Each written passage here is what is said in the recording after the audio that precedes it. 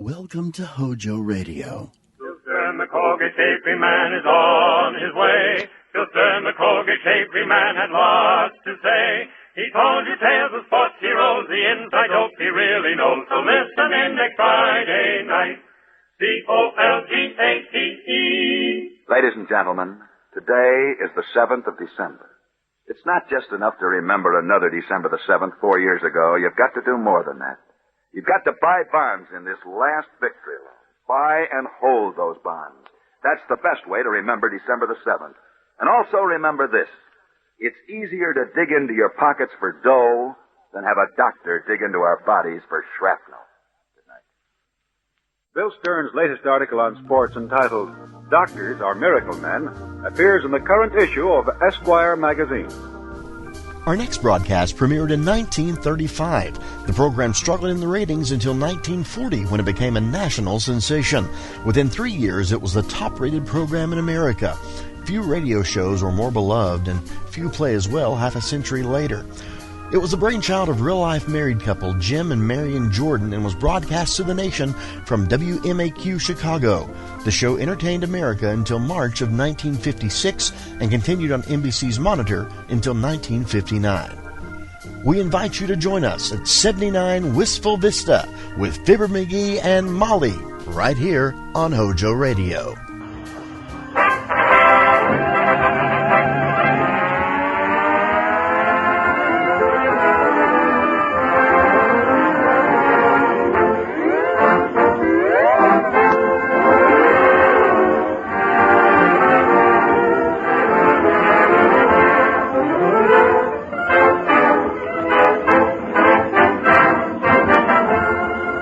Of Johnson's Wax send you another staccato session of salubrious syncopation and self-starting situations with Rico Martelli's orchestra, Lynn Martin, the Johnson Merrymen, and Marion and Jim as those carefree concoctors of contagious comedy, Fibber McGee and Molly.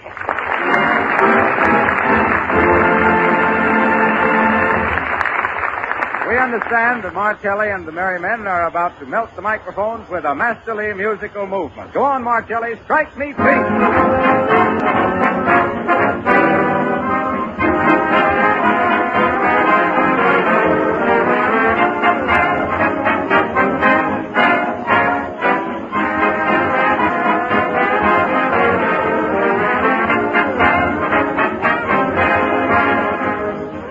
Well, it's certainly easy to listen to Martelli's sparkling music, and it's also easy for you to have floors that sparkle and gleam without 1 minute's work of rubbing or buffing. Use Johnson's Glow Coat, the remarkable, easy-to-use floor polish made by the makers of Johnson's Wax.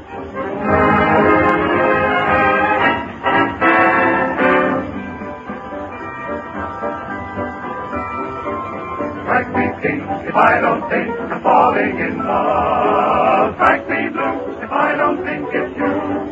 Da-da-da-da, strike me brown if you're not down from heaven above. Strike me green if I don't mean it to. I was shy, a bit of oh my, but now I feel free. So free, there's no doubt you're going to bring out the southern in me. Strike me pink if I don't think I'm falling in love. Strike me blue if I don't think it's you.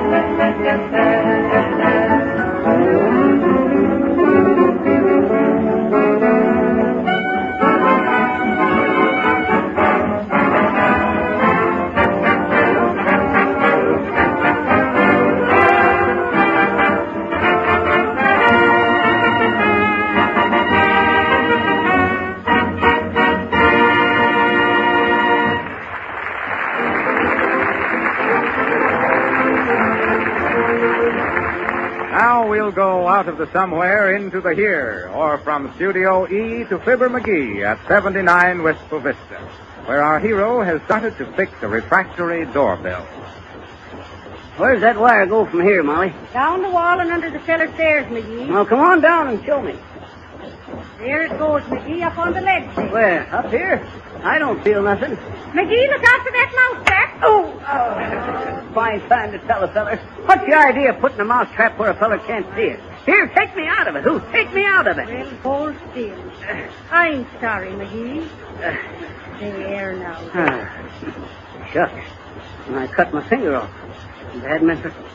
Aha! And what do you hand for now? Look. You see that there bare place into the wire? There's your trouble, Molly. That's why she won't ring. And what's the bare spot in the wire got to do with it? It's touching nothing that I can see. That don't make no difference. It's the insulation that holds the electricity into the wire. When the insulation is wore off, the juice leaks out. Oh. I'm surprised you didn't know that, Molly. Why, when I was into the Signal Corps over into France, repairing telegraph wires to headquarters, they used to call me Wonder McGee, the wire wizard of the World War. Oh. Hand me the pliers, Molly. They're sticking in your belt, McGee. Oh, yeah. You see, I'll cut these here wires and tape them up again so they'll be insulated good. You see, all you got to do is give it a snip. McGee, what are you doing, for heaven's sake? Oh, you see that there flash of blue light, Molly? Did I see it? That means the wire is dead into the negative pole. Gives the pink light when the positive wire is dead. I'll never forget the time Oh! Are you hurt, McGee? Are you hurt?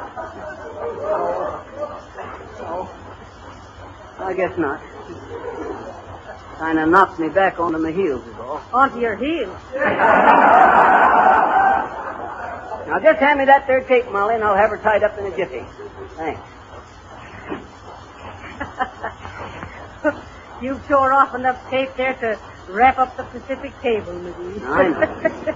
I was never one of these here electricians to skimp onto my work.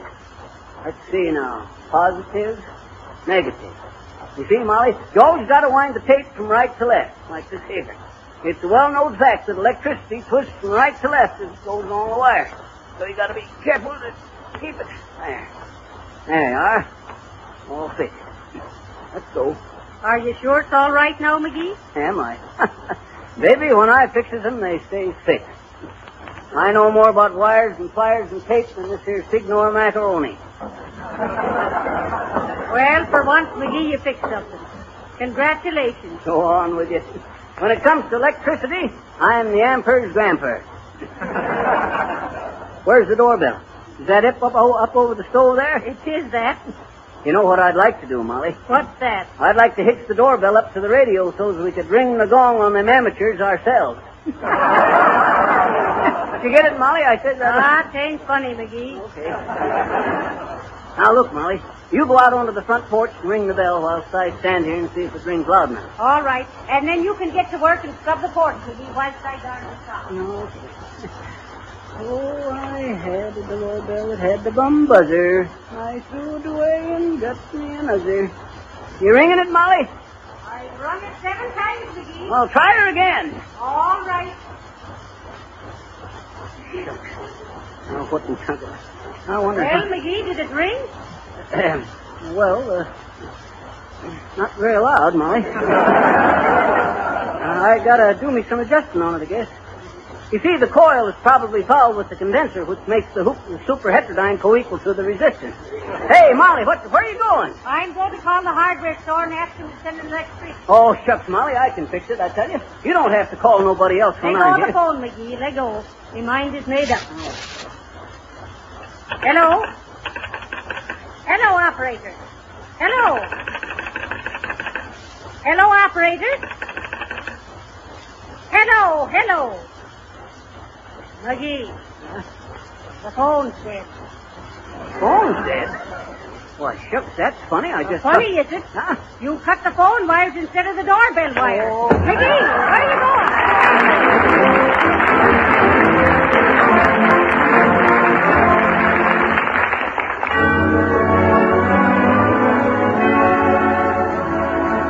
Now, just to check up on whether you're using the easy glow coat way to keep your floors bright and shining, we're sending our little checker-upper, Lynn Martin, to peek in your windows as she sings, I've Got to Pass Your House.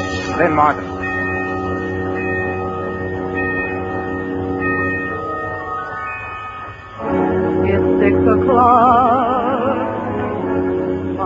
work is done.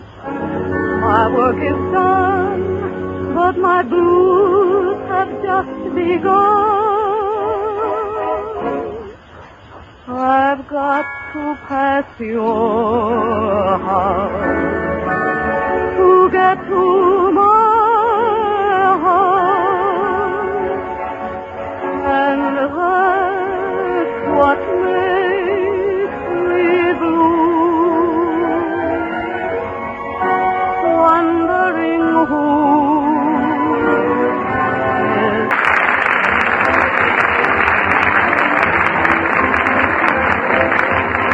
Thank you, Lynn. Thank you. And now, a word or two about Johnson's Glow Coat.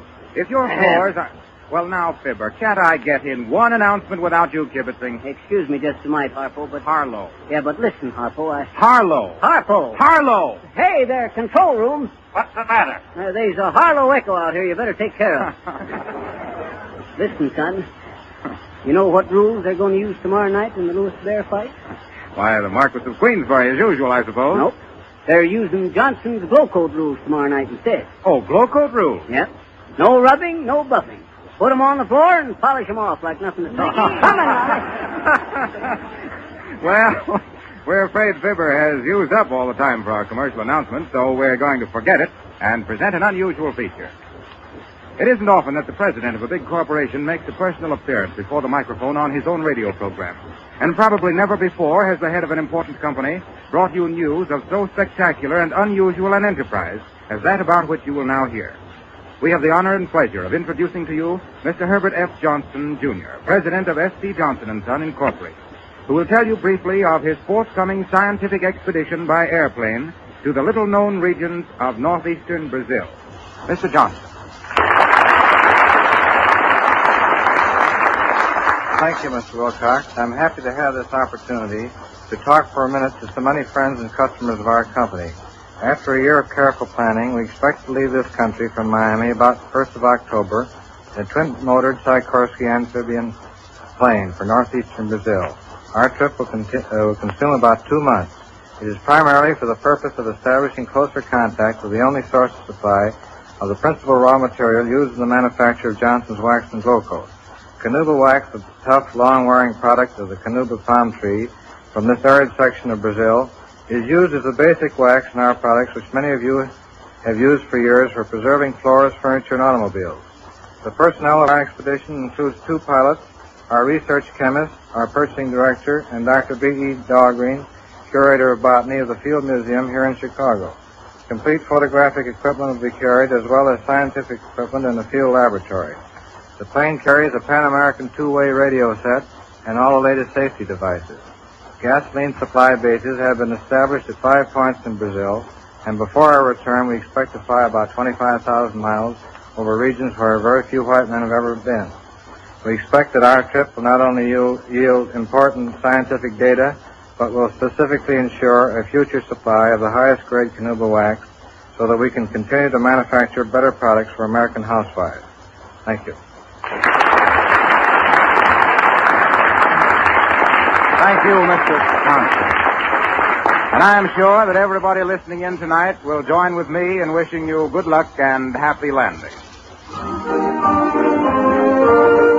Now Marcelli and the Johnson Merrymen tip their top hats to Lynn Martin as they give us Cheek to Cheek.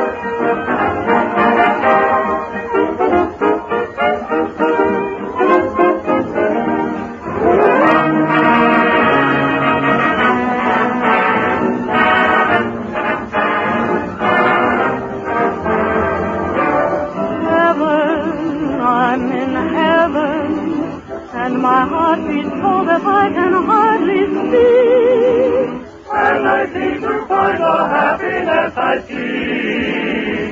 When we're all together dancing cheek to cheek.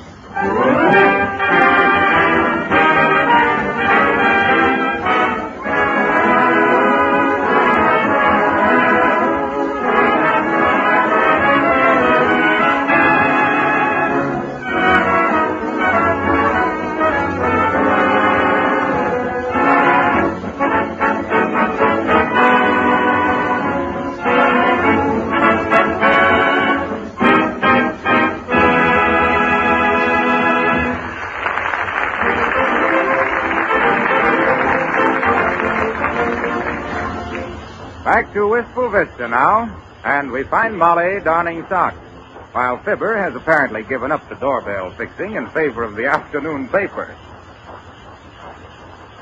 Fibber.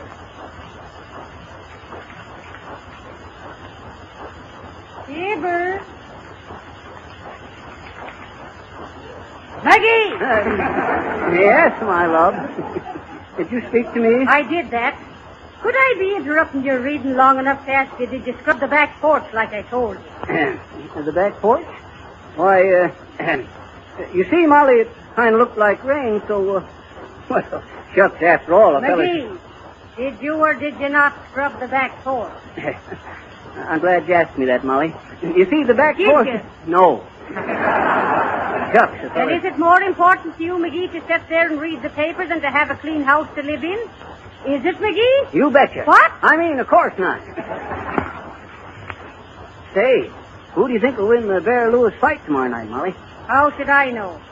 Which one of them is Irish? Why, neither one. Well, then what difference does it make? Now, about that back porch, McGee. I know. I just want to finish the paper first, Molly. And, say, you know what's going to happen over there in Ethiopia? Listen, Molly, it's just like a card game. This here Selassie feller's got a spade flush, but the Italians has got the advantage. And why have they? On account of the deuces wild. You get it, Molly? I says the Italians... it ain't funny, McGee. Okay, but listen. I got this here Ethiopian thing all figured out. Oh, you have? Yeah. You see, Molly, on account of the British holding control of the Suez Canal and the location of Gibraltar what it is, there ain't any doubt that Spain, being just across the water, will get mad at France because Russia's trying to edge into China. That means, Molly, that Sweden and Norway, which is usually neutral, will have a tough time persuading Greece to let Poland and Austria keep the freedom of the seas. Which, if the Portuguese blockade goes on, Australia and Canada gets up onto their hind legs, and there you are. Shucks, I don't know how Czechoslovakia is going to keep out of it myself. Maybe we can ask the peace conference to send an ambassador over here to scrub our back porch, McGee. No, shucks, Molly, I'll take care of it. Go see who's at the door, McGee. Who, me? Yes, you. But put your shoes on. I'm coming as fast as I can. Shucks. Should untied these laces before I took them off. There. Which door, Molly? The front door. Hurry, McGee. Okay. Oh, how'd you do, ma'am? What can I do for you? How do you do? Are you Mr. McGee? You betcha. Is Mrs. McGee at home? Yep. Come right in, ma'am. Thank you. I didn't know whether there was anyone here or not. I rang and the doorbell. The doorbell? You say you rung the doorbell? Yes. Shucks, we must have didn't heard it. Then I heard voices, and I knew there must be someone here. Sure, we're both here. Well, come right in here, ma'am, and meet Molly. Hey, Molly. Oh, what is it? It's another one of them nuisances. Hey. Oh, how do you do? This here's Molly, Mrs. McGee, ma'am.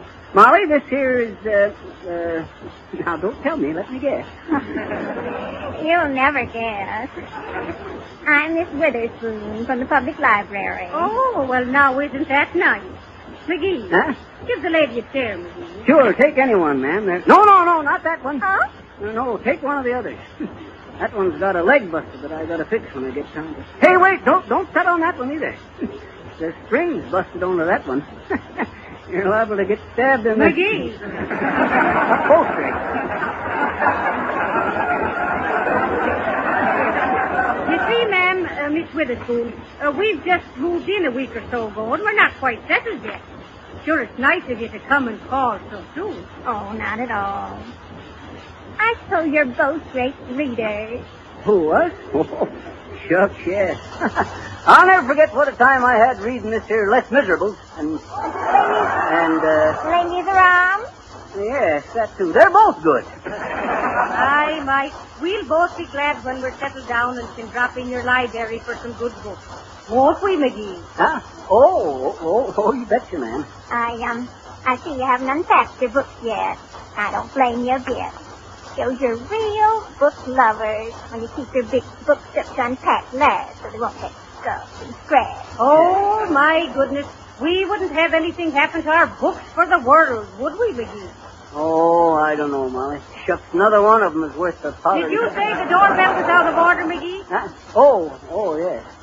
Yes, Miss Silverspoon here had to knock on Miss Witherspoon. Yeah.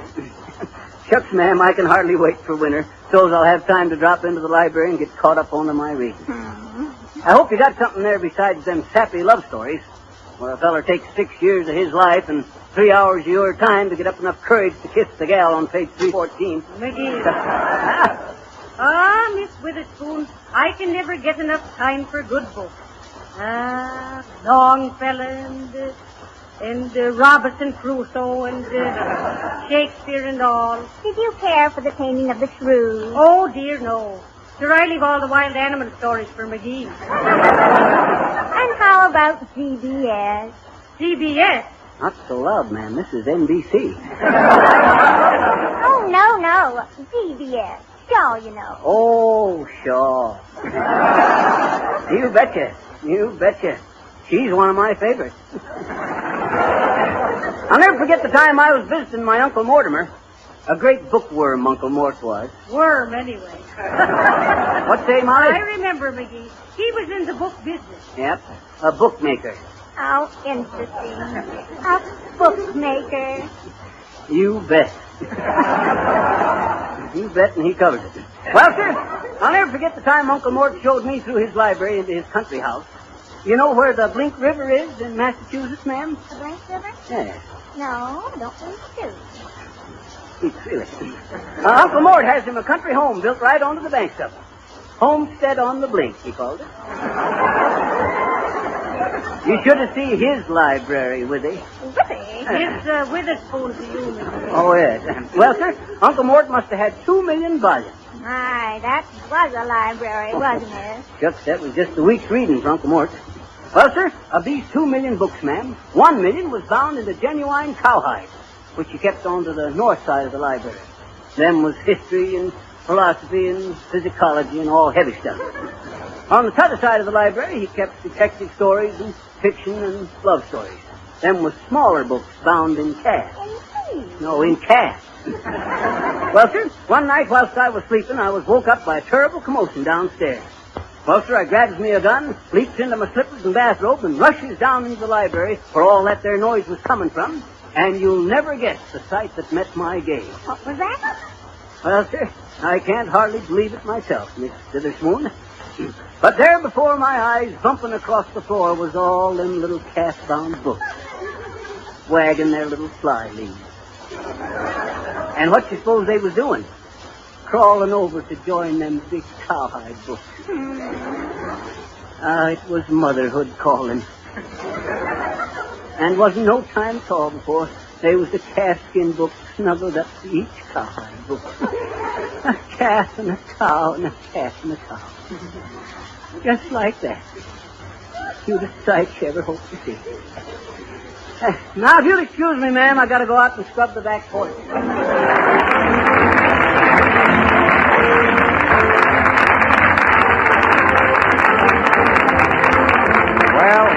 that must have been a circulating library of Fibber's uncle.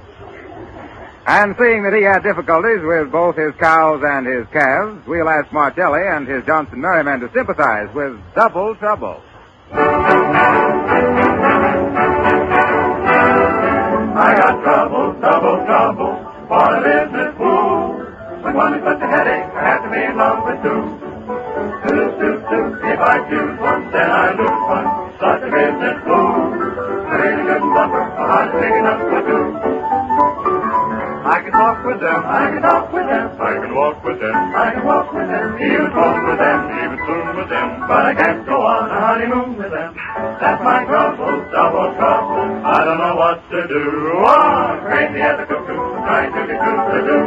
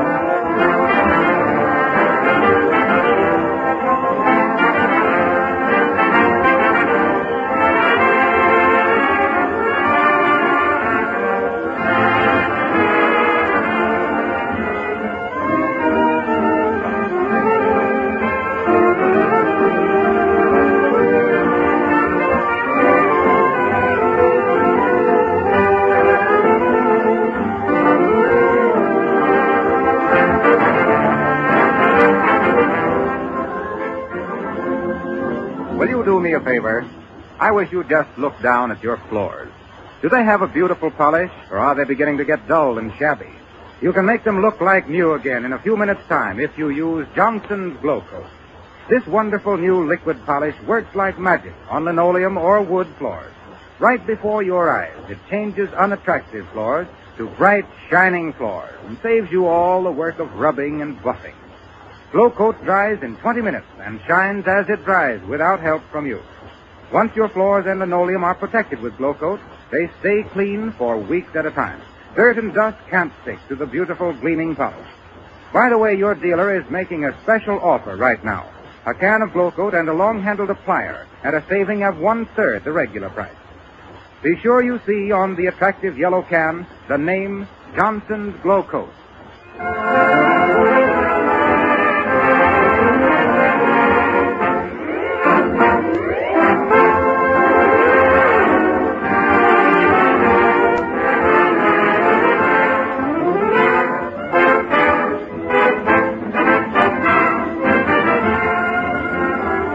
You to be back with us next Monday evening when we'll again meet these happy householders, Fibber and Molly McGee. Remember, next week it's 1 hour later than usual for those not living in a daylight saving zone. This is Harlow Wilcox saying hasta la vista at Wistful Vista. Good night.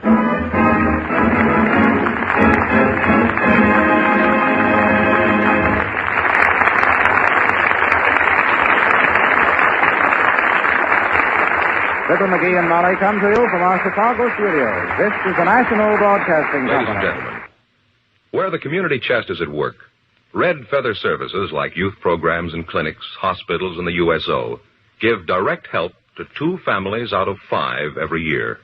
And indirectly, everybody benefits. Because community chest services make America's cities and towns healthier, happier places to live.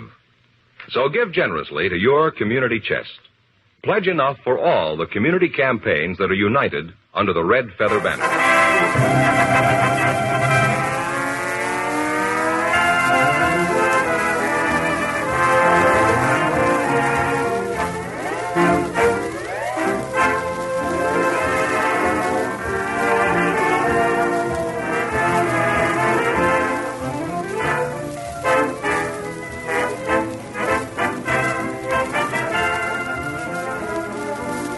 Makers of Johnson's Wax deliver a delightful deviation from their dramatic doings, bring you a half hour of half-amateur hilarity with Rico Marcelli's orchestra, the Cleft Dwellers, Audrey Call, and Marion and Jim as your master and mistress of ceremonies, Fibber, McGee, and Molly.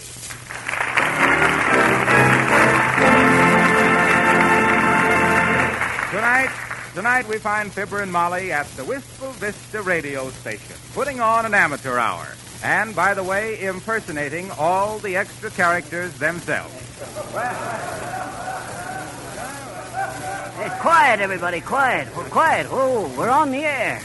Now, say, Harpo, while Molly and me are kind of getting things arranged here, why don't you tell the listeners something about Johnson's wax? They probably ain't never heard of it. Why, don't be ridiculous, Fibber.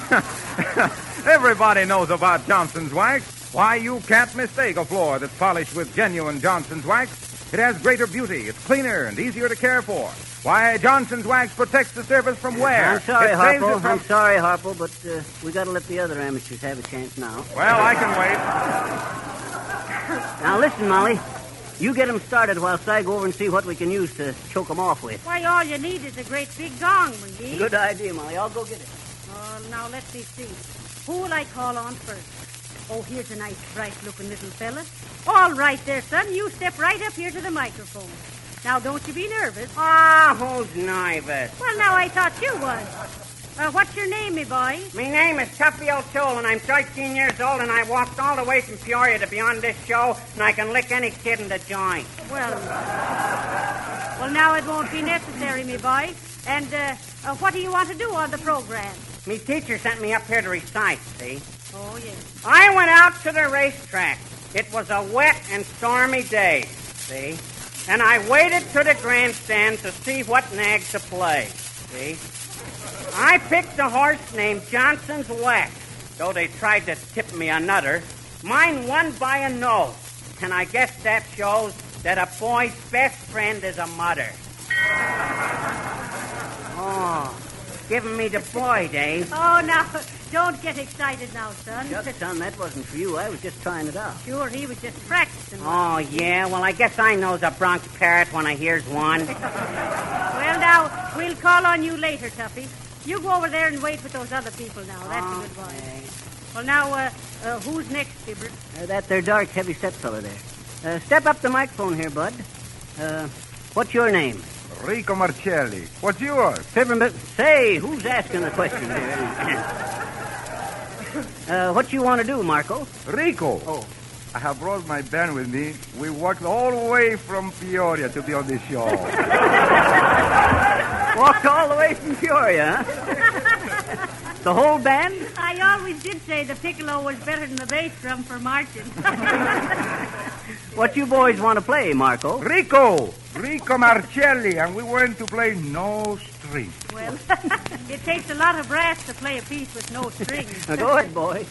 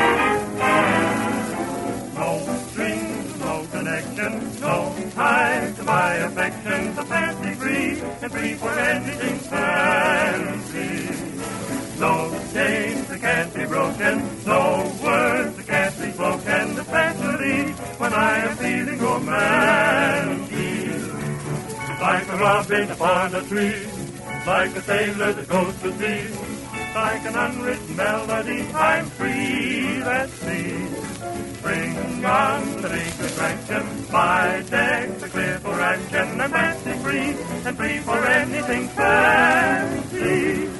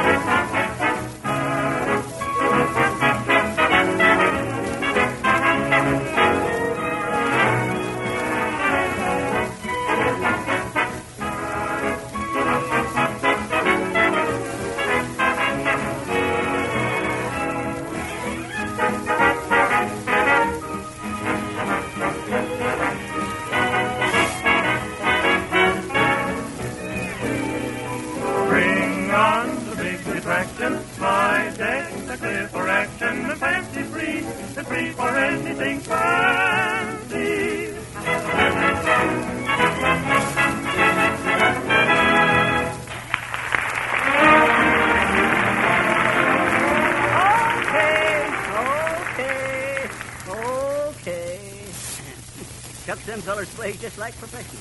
Well, who's next, Molly? Well, 'tis the pretty girl sitting over there, McGee. And I'm thinking I'd better be doing the interview. No, I guess I better, Molly. You know how it is. She'll be more comfortable with a man than a woman. Sure, that's just what I thought. Oh, well, go ahead, McGee. Step right up here, sis.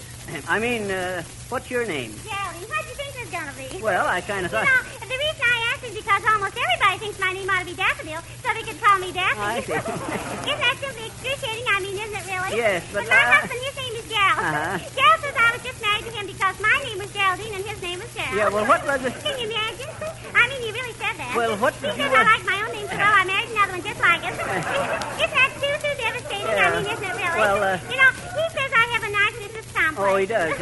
Gerald's always saying something psychological like that. Yeah. I mean, he is really. Well, Daffodil's a narcissist. Oh, or is it narcissy? It's sissy.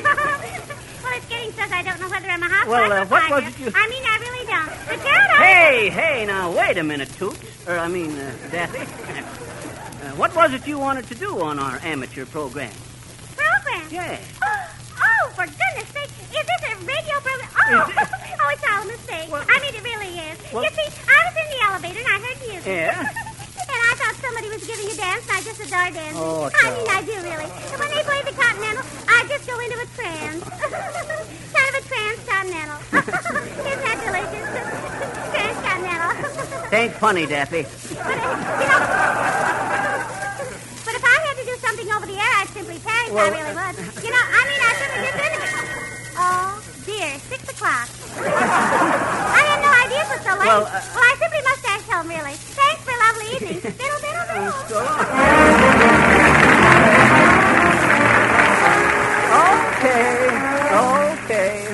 Okay. Might be a good idea if the elevators quit running for a while, Molly. Why, McGee?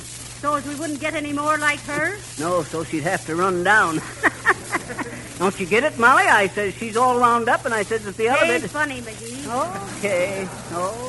Well, now, who's next? Now, let's see. Oh, yeah. The little gal over there with the fiddle. Hi there, Toots. Come on over here. My, she's real sweet, That's isn't it. she? And what's your name, dear? Audrey Carl. And I've walked all the way from Peoria to be on this program. And your telephone number? McGee, now listen, we don't have to know that. Oh. Well, I know we don't. Oh, well, I just thought if I ever had any call to call, I'd give call a call. You a soprano, baby? And why should a soprano be carrying a fiddle, McGee? Those people wouldn't take her for a soprano. You're a fiddler, eh, Audrey? That's right. Mm-hmm. Audrey, is it? Missed call to you, McGee. Oh, excuse me. I miscalled it. You a home girl, sis? Not tonight. I'm down here. The idea. Shucks, Molly, she ain't giving the right answers. Wasn't she here for rehearsal? Be quiet, McGee. Are you a good violinist, Miss Call? Something tells me I am. What tells you, sis? My manager. You know, Toots, I used to be kind of a meister onto the fiddle myself. I was always a featured fiddler at the Fall Philharmonic Festival in Frankfurt. Hot dog. You should have heard me tear into the second movement of the intermezzo, a Rachmaninoff's prelude to the third condenser of the peanut vendor. What you want to play for us on your fiddle, Miss Call? My own arrangement of In My Solitude. In your solitude, eh? What do you mean, in your solitude? Oh, shucks, you got your bow right with you. McGee.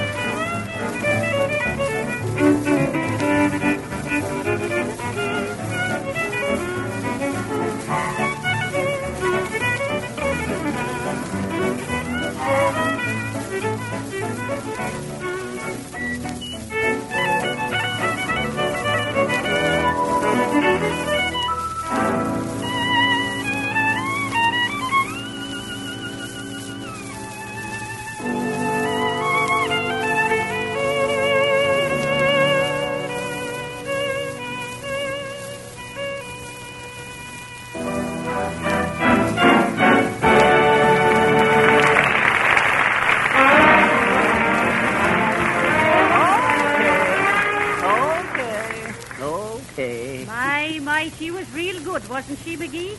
I was so worried for fear she'd get rattled in front of the microphone. Oh, shucks, never worry about a fiddler, Molly. The first thing you learn when playing the fiddle is to take it on the chin. Well, who's next? The tall, dark, handsome man over there. Oh, say, there's two dad-ratted many dark, handsome fellers here to suit me, Molly. No wonder you've been powdering your nose so often. Oh, now, McGee, for heaven's Oh, sake. shucks, you needn't blush about it, Molly. Come on over here, son, and tell us your name. Harlow Wilcox, and I walked all the way from Peoria to be on your show. Harpo Wilcox? No, Harlow Wilcox. Harpo No, Wilcox. no, Harlow. L, not P. Oh, I get it. Well, we won't fuss about it, son. I'll knock the L out of it, but I won't split T's. You a tenor? Do I look like a tenor? Well, I kind of wish you hadn't asked me that, Harpo. What do you do for a living? Oh, what do you care? Oh, going to give me trouble, huh? A wise guy, eh? Hey, Molly, suppose you interview this young whippersnapper. All right, McGee. How do you do, my boy? How do you do? Fine, thank you. Well, I'm very glad to hear it. Thank you. Thank you. Well, now we'll never get any place this way. What do you want to do on the radio, Mr. Wilcox? Well, I'd like to give household hints.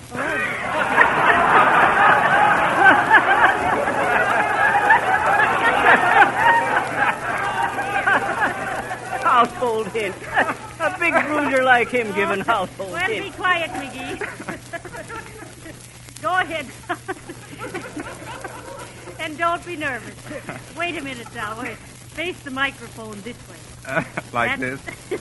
That's it. Now go ahead. All right. Friends, my first household hint is this.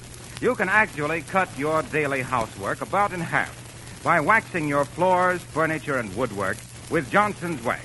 Now, why? Because only half as much dust collects on a Johnson wax surface as on an unwaxed surface. Now, this is proved by scientific tests. Johnson's wax forms a gleaming shield of protection over wood and linoleum. Dirt and stains can't get through this invisible wax film. Now, don't confuse Johnson's wax with cheap inferior waxes which make your floors gummy and smeary. Johnson's wax gives a hard, mirror-like polish that wears longer and gives greater beauty and protection. Thank you. Thank you. Thank you. Oh, the gong, eh? Dirty work, eh? Yeah, but you just keep trying, son. You'll get someplace on this radio yet. Now, we might see you again sometime. Don't worry, you will. I like the way he said that. He's liable to come busting in here every Monday night. Well, who's the next victim? Who's next, Molly? The man over there with the mustache, McGee. Who, him? Reminds me of the feller I used to know, Molly. A sheep shearer. He had in the record for the fastest sheep shearing in the world. Real famous he was. Did he say so? No, I saw his clippings. Okay there, bud. Step right up to the mic here. All right. Now, what is your name, please? Mort Tooth. I walked all the way from Peoria to be on this program. Are you a singer? Probably one of these here bathtub baritones. Be quiet, McGee. Did you say you was a singer, Mr. Tooth? No, I do imitations. My pa was an actor, too. Oh, he was. So you're a chip off of the old block. He's a slice off the old ham. McGee. A slice off the old ham. Well, give me a chance, ma'am, and I'll bring home the bacon. Sure you will. And what do you imitate, Mr. Tooth? Oh, all kinds. Birds, animals, cows, chickens, ducks, partridges. You hear that, McGee? He imitates all them things. Oh, shucks, that's nothing. So can I. Oh, you can? Well, let's hear you imitate a partridge. Okay, listen. Was that a partridge? Partridge? Shucks, I thought you says cartridge. Oh. Well, go ahead, Mr. Tooth. All right, I will. First, a chicken. A chicken. Well, that's fine. Ooh la la. Wee wee. Ooh la la. What kind of a chicken was that? Stewed with French fried potatoes. Now, what do you think of that, McGee? Ain't funny, Molly, but give the feller another chance. All right, then what else do you want to imitate, Mr. Tooth? Well, I'll tell you, ma'am. I was listening to the radio the other night, and I heard a feller give an imitation of wallpaper. Wallpaper? I'd like to show you my imitation of a Persian rug. A Persian rug, is it? And how do you imitate a rug now? Like this.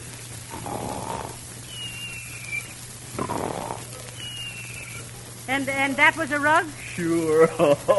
I started with the nap. Oh, well, can't say a feller didn't try.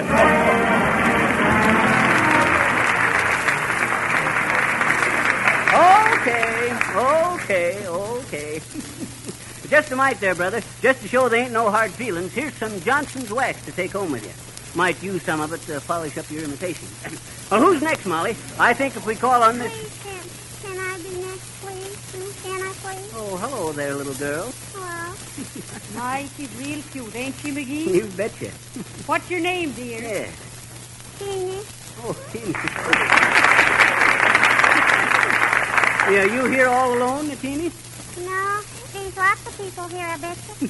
No, I mean, did you come up here all alone? Oh, no. Mrs. Thomas brought me. Oh. We came all the way from Peoria to be on this show. Oh. Mrs. Thomas is my aunt, only she isn't my really and truly aunt on account of I haven't gotten the aunt, I bet you. Oh. So Mrs. Thomas brought me, and that's her over there, see? Oh. Right there. Well, you're kind of a cute young'un, ain't you? I guess so. Well, now, what do you want to do on the air, Teeny? What you going to do first? Sing, dance, card tricks, or you going to give us some more imitations? I'm going to sing, I guess. Oh, you a soprano or a contralto? I'm singing. I better lift her up to the microphone here, Molly. No, get that little platform for her to stand on, McGee. Okay. There you are, Weenie. Not Weenie, singing. Oh, oh yes. Now, you aren't scared now, are you? No, I guess I am, kind of, bet. Well, sure. Now, you'll be okay. Now, what you want to sing, Teeny? I'm going to sing Shirley Temple's new pick. Animal crackers in my soup. Animal crackers in my soup. Animal crackers in my soup. Monkeys and rabbits loop the loop. Got no teeth, but I have fun. Slowly, animals one by one. In every pool of soup I see. Lions and tigers watching me. I make them jump right through a hoop. Those animal crackers in my soup. When I get hold of the big bad wolf, I just push him under the ground. And then I bite him in a million bits and I gobble him right down. When they're inside me where it's dark, I walk around like Noah's Ark. I stuff my tummy like a coop with animal crackers in my soup. Animal crackers in my soup do funny things to me. For they make me think my neighborhood is a big menagerie. Whoa! Whoa! For instance, there's our janitor. His name is Mr. Klein. And when he hollers at us kids, he reminds me of a lion. Wow, some lion, huh? The grocer is so big and fat and has a big mustache. He reminds me of a walrus just before he takes a splash. He takes a splash. He takes a right in the animal crackers in my soup. Monkeys and rabbits loop the loop. I stuff my tummy like a goose with animal crackers in my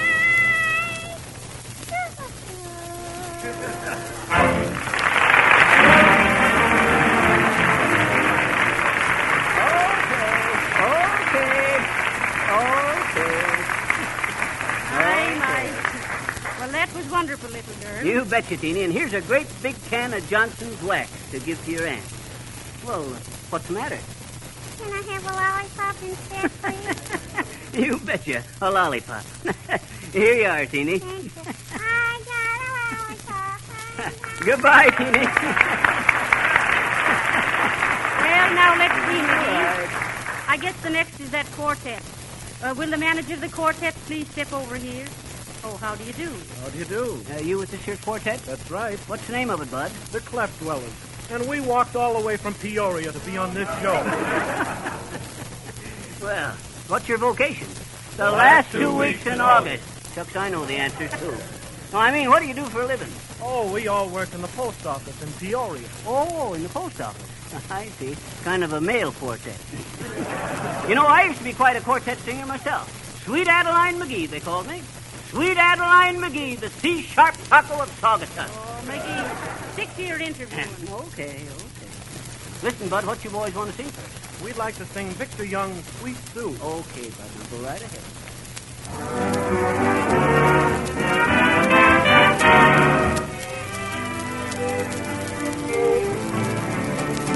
Every star above knows the one I love, sweet Sue, just you.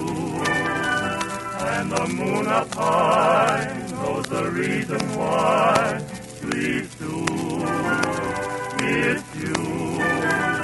No one else, it seems, ever shares my dreams, and without you, dear, I don't know what I'd do. In this heart of mine, you live all the time, sweet Sue, just you.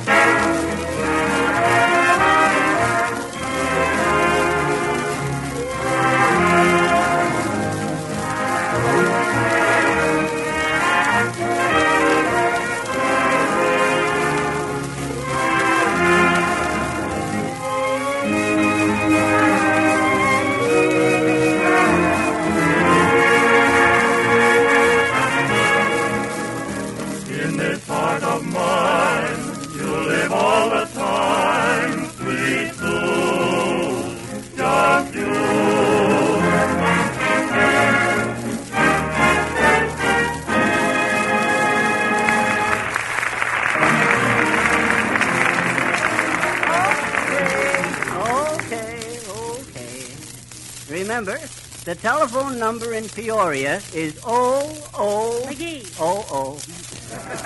Now take it away, Marshmallow. No, wait a minute. What do you want, son? I'm the fellow who walked all the way from Peoria, remember? Oh, you're them, huh? Yeah. I'd like to have another try at announcing, if you don't mind. Oh, you would you? Well, listen here, smart guy. You won't ever get a chance again. Now, wait a minute. Look here. Do you see this nice, shiny red apple? Well, yeah. Well, see the polish on it? Yeah, but don't tell me you polished that with Johnson's wax. Of course not. Nature saves me the trouble. What you mean, nature? Nature protects leaves and fruit with an invisible coating of wax. Rub an apple and see how it takes on a gleaming polish. Housewives can learn a valuable lesson from Mother Nature. Genuine wax will protect your floors and furniture against scratches, stains, and dirt, and keep everything in the house shining and clean. But when you're buying wax, don't think just any wax will do. There's all the difference in the world in quality and results. Insist upon genuine Johnson's wax. It gives greater beauty and longer wear.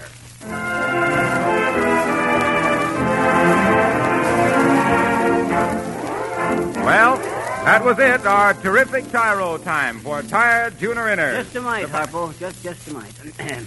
Folks, whilst this amateur show was on, your applause was being automatically registered by my own invention, the new McGee Novelty Knuckle Noise number, which I built out of 2 radio tubes, alarm clock, a typewriter ribbon, and 3 empty cans of Johnson's wax. Well, this here machine showed that the most applause was got by... Get back there, Harpo, not you. The most applause was got by little Teeny. Step up here, Teeny. There. gives me a lot of pleasure to announce that Teeny gets a contract for 2 lollipops a day to appear on this here show regularly. Thank you.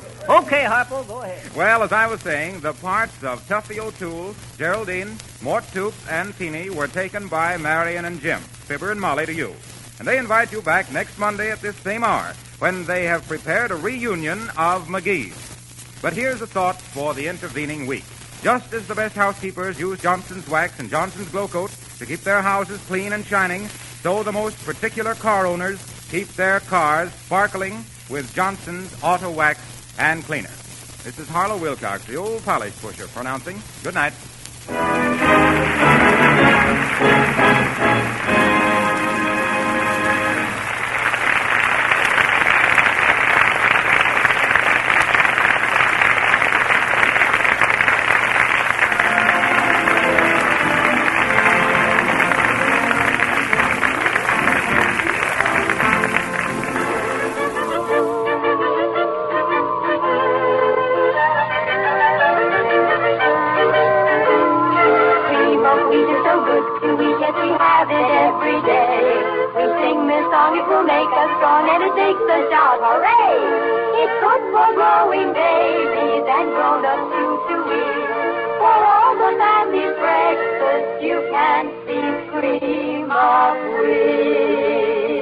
HOJO Radio, we're your old-time radio headquarters. Stay tuned.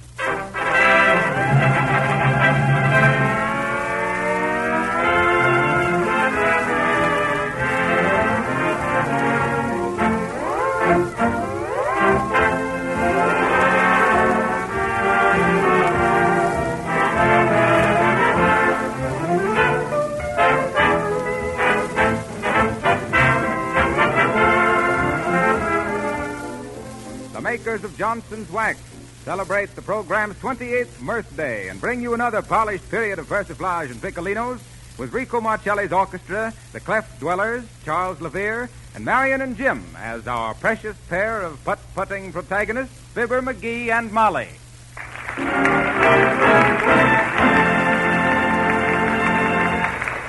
Incidentally, we want to welcome to our studio audience tonight a large congregation composed entirely of McGees, here by special invitation from Fibber and Molly McGee to take part in a grand McGee reunion. In fact, we have here in the studio practically every McGee in the city of Chicago, so it looks like it would be a great McGee evening.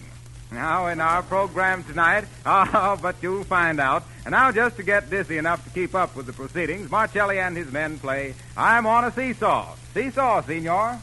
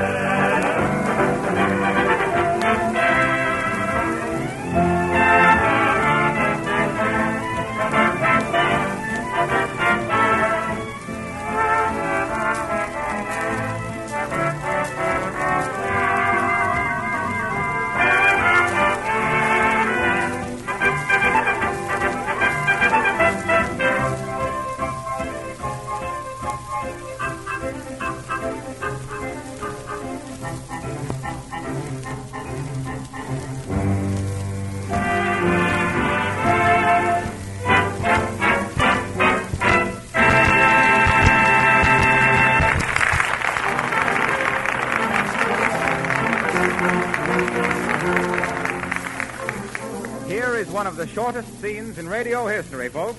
The curtain rises on the motoring McGees as they drive along a busy street a few miles from Wistful Vista. McGee, watch where you're going. You're passing a stoplight. McGee! Oh, shut up. All right, you. Pull over there to the side. Gotta get this cop fixed.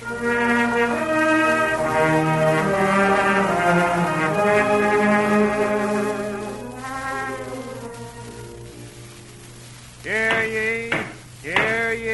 ye. The Cauliflower County Court is now in session. Rise, please, for His Honor, Judge McGee. Rise, please. Oh, for heaven's sake, McGee. The judge's name is McGee, too. Now, maybe he won't be too hard on you. Probably turn out to be my cousin Whittycombe McGee that I tossed into the horse pond when we was kids. Silence in the court. First case. Will Clerk McGee read the charge? Shucks, Molly, you hear that? The clerk's name is McGee, too. Sure. He's probably the one you tied knots in his clothes at the old swimming hole. Will Bailiff McGee please keep order in the court? Bailiff McGee? The State versus Fibber McGee on charges of extreme individualism, mental agony, cruelty to Officer Egbert McGee, stationed at 14th Street and Oak Street, reckless driving, violation of Line 3, Paragraph 7, Section 13, Statute 62 of the Traffic Code, going through a red light. Defendant, step forward. Defendant, step forward. That's you, McGee. Who, me? Oh, I'm a dependent, though. Defendant, Diggernuts. Go on up there. Okay. Clerk McGee will administer the oath. And be careful, son. There's ladies present. Raise your right hand. Raise your right hand. What for? I ain't got to go no place. McGee. Do you solemnly swear to use Johnson's wax, plenty of Johnson's wax, nothing but Johnson's wax to help your home? Talk slower, but I didn't quite get it. Is the defendant represented by counsel? What say, Judge? Are you legally represented by counsel? Well, now, shucks, Judge, you see... McGee, he means have you got a lawyer? Oh, no. I will be happy to take the case, Judge. Does defendant accept services of this counsel? Sure he does, don't you, McGee? I suppose so. What's your name, lawyer? McGee. McGee. Goldberg McGee. And I'm a very fine counselor at lawyer. And how much do you charge, Mr. Goldberg McGee? Well, considering maybe we're related to you, I'll make it cheap. And how cheap is cheap? Well, 10% of the fine above $500, or $1 a day for every day in jail over 90 days. Positively the cheapest case I ever took, so help me Johnson's wax. $500 fine, 90 days. Listen, Bud, I didn't get caught burning down the orphan's home or kidnapping the Secretary of the Treasury or nothing. Oh, he just went through a red light now. Oh, well, for $5, I'll be pleading for you. For $6, it's tears in the eyes. For $7.50, I'll... Is counsel ready? If the court please, 1 minute. Is it my case for $2, yes or no? Okay, Bud, but just one question. That foreman of the jury looks kind of familiar. What's his name? Marcello McGee. Marcelli. They're ready, Judge. Examine. Your name, please? Fibber McGee. And this here lady is my wife, Molly McGee. Pleased to meet y'all. Hi, Molly. And where was you born? Well, now, let's see. I don't remember. You know, Molly? I haven't the slightest idea, McGee. Oh, shucks, you know where I was born, Molly. Oh, where? I thought you said why. In Peoria. That's it, in Peoria. Tell me, please, are you a citizen of this country? You bet your son, and I can prove it. And how can you prove it? Well, I don't know the words to the Star-Spangled Banner. Stick to the case, counsel. Okay, Judge. By golly, I'm stuck with this case, all right. Oh, Dad, rat, get on with it, brother. Get me acquitted. Oh, certainly. Excuse me. Let me make you acquitted with Clerk Wilcox McGee and Mr. Bale... He said acquitted, not acquainted, except... Proceed. Okay, Judge. Now, let me see now. Your Honor. Well, what is it? Maybe it please the court. I move for a dismissal on the grounds of Molly Prose. Molly who? Denied. Well, I was no harm in trying. Listen, prisoner McGee. How is it happening? You was going through a stoplight. Answer me, yes or no? Yes. McGee. No. I mean, listen, son. It's a long story here.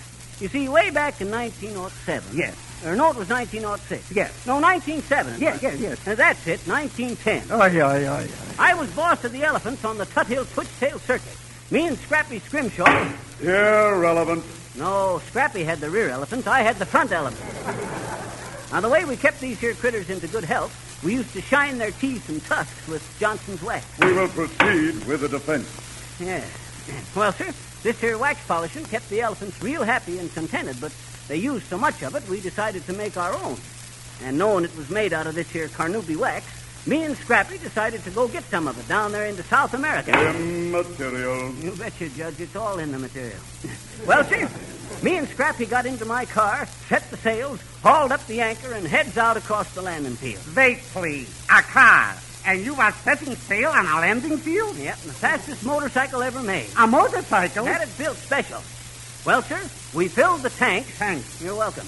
And sank to 40 fathoms. We set the headlights north-northeast till we got off the coast of Brazil. Brazil? Not. Then we zoomed to a height of 8,000 feet, leveled off, and looked around. When all of a sudden we was passed by a school of fish. It's a fine defense you're making, McGee. Just a minute, please. Huh? At 8,000 feet in the air, you are passing a school from fish? Flying fish. Oh. So I turns to Scrappy and I says, listen, son, I says, it's your turn to take the rear paddle. Okay, says he, and we turns the canoe to shore and changes places. And a good thing, too. Why, McGee? Why, shucks, we just about wore out the horses, see? Oh, seahorses. So we made camp for the night, hiding our skis in the bushes so the Indians wouldn't find us. And this is maybe why you was going through a red light, maybe? No, I ain't got to that yet, son. Oh. Well, sir, no sooner had we dropped off to sleep when I heard the bosun's mate strike 8 bells. So I leaps to my feet, wakes up Scrappy, and we hitches up the dogs to the sleds again. I cracks my whip, and off we mushes. What? And left all the gold in the burning building? Couldn't help it, Molly. You know how the Foreign Legion is. Oi, does this guy travel? We had to do our duty as we seen it. Well, sir, for weeks and weeks we dug in that tunnel till finally we sighted a gunboat 4 miles off the coast. Shucks, I was so happy I almost leapt out of my wheelchair. Wheelchair? Gunboat? Tunnels? That's just about the way it happened, son. Me and Scrappy took the next train back from Siberia and landed with parachutes in Peoria with time to spare. And would you believe it? Folks everywhere said that was the best target shooting they ever seen. Oi, and I thought I was a lawyer. And what has all this to do with passing a red light? Well, don't you see, Judge, Your Honor?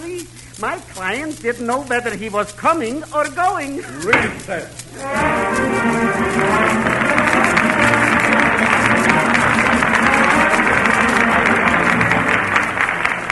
The Cleft Dwellers issue a syncopated summons for the girl with the dreamy eyes, and we don't think there'll be any complaining. The girl with the dreamy eyes. Gather round and you shall hear the story of the gal with the dreamy eyes. See, it's funny what can happen if sweet love should catch you napping. I'm here to say that I was caught by fate. My weak woman caught me shopping. I could hear my poor heart popping. What was I to do? Well, ladies and gentlemen, I'm asking you. 'Twas in the candy store I got my big surprise. I bumped right into the saucy grin of the girl with the dreamy eyes. She sold the caramels. I asked you, was I wise? I bought a few just to say how do to the girl with the dreamy eyes. I didn't know if she could sew or if she knew how to cook. I only know my heart went oh when she gave me the glad to see you look. Now at the baby shows, my son wins every prize. You know who his pretty mother is. It's the girl with the dreamy eyes. All she has to do is look at me. She wins the prize. I was jumping from a shower, had to stop for half an hour. Inside that store, for I'd been there once before. I found out her name was Daisy. Just one smile and I went crazy. What was I to do? Ladies and gentlemen, I'm asking you. Was in a candy store. I got my big surprise. I bumped right into the saucy grin of the girl with the dreamy eyes. She told the caramel. I asked you, was I wise? I bought a few just to say how do to the girl with the dreamy eyes. Then I dismissed a candy kiss, and she got the gentle hiss. When she said yes, I must confess, my heart was a stick of peppermint fabio. And now I'm making gold. She is making pies. And I'm content to pay the rest for the girl with the dreamy eyes. Those eyes, them eyes, those dreamy eyes.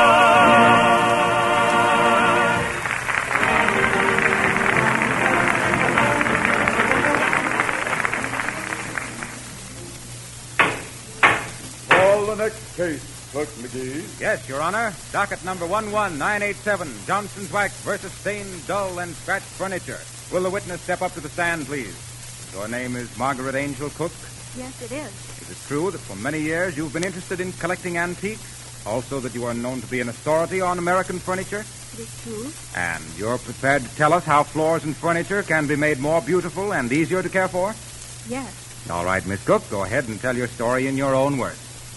Recently, a friend of mine in Michigan remodeled a pre-Civil War house. It was fun to watch certain partitions disappear and wide spaces loom forth, but the floors were a real problem, as they were of wide, uneven boards. The surface was bad, but the wood underneath was good. So after they had been sanded and given proper treatment with Johnson's finishes, the floors became one of the chief beauties of the house.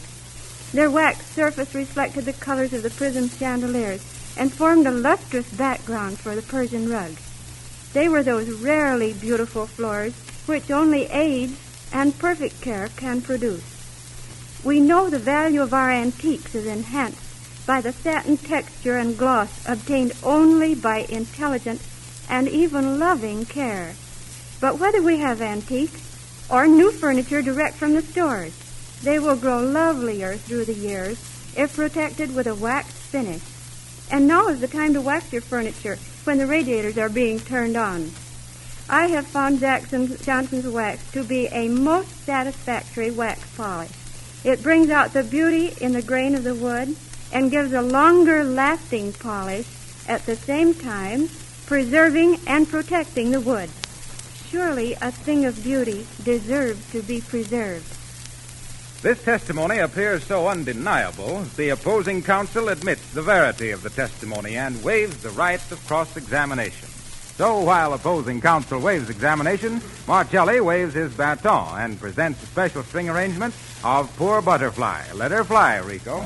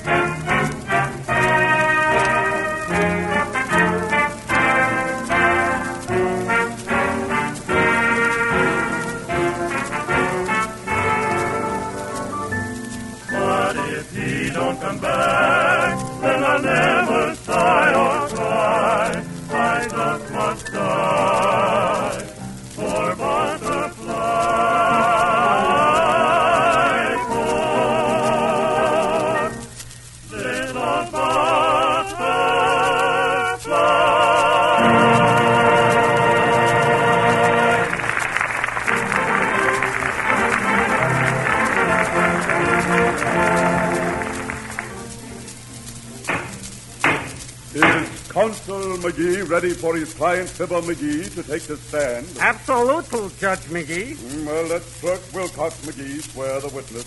Do you swear to use Johnson's wax, always Johnson's wax, and nothing but Johnson's wax to help you home? This here's a swell spot for me to say no, ain't it?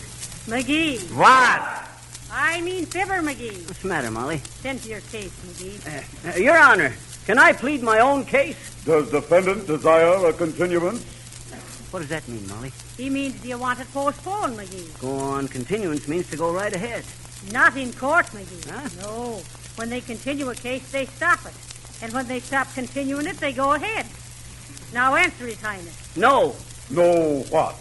No, Your Honor. Oh, you mean you don't want a continuance? Yes. Oh, you do? No, I mean, yes, I don't want one. I want to go ahead and continue without no continuance. Who is the complaining officer, Clerk McGee? Officer Egbert McGee, Judge McGee. Officer McGee to the stand. Swear him. Raise your right hand. No, the right hand, you dumbbell. He says the right hand. McGee, it is his right hand. Oh, yes, he's on my left. Excuse me. Do you solemnly swear to use Johnson's wax, always Johnson's wax, and nothing but Johnson's wax to help you home? Sure, and I do that. Ha! Do you hear that, brogue, McGee? We're as good as acquitted. I don't know, Molly. I think that there harper's got a couple of strings loose. What are the facts in the case, Officer McGee? Well, sir. Officer McGee. Your Honor, I was standing at me post at 14th and Oak Street, minding me duty. What's the duty on flat feet, Molly? 10%? Be quiet. Hey, Judge, Your Well, Honor. what is it? I got me a handful of walnuts here if you want them. You might just as well make that dad-ratted hammer useful. Order in the court. Proceed, Officer McGee. As I was saying, Your Honor, I was standing on me porch doing me duty, directing traffic. I object. Pipe down, you. Shucks, I fired you long ago. That's why I'm objecting. Objection overruled. Proceed, Officer McGee. Yes, Your Honor. I was standing on the corner of 14th and Oak Street, doing me duty, directing traffic. When what do I see but this naughty one? I object. Overruled. Take 'em and wear 'em, Goldberg McGee. They're what? That nice new pair of overalls. You get it, Molly? I says for the fellow. Ain't funny, McGee. Proceed with the testimony, Officer McGee. Yes, Your Honor. I was standing there doing me duty, directing traffic at the corner of 14th and Oak. Go on, it was 15th and Oak. It was not. Clerk McGee, strike that from the record. Yes, Your Honor. Proceed, Officer McGee. I was standing on the corner of 14th and Oak, Your Honor, doing me duty, directing traffic, keeping me eye peeled for... Oh, yeah? Keep quiet, defendant. Strike that out, Clerk McGee. That's 2 strikes on you, officer. I object. And what are you always objecting for, Mr. Goldberg McGee? I'm practicing. Practicing what? Whoa. Order, please. I'll take a pork sandwich. I object. Then make it beef. Standing on the corner of 14th... It was 15th, you big Lugan. I was going Be south and you... quiet. Be quiet, McGee. Quiet yourself, madam. And who's telling Molly Mahoney McGee to be quiet? Is it not a public building? And am I not a citizen? And this man come busting through a red light, Your Honor, and I holds me hand up high, toots me whistle... Hi, Toot. Silence! And do you think he'd stop? He wouldn't have it. I'm objecting. And furthermore, you big bastard. Order! Order in the court. Defendant to the stand. Stand up and defend yourself, McGee. Okay, I'm going. What can I do for you, Judge? I'm giving you a suspended sentence. Oh, they're going to hang you. I object. What you mean you object? Who are they hanging, me or you? Order! Order! I suspend the defendant's driving license for 30 days. You mean I can't drive my car for 30 days? That's right. Whoopee! Then what are you whooping about, McGee? On account of now I can get them brakes fixed.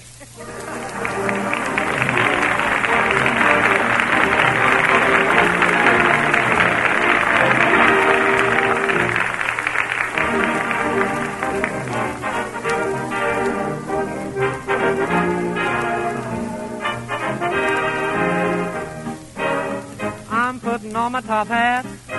I'm tying up my white tie, brushing off my tail. 'Cause you see, I just got an invitation through the mail. Your presence requested this evening is formal, a top hat, white tie, and tail. Nothing now could take the wind out of my sails. because I'm invited to step out this evening with top hat, white tie, and tail.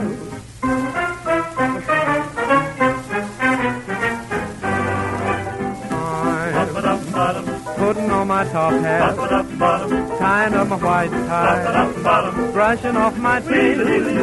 Oh, I'm duding up my shirt front, putting in the shirt stuff, polishing my nails.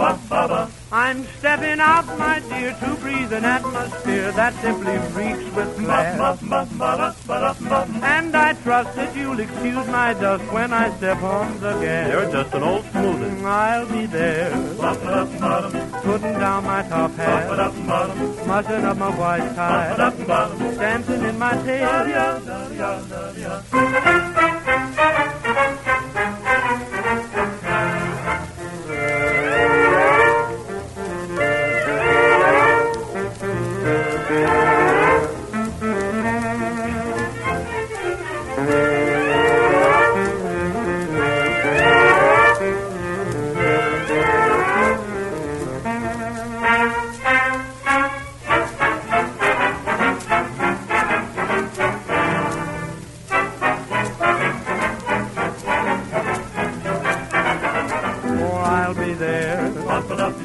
Putting down my top hat, mussing up my white tie, dancing in my tail.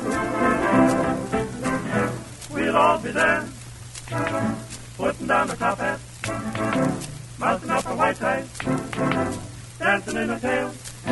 Top hat, white tie, and tail.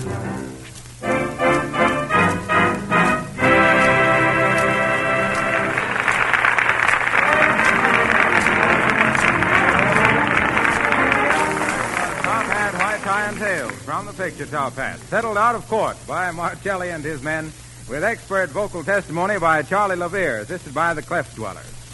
Which reminds us that we'd like to subpoena you as both judge and witness of what we really think is a remarkable case of floor preservation. Some time ago, the makers of Johnson's Wax brought to this country from France a section of oak flooring that had been in constant use for 200 years. Think of it. For 200 years, this floor had been tramped over by thousands of feet. Yet the wood was in wonderful condition. It had its satiny polish, and there were no worn spots or scratches to mar its beauty. Now, here's the explanation. The wood had been protected with wax during all those years. Now, you can easily give your floors and furniture this same long-lasting protection and beauty by polishing them with genuine Johnson's Wax. The pores of the wood are so tightly sealed by the invisible wax film that the surface is saved from becoming scratched and worn. And Johnson's Wax does away with floor scrubbing forever. Insist on genuine Johnson's Wax. Look for the bright yellow can. Oh, and here's a tip. You save as much as 1/3 the cost by ordering Johnson's Wax in the larger size can.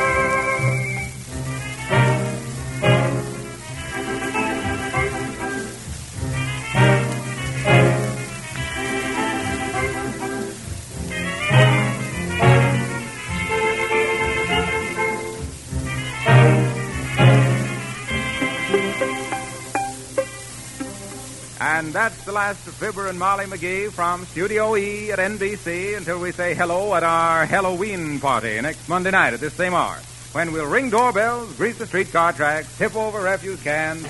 Well, Fibber? You going to be there, Harpo? You mean Harlow? Yes, I mean Halloween. You going to be there, Harpo? Oh, you can't keep me away. Why? You going to bob for apples with us? I certainly am. That's all I wanted to know. Hey, Molly, I just had me some good news for next Monday night. Well, Fibber can't scare us. We always know what's going to happen because we bob for northern spies. We know our apples. So be with us again for some good, clean murder next Monday night at this same time. Until which time, we suggest that just as the best housekeepers use Johnson's Wax and Johnson's Glow Coat to keep their houses clean and shining, so the most particular car owners keep their cars sparkling with Johnson's Auto Wax and Cleaner. This is Harlow Halloween Wilcox speaking. Good night.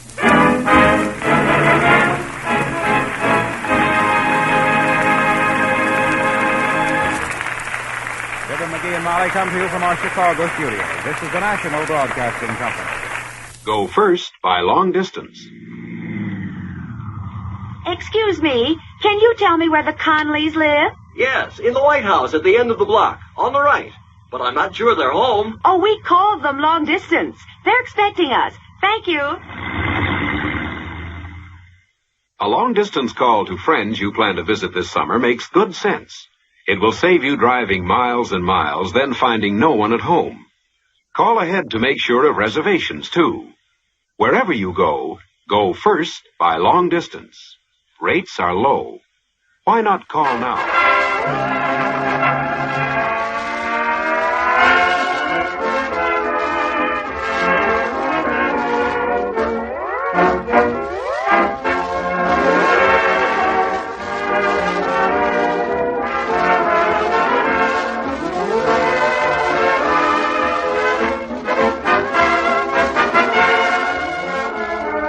Good evening, everyone. The makers of Johnson's Wax welcome you to another rousing rodeo of rhythm and ribbing with Rico Martelli's orchestra, Kay Donna, Charles Levere, Hugh Studebaker, and Marion and Jim as your unparalleled pair of paper-hanging paragons, Fibber McGee and Molly.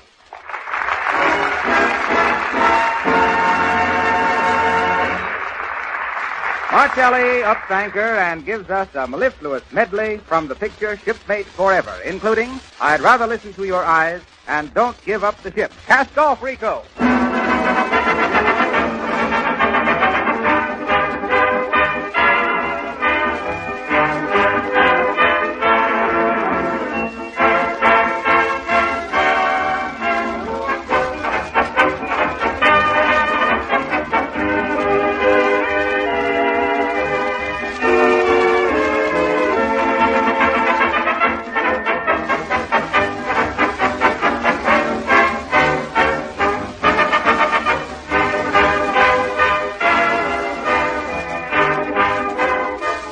While you're listening to Martelli's sparkling music, remember, you can have bright, sparkling floors and linoleum without any work of rubbing or buffing.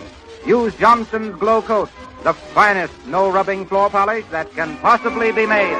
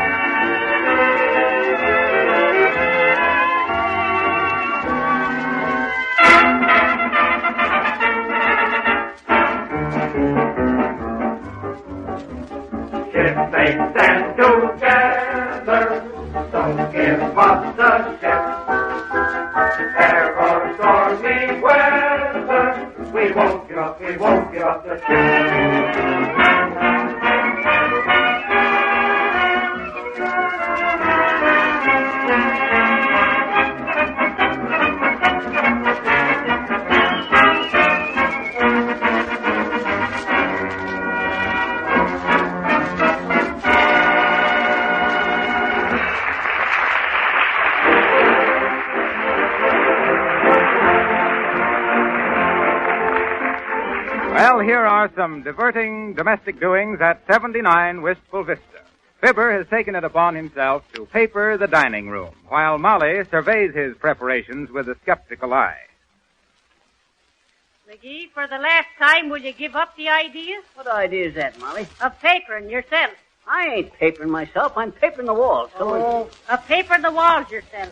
And you don't know the first thing about it now. Oh, shucks, Molly. It don't take no mastermind to slap some paste onto some paper and stick it on the wall. Shucks. Wasn't I the leading label licker at the Lapawalla Licorice Laboratories? And what has that to do with papering a wall? Just a matter of size is all. You gotta adjust yourself to conditions, Molly, or you don't get along into this world. Well, 'tis a fine time I'm going to have adjusting myself to that purple poppy wallpaper you picked out, McGee. 'Tis enough to give me the spasmodic horrible. Oh, shucks, Molly. You just saw the sample in the book. It wasn't enough to give you the right idea. You wait till you see it all over the walls here. You got no idea how it's going to brighten up this here dining room. Well, I'll just have to learn to eat with my eyes closed. That must be that boy I hired to give me a hand. Let him in, will you, Molly? Let's see now. Scissors, ladder, table, paper, brush, bucket. Just put your coat in the hall there, son. Yeah, man. You're Considerable Watson's brother, ain't you? What's your name, Bud? My name is Silly. What do we care? Tell us anyhow. No, sir, I mean my name is Silly. Oh. They call me Silly for short on account of my name being Sylvius, Leviticus, Numbers, Deuteronomy, Watson. Well, for heaven's sake, how'd you get such a name as that? Mammy named me that account. I come right after Pappy made an exodus out of town. Well, that's all right, foolish. No, sir, not foolish, silly. Oh, well. No use splitting hairs. You know anything about wallpapering, Silly? Wallpapering? No, sir. Fine. We'll all start even. Oh, shucks, Molly. This ain't going to be nothing. Just a case of matching up the edges and slapping her onto the walls. How do you like the pattern, Silly? He says, how do you like the design on the paper, Silly? Yes, my husband. I was just trying to think how to answer in a nice way is all, ma'am. You see. Never mind, son. Artistic tastes differ. Now, you help me mix up this here flower paper. Hey, Molly, unroll a couple of them rolls of wallpaper and spread them out, will you? Face down? Yep. Thank heaven. Shall I pour this here water right in there, Mr. McGee? Yep. You pour it in now and I'll stir it up. Easy now, easy. Shucks, this here's the first time I mixed paste since I was building kites for old Carson Kipper. Who, McGee? Carson Kipper. Had him a kite factory in Cassopolis. The Carson Kipper Cord Control Kite Company in Cassopolis. Ever hear of it? No, did you? No. I mean, shucks, of course I did. I was construction manager for old Carson Kipper. We built kites from little 8-inch kitty kites to 300-foot box kites. Y'all mean you make kites to sell, Mr. McGee? Yep. Mostly Army kites. Used them for signaling purposes. Shucks, we developed kites that would carry an Army mule for 2 miles. I'll never forget the time our Model 645 JKB 32B ran away with me.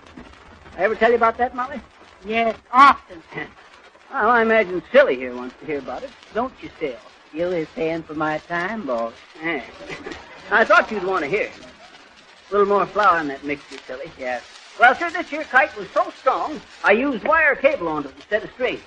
And the way we flew them was to dangle them off the back of the truck at 85 miles an hour till the wind took them. Yeah, better unroll a couple of more rolls of paper, Molly. Sure.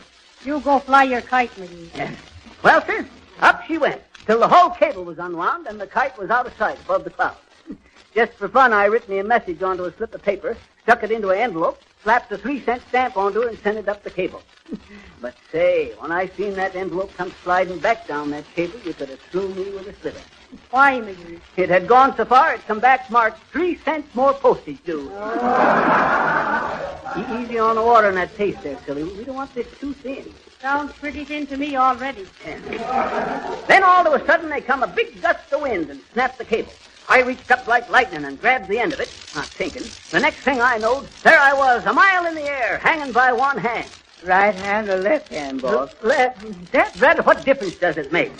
It make a lot of difference to me on account I can never reach my left hip pocket with my right hand. And why would you want to? That's where I keep my rabbit foot. A rabbit foot wouldn't have had enough luck for me in my predicament. The elephant's foot wouldn't have been none too big. Well, sir, there I dangled, getting weaker and weaker, and every second getting further and further from the ground. So what happened then, Mr. McGee? Well, sir, I was just about to drop off when I gets me an idea. And about time, too. You was at the end of your rope. Well, sir, I started going hand over hand up the clothesline. I thought you say it was a steel cable, boy. Huh? Oh, yes. Well, it was for half its length, and then it was clothesline the rest of the way. That way we always got resiliency.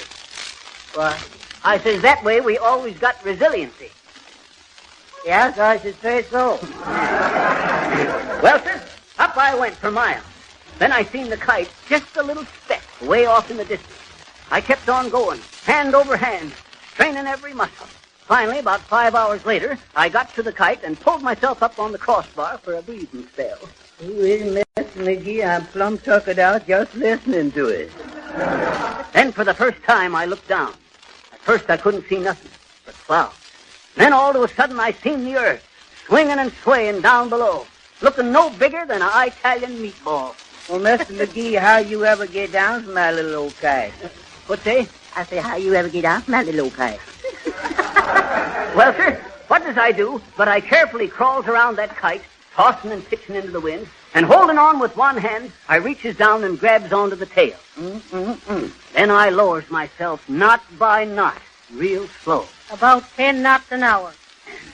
Real slow down the tail of the kite till I was down to the last knot, and there I hung, swaying in the wind, hanging in space by one hand. There's more water in that case there, boy. Yeah, but what happened then, boss? Huh? Oh, nothing. That was the end of the tale.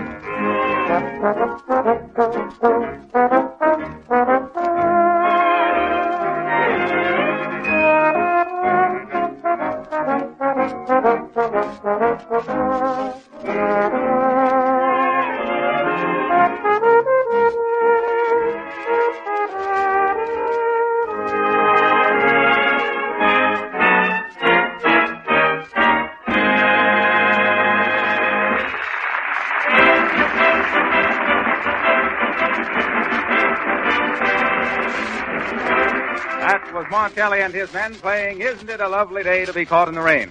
And the answer is, no matter how gloomy it is overhead, you can always have it shiny and bright underfoot. Just get a can of Glow Coat at your nearest... Hey, Harpo. Harlow.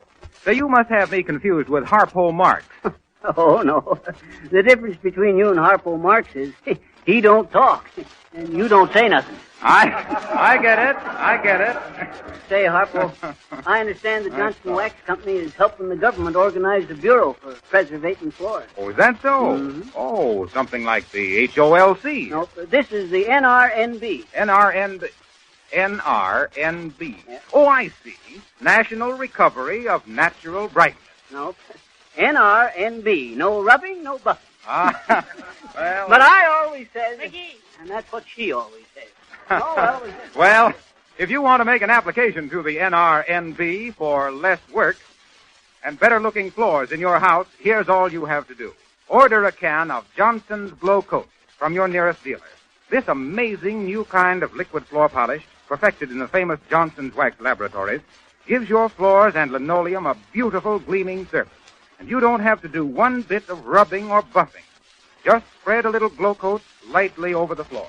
Go away and let it dry for 20 minutes. Come back to find your floors shining like new, protected from scuffing and wear. Dirt can't stick to the beautiful gleaming polish. Soil spots are easily wiped away. Glow Coat makes floors so much easier to care for. It actually saves you hours of work over a period of time. Be sure you see the name Johnson's Glow Coat on the attractive yellow can.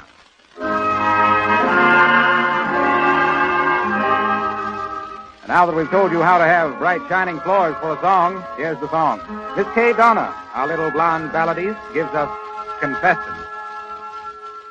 I'm confessing that I love you. Tell me, do you love me too? I'm confessing that I need you, honest I do. In your eyes I read such strange things, but your lips deny their truth. Will your answer really change things making me blue? I'm afraid someday you'll leave me, saying can't we still be friends? If you go, you know you'll grieve me. All in life on you depend. Am I guessing that you love me? Dreaming dreams of you in vain. I'm confessing that I love you over again.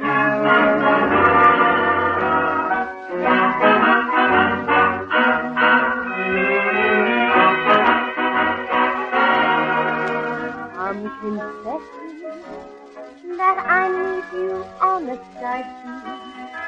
Oh, I need you every moment.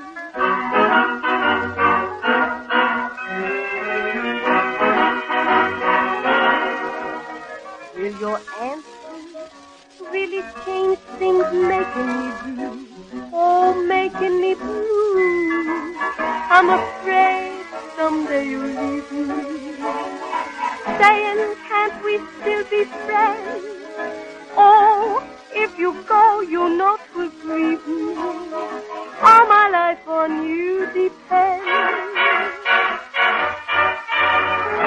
Am I guessing that you love me, love me, love me, love me, love me, dreaming dreams of you in bed?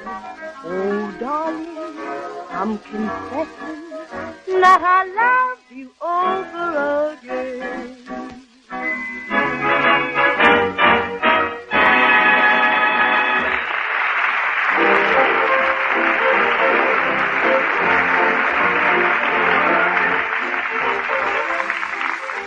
Back now to the dining room of the McGee home at 79 Wistful Vista, where Fibber McGee and Silly Watson are struggling manfully with the wallpapering, as Molly looks in occasionally to check results. Did you stir this here paste up good like I told you, Silly? Yeah, sir. Why? I don't know. It seems kind of lumpy under the papers all. And, hey, Silly. Yeah, sir. Does that there strip we got on upside down show up much? Yeah, sir. Oh, shucks, it don't neither. I don't think nobody'd ever think twice about it. Even if they did. Except maybe Molly. What's the matter, Molly? McGee, it looks terrible. For heaven's sake, you haven't even matched the edges now. Look at it over there. Where? right there. Why, the poppies is cut right in two. Well, poppies is cut flowers, ain't they? Look at me furniture. All splashed up with paste. A fine paper hanger you are. I told you about splashing that paste, silly. Yeah, so you say never mind, it washes off easy, that's what you say. Oh, McGee says that, did he? McGee, look at yourself. There's paste in your ears and your hair and... Oh, shucks, it's just flour and water. We got plenty more. Ready with another strip there, silly? Yes, sir, coming up. Y'all got that side? Yes, now easy now. Now slide her over, Mike. Up a little, McGee. Down on your side, silly. Yeah. No, that's too much. Up a little. Not you, McGee. How's this? Don't look at me. Look at what you're doing. Now then, over to the left a little. No, the left, Diggerness. Oh, here? Sure, that's fine. Paste it right there now. Okay. There she be. How's that? Well, now that's one piece you got on right. Old paper coming off the wall, boss. For heaven's sake, can't you even make it stay on the wall? Can you beat that? I forgot to put no paste on it. Give me that paste brush, silly. Yeah, sir, here it is. Okay. How do you like the room so far, Molly? Gonna look pretty snappy, ain't it? I hope you get it done by Thanksgiving, McGee. We've got company coming for dinner, you know. And goodness knows it's not far away. Let's see now. Thanksgiving comes on a Thursday. The last What date does Thanksgiving come on, McGee? 25th of December. No, that's Christmas. Let's see, 30 days has September, April, June, and no, that won't help now. Chucks, I don't know this year, Molly. You know, silly? What? Do you know what day Thanksgiving comes on this year? No, ma'am, they're going to have one this year again. Don't be foolish, silly, or vice versa. Well, I'll have to look at me calendar. Where is it, McGee? Huh? Where's what? Me calendar. Me calendar. What'd you do with it? Who, me? Shucks, I ain't seen it. Have you, silly? Uh-huh. Where? Over there on the wall. Over there? Well, so that's what makes the paper so lumpy over there. Dad, drat it, silly, didn't I tell you specially to take that there calendar down before you put the paper up? No, so all you say is be careful about covering up the calendar, and I was real careful. I just kind of figured y'all didn't want it no more, boss. It had October on it, and October is all gone. Now, McGee, you'll have to tear the paper down and get that calendar out. And be sure your coat isn't hanging on the wall before you go on paper. Oh, shucks, Molly, don't rub it in. Accidents will happen. Sure, but let somebody else have some accidents. You don't have to have them all. Aha! There's me calendar. Thanksgiving's on the 28th. Let's see now, that's less than 4 weeks away. There we are, all nice and neat. McGee. What's the matter, Molly?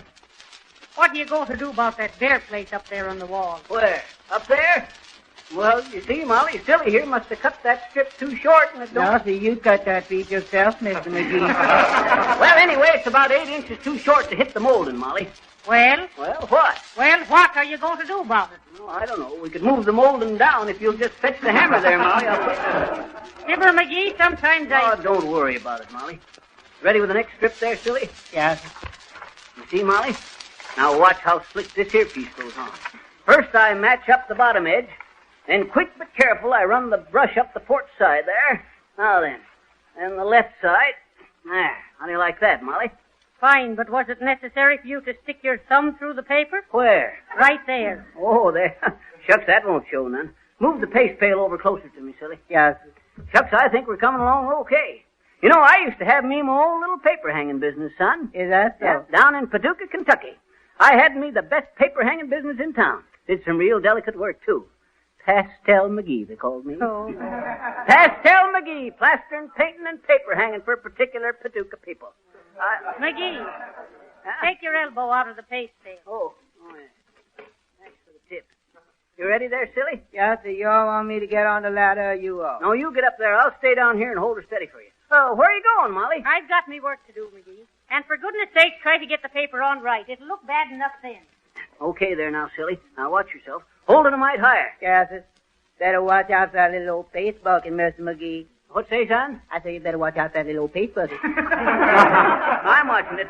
Now you get your top edge even with the mold in there, boy. That's it. Up a little more. Now hold it. Hold it whilst I get the bottom of it. Dead rat to death. Now, shucks, look at that there cut.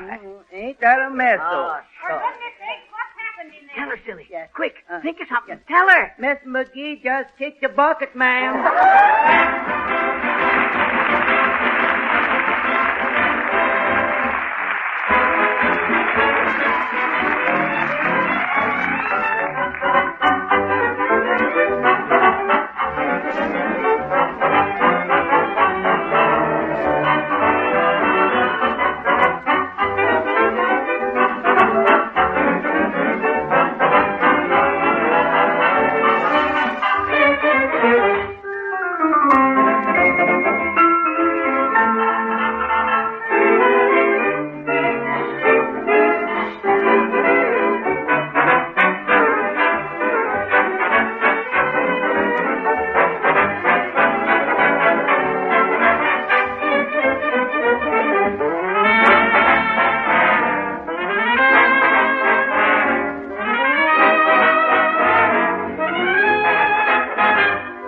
I'm the Prince of Wales of Jimtown, the Esquire fashion play. I used to be a careless dresser, but not of late. I've taken a walk in Jimtown, swinging in a jubilee way. The crowd yells, "Hey, wait, go there, fella!" Well, how do I look today? I got a brand new suit and a brand new tie. Got a brand new twinkle in my eye. Do you know the reason why? Got a brand new girl, and I won't dispute. She's the reason I've got a brand new tie and a brand new suit. When I'm with her, I gotta look my best. Put on my tan shoes, gray spats, double-breasted vest. I'm gonna wear my stick pin. It's a Tekla pearl, with a brand new tie and a brand new suit and a brand new girl.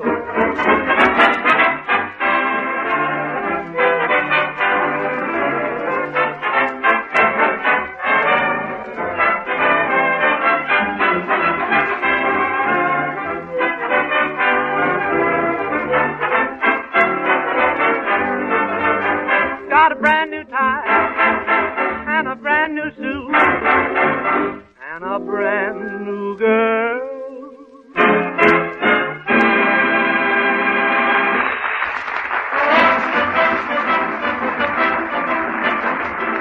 That's Martelli and his men playing Got a Brand New Suit. The extra pair of trousers with the vocal pleats being beautifully fitted to Charles Levere at the piano. So we'll hang that musical new suit in our closet and tell you how to get a new coat. A new and gleaming coat of protective luster that will keep your floors and linoleum looking like new. Now is the time to give your floors a glow coat polish to keep them clean and sparkling and protect them from the dirt and slush that will be tracked into the house this winter. Johnson's Glow Coat works like magic on dull, dingy floors. This remarkable liquid floor polish goes on the floors with practically no effort. You don't rub it in. You don't even have to bear down. In 20 minutes, Glow Coat dries to a beautiful luster that keeps your floors clean for weeks at a time. It saves you a lot of drudgery through the winter months. And by the way, it's very economical to buy Glow Coat in the larger size cans.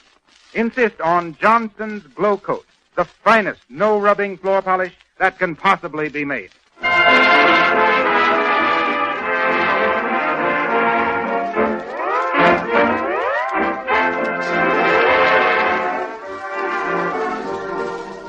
Now, glue those dials right where they are until next Monday night, when we'll be back with another hilarious, harmonious howdy-do.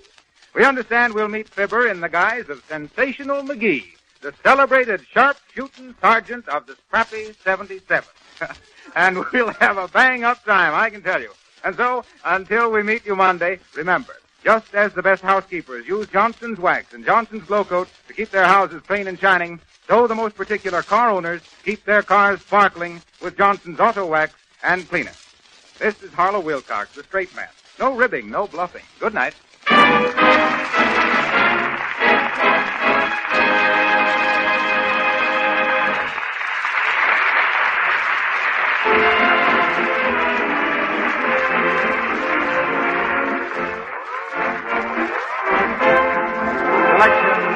a Lovely Day is from Top Hat. Got a brand new suit? It's from the picture At Home Abroad. Fibber McGee and Molly come to you from our Chicago studios. This is the National Broadcasting Company. Mr. Clean gets rid of dirt and grime and grease in just a minute. Mr. Clean will clean your whole house and everything that's in it. Floors, doors, walls, halls, white sidewall tires, and old golf balls. Sinks, stoves, bathtubs he'll do. He'll even help clean laundry too. Mr. Clean gets rid of dirt and grime and grease in just a minute. Mr. Clean will clean your whole house and everything that's in it. Can he clean a kitchen sink? Quicker than a wink. Can he clean a window sash? Faster than a flash. Can he clean a dirty mirror? He'll make it bright and clearer. Can he clean a diamond ring? Mr. Clean cleans anything. Mr. Clean gets rid of dirt and grime and grease in just a minute. Mr. Clean will clean your whole house and everything that's in it. Mr. Clean, Mr. Clean, Mr. Clean.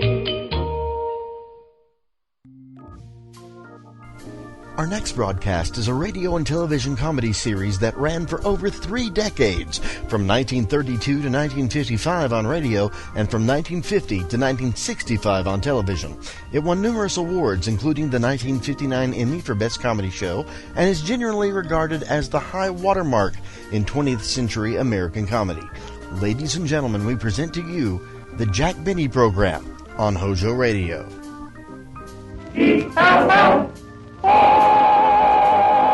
The Jell-O Program, starring Jack Benny with Phil Harris and his orchestra. The orchestra opens the program with Here's Love in Your Eye from Jack's own picture, The Big Broadcast of 1937.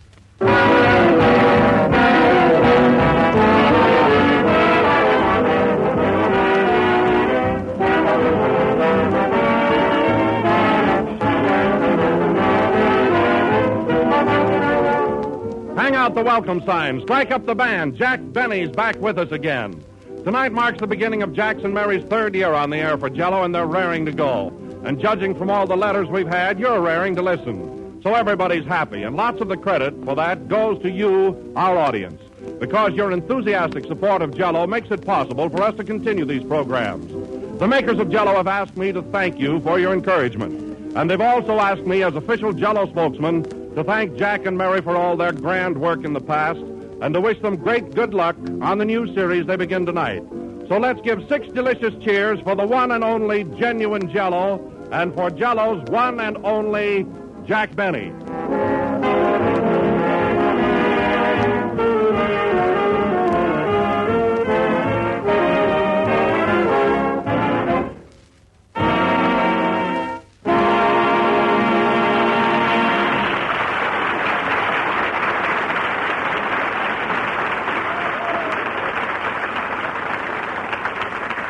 And now, ladies and gentlemen, after 4 months' vacation, we present to you the man the whole world is waiting to hear. New York, New York. Who's on the air tonight, dear? Jack Benny. Oh, let's go to a movie. Denver, Colorado. Oh, Daddy, let's go see a picture show tonight. Jack Benny is on the air. I want to see Shirley Temple. Glasgow, Indiana. Heather, who's on the radio tonight? Jack Benny. Well, it'll cost me money, but let's go to the movies. So now, ladies and gentlemen, we bring to you the man who has done more for moving pictures than any other comedian, Jack Benny.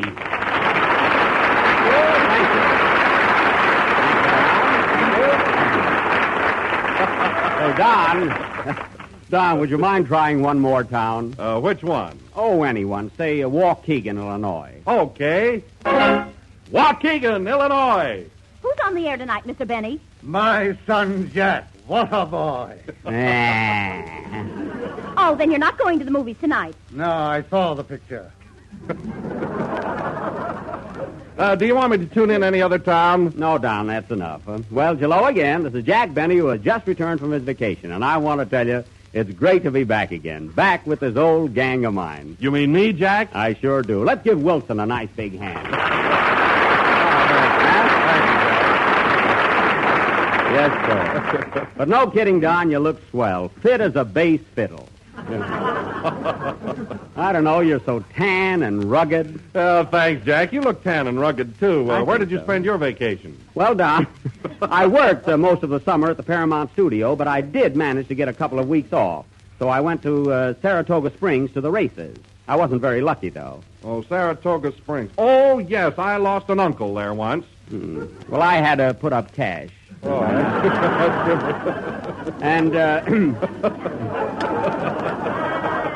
and then I spent a couple of weeks camping up in the Adirondack. Oh, that's right. You told me you were going to do that. Yeah, and by the way, Don, I want to thank you for lending me your shirt. Oh, that's all right. It was swell. I had the only tent with a soft collar.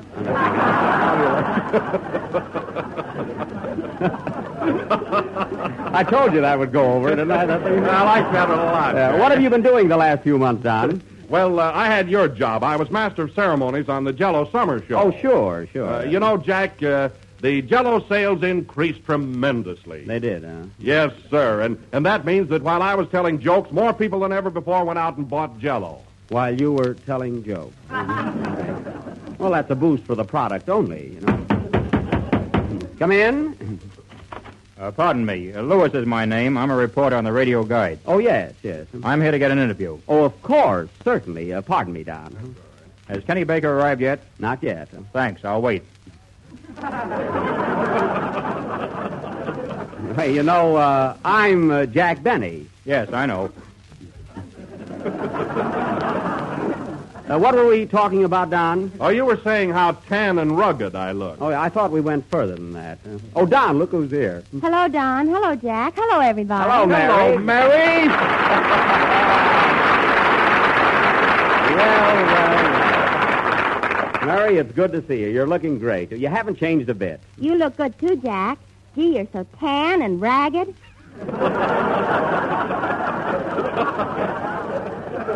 Mary, it's not ragged, it's rugged. I know, but who can get a laugh? Oh, Mary, always thinking of the program. Well, honey, have you had any fun? Did you have a nice vacation? I did until I had to go to the hospital. Oh, I didn't know that. Oh, I didn't either, Mary. Yeah, and you know, Jack, I had the cutest doctor you ever met. Yeah? You ought to see him. Blue eyes and a little mustache. What a doll. A dollar? Yeah.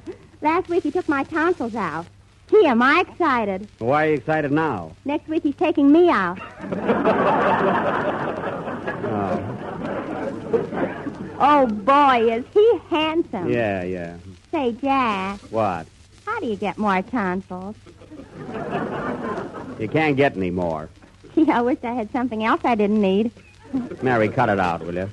Pardon me, has Kenny Baker arrived yet? No, Mr. Lewis, but if there's any information you want, I'm always glad to talk to a reporter. No, thanks. I'll wait.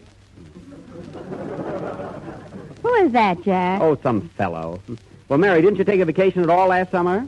Oh, sure, Jack. I went to Coronado Beach for 3 weeks. You did, huh? Yeah, and I brought you a little present. Here.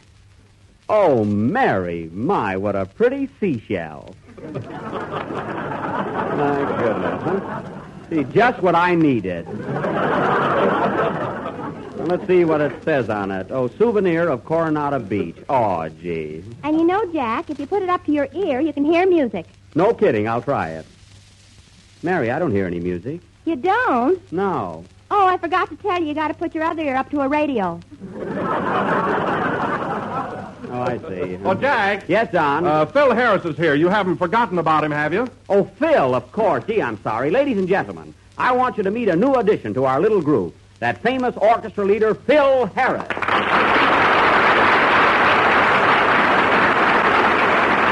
Yes, Phil. Thank you. And thank you, Jack. I want to apologize, Phil, for not introducing you sooner. Oh, that's all right. You know how it is, the opening program and all the nervousness and excitement and that reporter bothering me all the time, you know. But, Jack, he didn't ask you for an interview. That's what bothers him. Does not. Oh, Mary, this is Phil Harris. Phil, this is Mary Livingston. Hello, Mary. I've always wanted to meet you, and I'm very happy that we're going to be together. Oh, thank you. I'll be glad to have dinner with you tonight. Mary, he didn't ask you to go to dinner. What a cheap guy. Don't mind her. One thing I want to tell you, Phil, you're going to enjoy being with us. I never interfere with anything. You can always pick out your own music. In fact, you can be your own boss. And not only that, I'll always see that you get the best joke. What joke? The one about being your own boss. Quiet. Well, Phil, how about a little number? Let's hear the new orchestra. Huh? All right, Jack. For the first number, we'll play Bye Bye Baby. Well. Pardon me, Mr. Benny. Has Kenny Baker arrived yet? No, but I'll be glad Never to... mind. I'll wait. Play, Don. Or John. Or what's your first name, Phil? Steve. Oh, yes. Play, Frank. Reporter, Steve.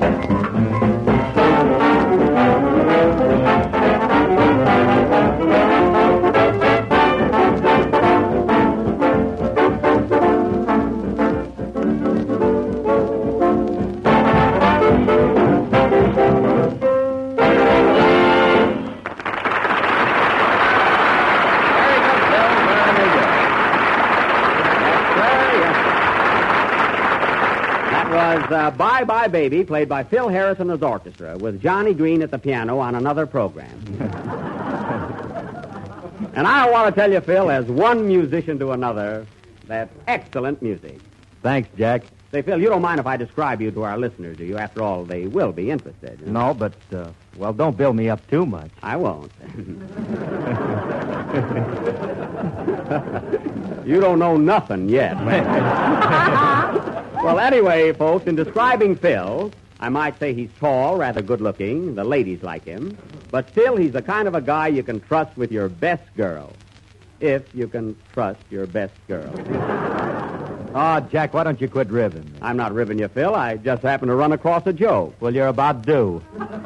First time your orchestra laughed at anything, you know? The first program. Well, anyway, folks, I said before, Phil is the romantic type.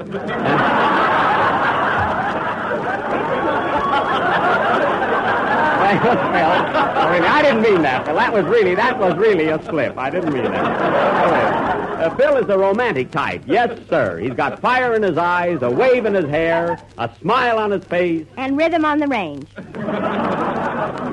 Quiet, Irene. Okay, Tim. You know, Jack, Phil Harris is cute, isn't he? Yeah. He looks just like my doctor. Mary, forget that doctor, will you? Gee, I can't get him off my mind. Oh, doctor. I wish you'd stayed home till you came out of the ether. Suppose I'm going to hear about that guy all season, huh? Pardon me, are you sure Kenny Baker hasn't arrived yet? No, Mr. Lewis, I know he hasn't. Then you, Mr. Benny, tell me. Do you think radio is here to stay? Yes, sir. Well, I'm not. Goodbye. I knew I'd get an interview. Hey, Don. Yes, Jack? Open the closet and let Kenny out. Okay. Here he is.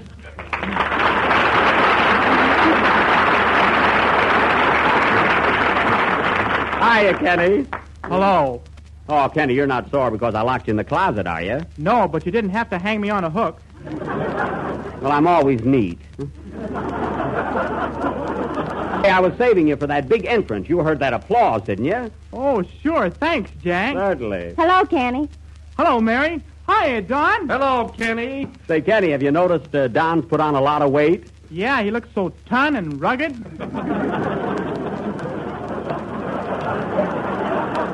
I think we've carried that joke far enough. And, Kenny, I want you to shake hands with our new orchestra leader, Mr. Harris. Glad to know you, Kenny. Gee, it's a Phil. I knew he was going to say that. Then why didn't you stop him? Oh, I took your line. I'm sorry, man. Well, tell me, Kenny.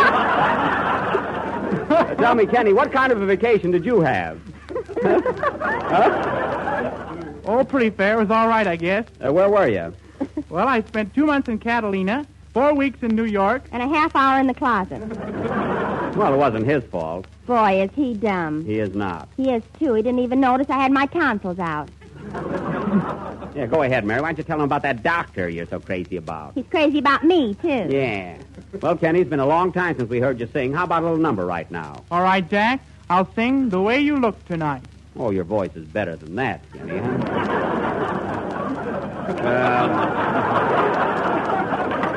Hey, I didn't think that was going to go over that big, did it? Well, go ahead. Oh, the phone. Wait a minute. Hello? Yes? Oh, it's for you, Mary. Hello? Yes? Oh, hello, Doctor. It's my doctor, Jack. All right, stop trembling. How are my tonsils? That's good. What's that? You have? Well, I've been thinking of you, too. Wish you'd leave her romance out of this program. What? Oh, Doctor. No. No, Doc, you'll have to coax me. No. No, you'll have to coax me. You'll have to coax me. Fine. Oh, Doctor, this is so sudden. What does he want, Mary? A check for the operation. Oh. Some nerve. I'm glad I met Phil Harris. Yeah, sing, Kenny.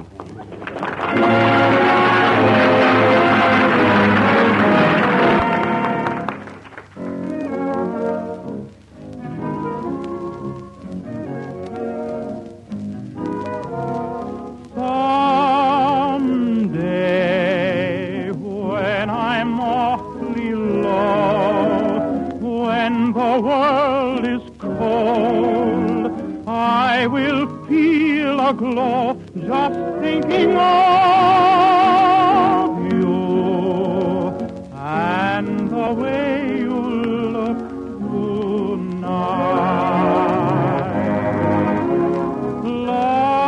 Lovely, with your smile so warm and your cheeks so soft, there is nothing for me but to love you just the way you look tonight.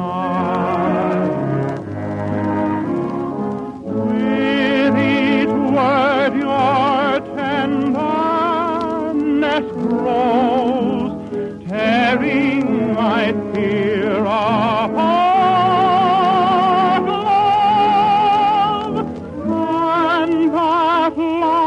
That wrinkles your nose touches my foolish heart.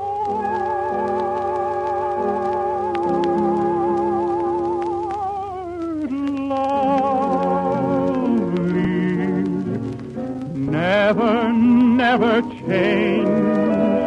Keep that breathless charm. Won't you please arrange it? 'Cause I love you just the way you look.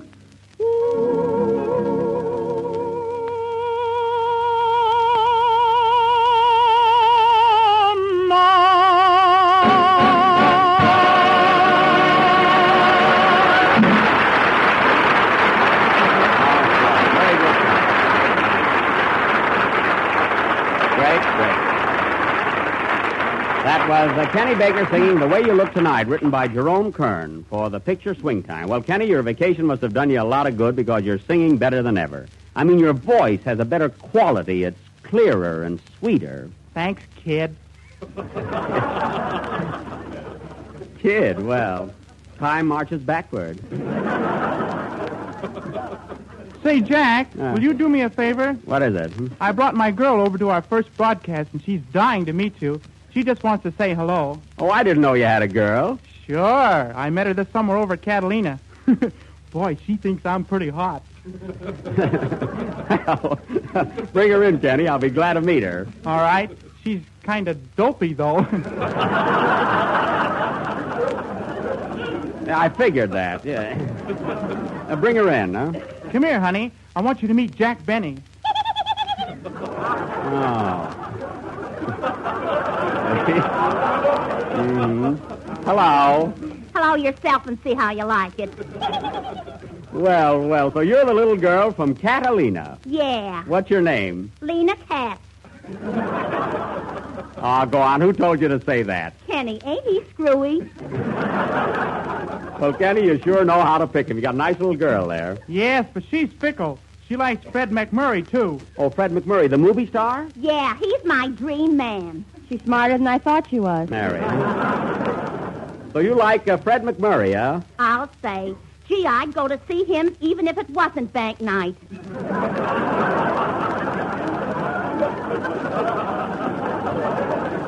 Well, I don't blame you. Oh, Mr. Benny, I hope you don't think I'm too fresh, but, What is it? Come on, don't be bashful. would you give me a lock of your hair for a souvenir?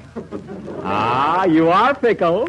But isn't that cute, Mary? She wants a lock of my hair. Why don't you give her the whole wig?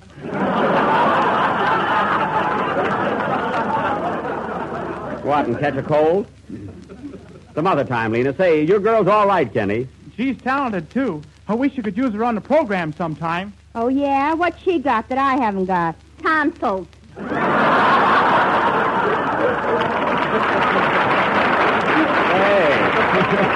Hey, that's good, you know. Oh, Jack. What is it, Don? Your guest star's just arrived. Oh, did he get here? Gee, I was worried there for a minute. Keep him in the entrance till I introduce him. Ladies and gentlemen, I know that all of you have heard and read about that hazardous transatlantic flight made by Harry Richmond and Dick Merrill, one of the greatest achievements of mechanical skill and human daring the world has ever known. This round-trip flight was made in exactly 39 hours and 17 minutes. What courage, what stamina to endure the rigors of such a flight. So now, ladies and gentlemen, it is with great honor and distinction that I present to you the man who drove the truck that carried the gas that filled the tank of Harry Richmond's plane. None other than Mr. Samuel T. Butchviner.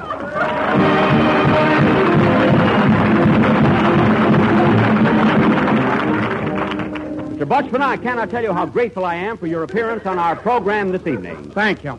Now, how did you feel when you were given this assignment to deliver the gas to Mr. Richmond? Well, I was a little nervous at first, but I knew I could do it. I see. Well, tell us about your trip.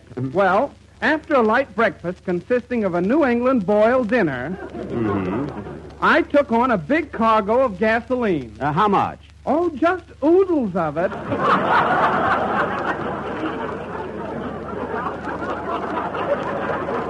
Oodles of gasoline, I see. Yes, well, anyway, I swung into my truck and took off at exactly 3:10 a.m. From the gas station? Uh-huh. I made moderate speed through 59th Street until I reached the Queensboro Bridge, and then I let her out. How thrilling. From then on, it was smooth driving until I reached Flushing Boulevard. Oh, Flushing. Is that winding street? No, it's a straight flush. I see. Now, tell me, on your trip to the airport, did you encounter any headwinds? Yes, but it was all right. For buoyancy, I'd filled my truck with 40,000 cannonballs. Now, what kind of a reception did you receive on your arrival at the airport? It was sensational. And what did Mr. Richmond say to you when you delivered the gas? I'll pay you later. I see.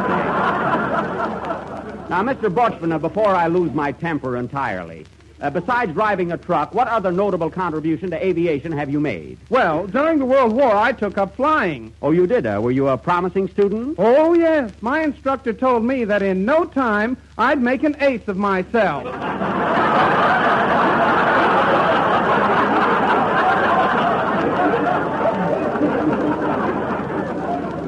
Getting back to your journey, did you have any trouble on your return trip? Yes, I hit a road pocket and was thrown out of my truck into an open manhole. Oh, my goodness.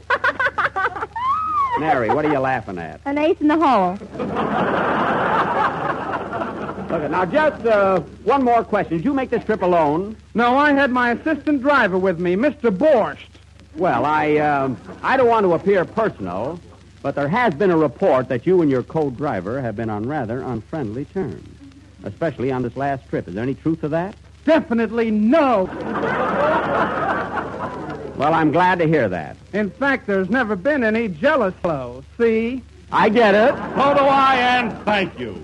Is Mr. Borsch here with you? Yes, he's sitting right in the audience. Well, put him on a plate and bring him up. Mr. Borsch, will you come up here, please?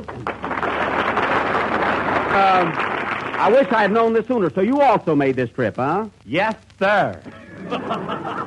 Well, tell me, when you get behind the wheel of a truck, what road do you like to travel best? You mean my favorite highway? Yes. Oh, Jack, give me the road, the white winding highway. Then let me know the unbeaten byway, and I'll travel along, singing on vagabond. Oh, Mammy, give me that road, Mammy, give me that road. Mammy, come on, Mammy, give me that road, Mammy. Go, Mammy, come on. All right, forget it. Play, Phil.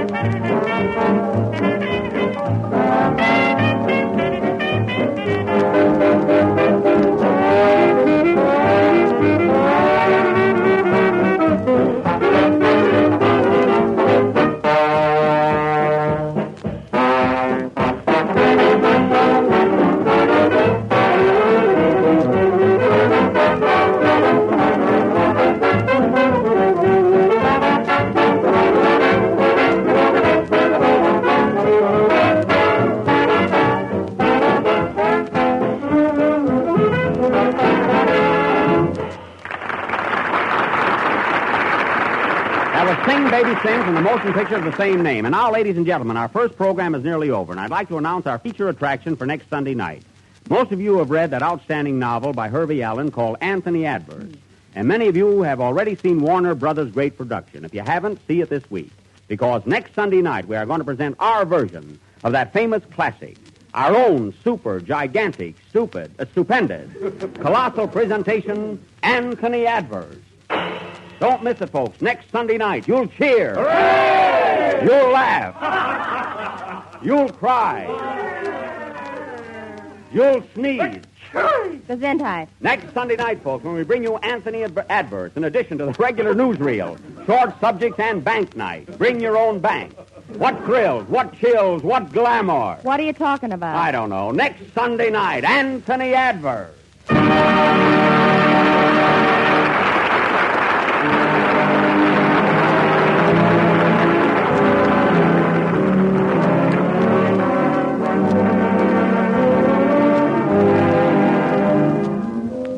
I've a real piece of news for you tonight. Grand good news. The makers of Jell-O now present you with a brand new product.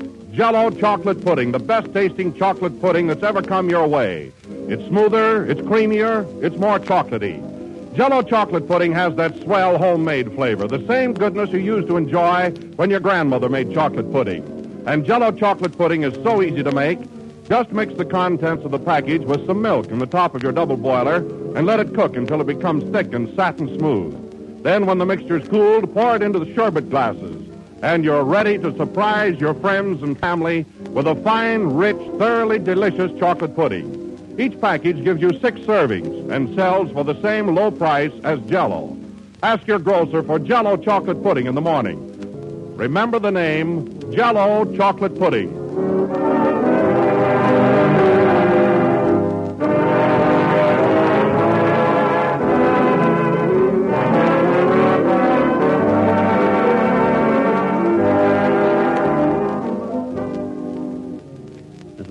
last number of the first program in the third Jello series, and we'll be with you again next Sunday night at the same time. Meanwhile, I'd like to announce that the chap who played the part of the truck driver on tonight's program was Benny Baker of Paramount Pictures.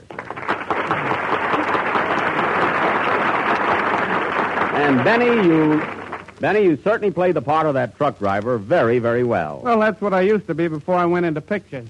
Don't sell your truck. Quiet. Mary, isn't he nice looking? Nah, he looks like my doctor. Oh, good night, folks.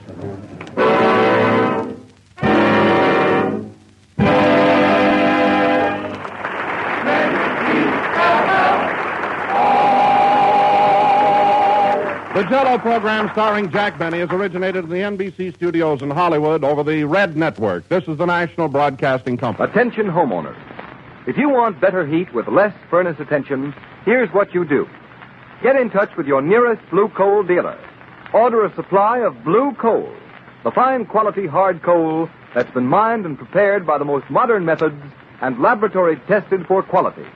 You'll find that blue coal offers you by far the most for your money in heating comfort and satisfaction. Don't fail to try it. Order your supply of blue coal tomorrow. The Jello program starring Jack Benny with Mary Livingston and Phil Harris and his orchestra. The orchestra opens the program with Alabama Barbecue from the 27th edition of the Cotton Club Parade.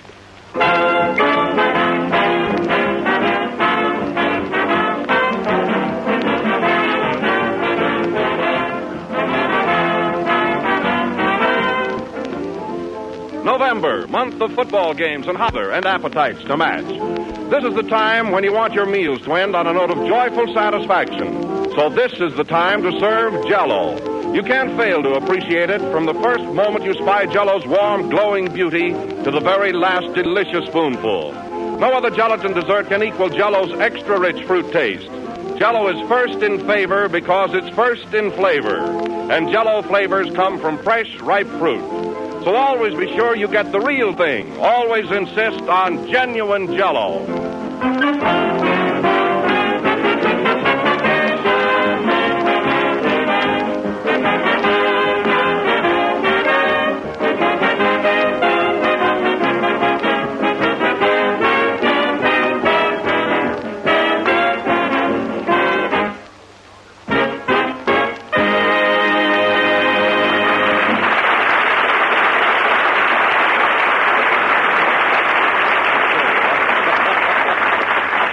And now, ladies and gentlemen, we bring you that leftover ghost from Halloween, Jack Benny.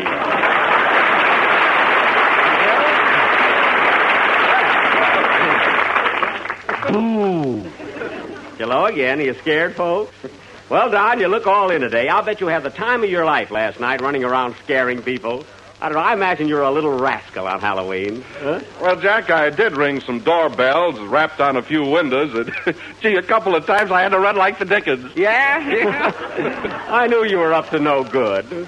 But tell me, Don, did you push over things? Why, no, Jack, not in years. That's right. Times have changed, haven't they, Don? But that's what I like about you, Don. You're still a kid at heart. Yes, sir. Well, what did you do for excitement last night? Oh, I had a lot of fun. I took my violin, and every time I came to an open window, I played Love and Bloom. You did? Yeah, gee, a couple of times I had to run like the dickens. Then after that, I went to a masquerade party at Phil Harris's house. You know, one of those parties where everybody comes in different disguises, you know. Well, how did you dress, Jack? Oh, I didn't bother much. I just stuck 40 candles on my head and went as a birthday cake. Funny, I didn't see you there, Don. Why, I was there, Jack. You were? Sure, I sat on a plate all evening with a lot of sliced bananas around me. Oh, you were that dish of Jell-O. Oh, certainly. Well. Hello, Jack. Hello. Say, didn't you recognize me at the party? No, Mary, I didn't know you were there. How are you disguised? Well, I had on a big red hat with a long yellow feather, hand-buttoned shoes. Then I had a brown fur piece around my neck, a parasol in one hand, and a bookcase in the other. Well, Mary, what were you supposed to be? A rummage sale. Oh. Say, Jack, you certainly looked funny with those candles on your head last night. Oh, were you there too, Kenny? I didn't see you. Sure, I was there. I got the first prize. Oh, no kidding. You did? What was it? And they let him wash the dishes. Oh. Well, congratulations, Kenny. Say, Jack, not changing the subject, but, well, come here a minute, will you? What is it? Have you ever voted? Voted? Oh, sure, Kenny. Why? Well, look, I'm going to vote next Tuesday for the first time, and there's only one thing that kind of bothers me. Well, what is it, Kenny? I'll be glad to help you out, you know. Well, I know where I'm supposed to go and everything, but, well... But what? What's bothering you? Well, when you get in that booth and you pull a curtain around you, do you have to take a shower?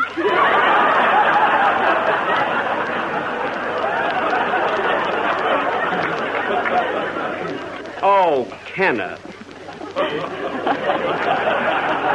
Slightly formal, huh? Gee, that guy doesn't know enough to come in out of the rain. He does, too. Don't be too short. I won't. Say, Mary, who are you going to vote for, incidentally? Oh, I don't know. I like Gary Cooper.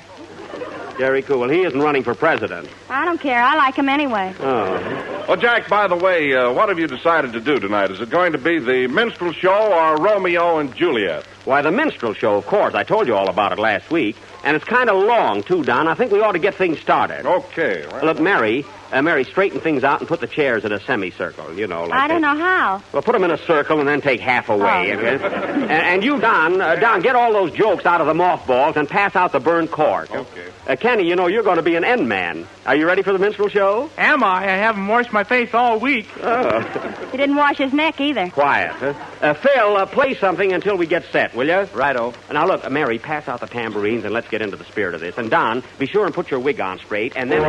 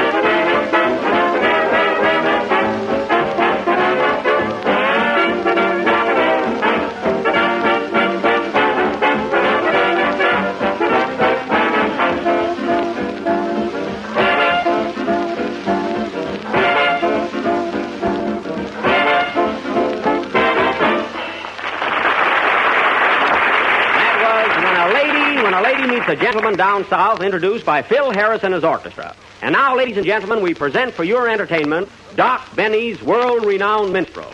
The scene opens on the main street of that thriving metropolis, Sponge Cake, Missouri. Time, July 1st, 1906. Take it away, boys.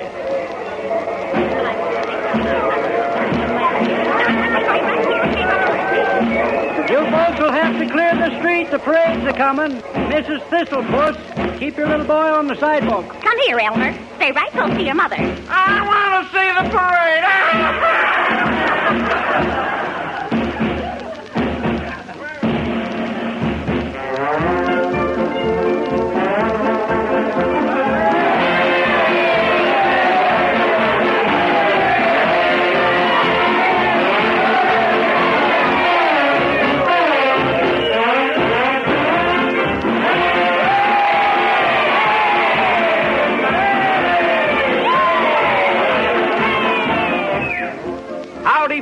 howdy. This is Doc Benny's Minstrels back in your hometown. Glad to see so many bright and smiling faces here to greet us.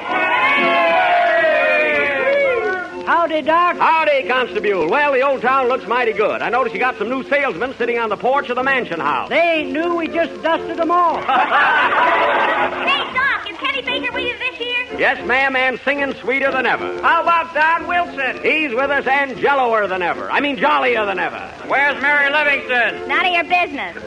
Hey, Doc, Johnny Green with you? No, sir, Johnny's with the Fred Astaire Minstrels this year and doing right well. Got a new end man this season, none other than Phil Shuffle-Along Harris. Hooray! So follow the parade, folks, to Simpson's Opry House. Remember, the show starts promptly at 2:30.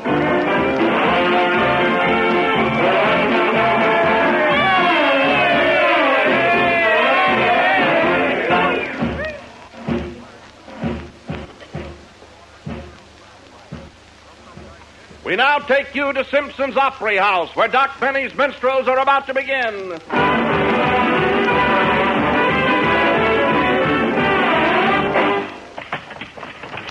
Let me see your tickets, please. B2 and 4. First two on the aisle. Thank you. Candy, popcorn, and Cracker Jack. A prize in every package. Jello, folks, get your Jello here. None genuine without the big red letters on the box. Right this way. Tickets, please. Seats 2, 4, 6, 8, 10, and 12. Right this way, Mrs. Dion.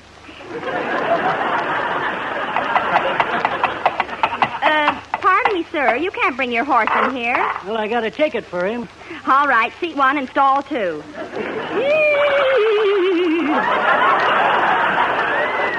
Candy, popcorn, Cracker Jack. Hey, oats and water. Tickets, please. Ladies and gentlemen, your attention, please, for a few moments before the show begins. Now, I have here a selection of the latest song hits of the day, tunes they're all a-whistling. In the shade of the old apple tree, they made sweet cider on a bicycle built for two. Only a bird in a gilded cage down by the old mill stream, and I's a-muggin'. Thank you. Here you are, sir. All the latest songs, folks, takes me out to the ball game, wait till the sun shines, Nellie, and they're hanging father at sunrise. That's the new swing tune. Get 'em while they're hot, folks. Have you got Sweet Sue? Had her, but she got away. Any other song, folks? Last chance before the curtain goes up. Overture, overture. The Doc Benny Minstrels.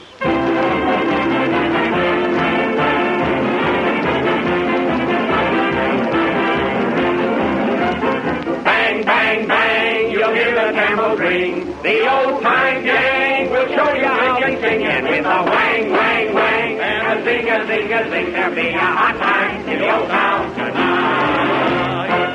Gentlemen, be seated.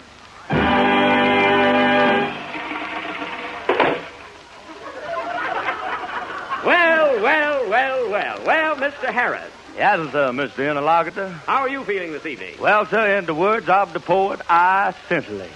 Well, that's good. And you, Mr. Baker? I'm feeling fine, Mr. Benny. Most insignificant. Yowza. That's something. And how are you feeling, Miss Livingston? Yahoo! I'm glad to hear it. Oh, Mr. Benny. Yes, Mr. Wilson? Why don't you ask me how I'm feeling? Be patient, Brother Wilson. I was coming to you. Well, when you get here, I wish to convey that I'm feeling mentally and physically superfluous.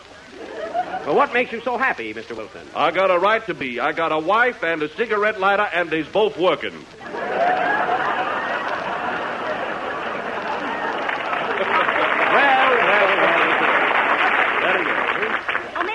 Mr. Benny, you mind if I ask you a riddle? No, go right ahead, Miss Livingston. Well, what's the difference between you and a jackass? See, we don't need an answer to that one, I don't know. What is the difference?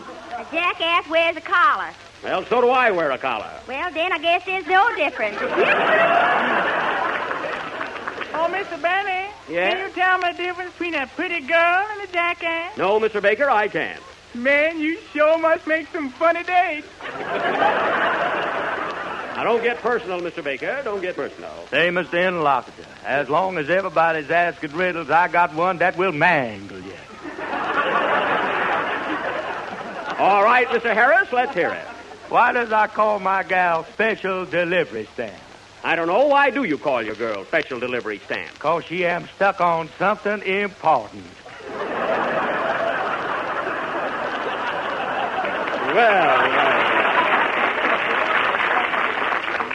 I guess he's talking about me. Why, Miss Livingston, I didn't know that you and Mr. Harris were strolling in the garden of romance. Man, we not only stroll there, we hesitate. Why, you don't tell me. Yes, sir. And you know what Mr. Harris told me last night? But your lips, gal, I'm blushing. Last night, he told me I was the eighth wonder of the world. And what did you tell him? I told him I better not catch him without a 7. And now, ladies and gentlemen, our silver-voiced tenor, Kenneth Sweet Stuff Baker, will favor us with a song and dance, his rendition of that ever-popular ballad, Can't You Hear Me Callin' Caroline?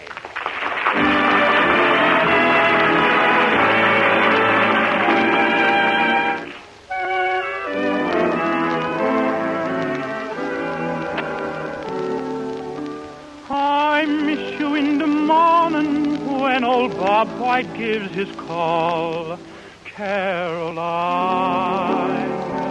Caroline, I miss you at the sunset when the evening shadows fall. Caroline, Caroline, I miss you when the moonbeams out on the river shine. Oh, can't you hear me calling for you, Caroline? Can't you hear me calling, Caroline? It's my heart a-calling, darling. Lordy, how I miss you, gal o' mine. Wish that I could kiss you, Caroline.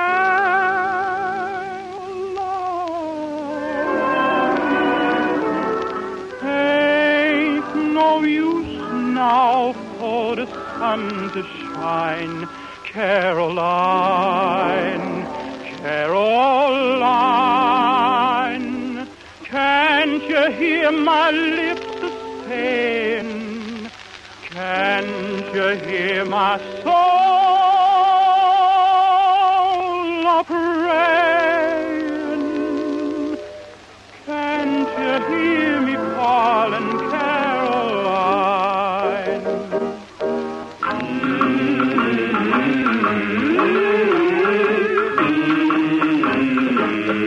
La la la la la la la la. He's dancing now, folks. Ain't no use now for the sun to shine, Caroline, Caroline. Can't you hear my lips a-saying? Can't you hear my soul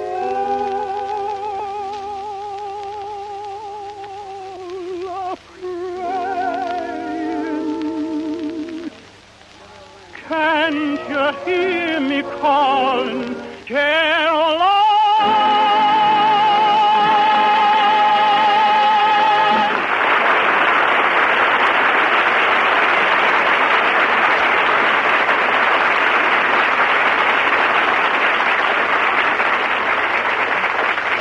That was very good, Mr. Baker. Excellent. Thank you, sir. Yes, sir. That was rendered with feeling, sweetness, and tenderness. I didn't like it. Why, Mr. Harris, I noticed that you and Mr. Baker have been quarreling quite a bit of late. What have you got against him? Nothing except he's dishonest, disloyal, and uncouth. That's all. Oh, come now. There's a fine way to talk after I'm invited over my house for dinner. Who cares? Don't you remember that nice fat chicken I served you? Remember it, man. I recognize it.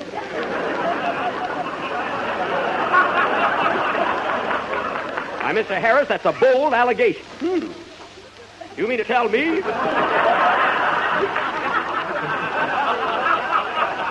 You mean to tell me that Mr. Baker has been stealing your chicken? Not only that, he's been taking them home and executing them.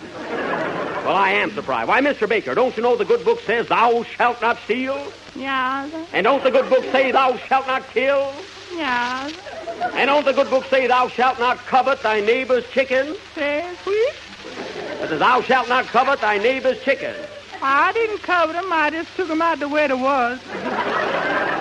He admits it, Mr. Harris. Yes, sir, and the next time I catch him round my hen house, I'm going to settle one question that folks has been discussing for a long time. What's that? Can the dead speak?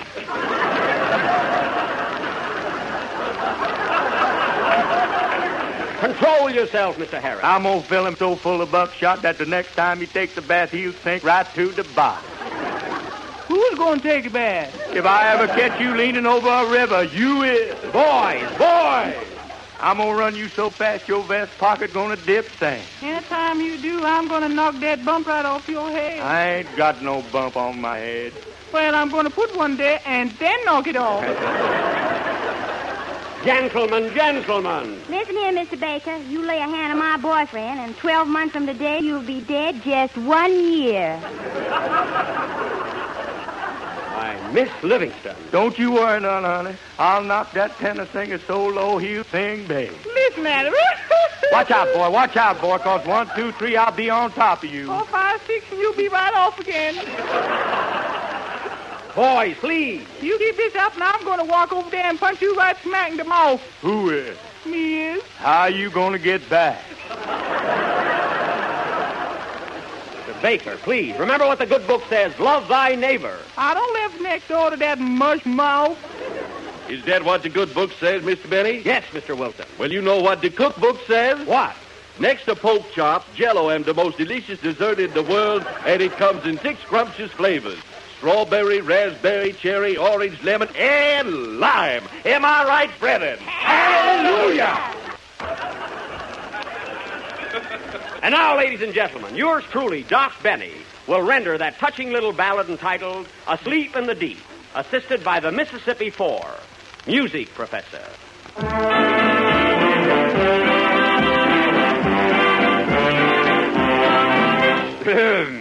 Loudly the bell clink, clink, clink in the old tower ring, plunk, plunk, plunk, plunk, plunk, bidding us listen to the warning it brings. Punk, punk, punk, punk, punk, punk.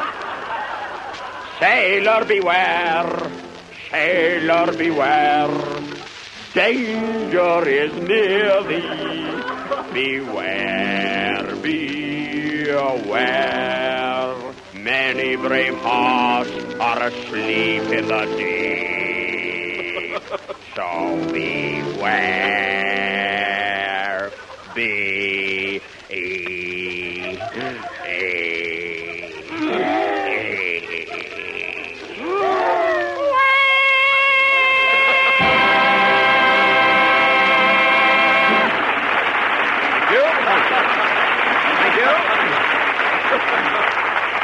And now, ladies and gentlemen, as you all know, every minstrel show has an afterpiece, and ours will be no exception. Tonight we are going to offer... Mary, come here a minute. Remember last Sunday our sponsor told us we couldn't do Romeo and Juliet? Yes. Well, I know a way we can do it tonight and disguise it so he'll never suspect. How? Leave it to me. Ladies and gentlemen, tonight we are going to present our version of the greatest love story of all time, entitled Boy Meets Girl on a Balcony. We now take you to the balcony of the home of Juliet Johnson in Chattanooga, Italy. Curtain, music.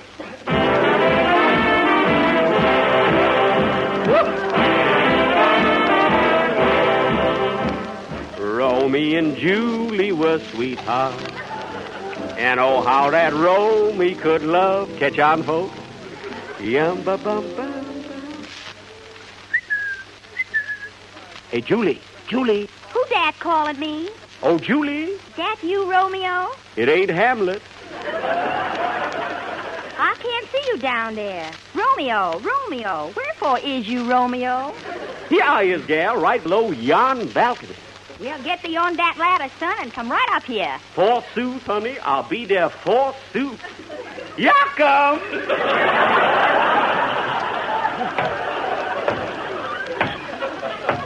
I'll be right there, sugar. Just a minute there, Rummy. Get thee down from that ladder. Hush up, son. I'm a-sending to my lady friend, Juliet. Move over, local. This is the express coming through. Now, wait a minute, son. If you want to get up there, you build your own ladder. I ain't no carpenter. I'm a lover. Who is you, anyway? You ever hear of Anthony and Cleopatra? Yes, sir. Well, when you subtract Cleopatra, what you got left is me. Man, you in the wrong place. Get off that ladder. Don't mess around with me, Romeo. Remember, flowers don't care who they lay on. I understand, past friend. Gazoots. Hey, Romeo. Romeo, is you coming up here or is you ain't? Be patient, woman. Keep thy cloak on. Yakko! Slow but sure, that's me. Hey, you get off that ladder. That's my gal. Your gal? Yes, sir. You just tell Julie that Mac is here, huh? Mac who? Macbeth. Well, I'm Romeo. I'm going up that ladder. To climb or not to climb, that is the question. You see this here razor? Yeah, sir. Well, that am the answer. I better hide thee away, knave. I'm going to take my razor and shave you double close. You do, and you gonna play Love and Bloom on a harp. You mean that? Yes, sir. Well, pass, friend. Egad. Romeo, what is detaining thou? I'm caught in traffic, honey. This ain't no ladder. This is my highway. Well, here comes Julie. Here comes. I'll be right up there with you, honey. Pardon me, brother, but you're standing directly in my path. Who's you? Othello. Othello who? Othello Jello. Oh, then you is the merchant of Venice. Yeah, that. Now, step aside, man. Now, wait a minute, son. This is going far enough. This parade is going to come to a halt. Brother, I'm warning you. I'm just going to ask you once more to let me pass. And if you say no, the next man you talk to is going to be St. Peter. Does you know St. Peter personally? No, but I sends him a lot of business. Well, if that's the case, pass, friend. Doggone it. What is this, anyway? Hey, Julie. What wishes thou, Romeo? Can it be that you is unfaithful to me? I ain't unfaithful, honey. I'm just popular. Well, I only knows one thing. I'm the man who started at the bottom of the ladder and stayed there. I know what I'll do. I'll smash this ladder so nobody else can go up there.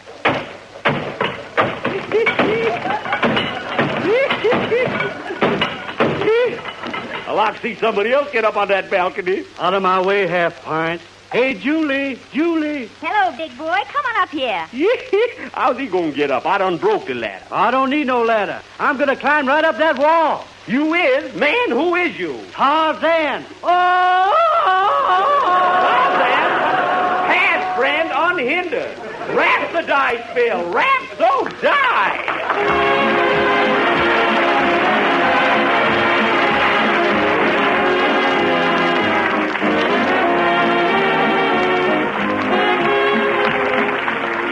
Everyone likes the excitement of thrilling new things, and that's one reason for liking Jell-O chocolate pudding. It's brand new, but it's also much more than that. It's the grandest chocolate pudding you've ever tasted since the days when you begged for it at home. You remember that mellow homemade flavor? Smoother, creamier, more chocolatey? Well, that's just what Jell-O chocolate pudding brings you. It's all yours to enjoy. Just listen to how easily you can make Jell-O chocolate pudding. Mix the contents of one package with some milk in the top of your double boiler, letting it cook until it's smooth and thick. Then when the mixture's cooled, pour it into sherbet glasses, and you're ready to serve chocolate pudding that's a real triumph of luscious goodness. Each package gives you 6 servings and sells for the same low price as Jell-O. Ask your grocer for Jell-O chocolate pudding in the morning. If he hasn't put it in stock yet, be sure he orders it for you. Remember the name, Jell-O chocolate pudding.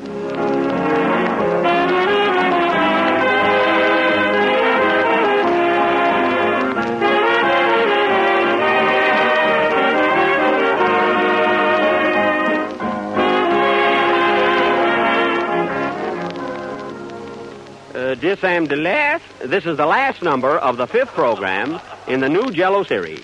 And we'll be with you again next Sunday night at the same time when we are going to present our version of 20th Century Fox's popular picture, Girls' Dormitory. We tackle anything, huh? Remember, folks, next Sunday night. Oh, Jack, can I do the part Simone played? Simone who? Funny, I never can think of her last name. Good night, folks.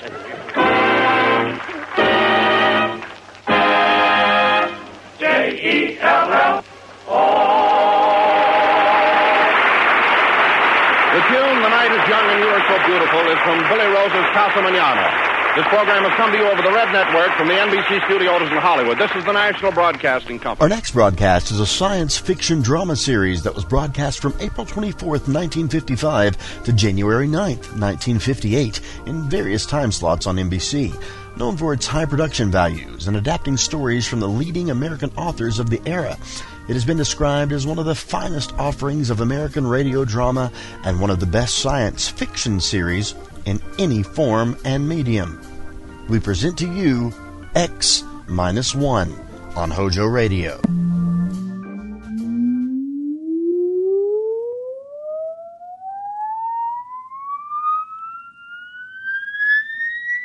Countdown for a blast-off. X-5, -4, -3, -2, X-1. Fire.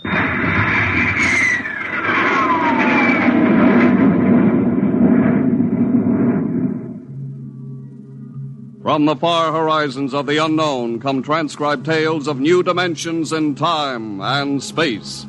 These are stories of the future, adventures in which you'll live in 1,000,000 could-be years, on 1,000 maybe worlds. The National Broadcasting Company presents X-1.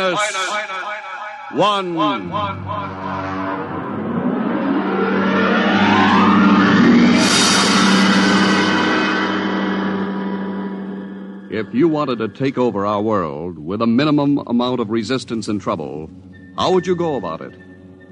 Tonight we'll tell you how, with a strange and chilling story by George Lefferts. The Parade.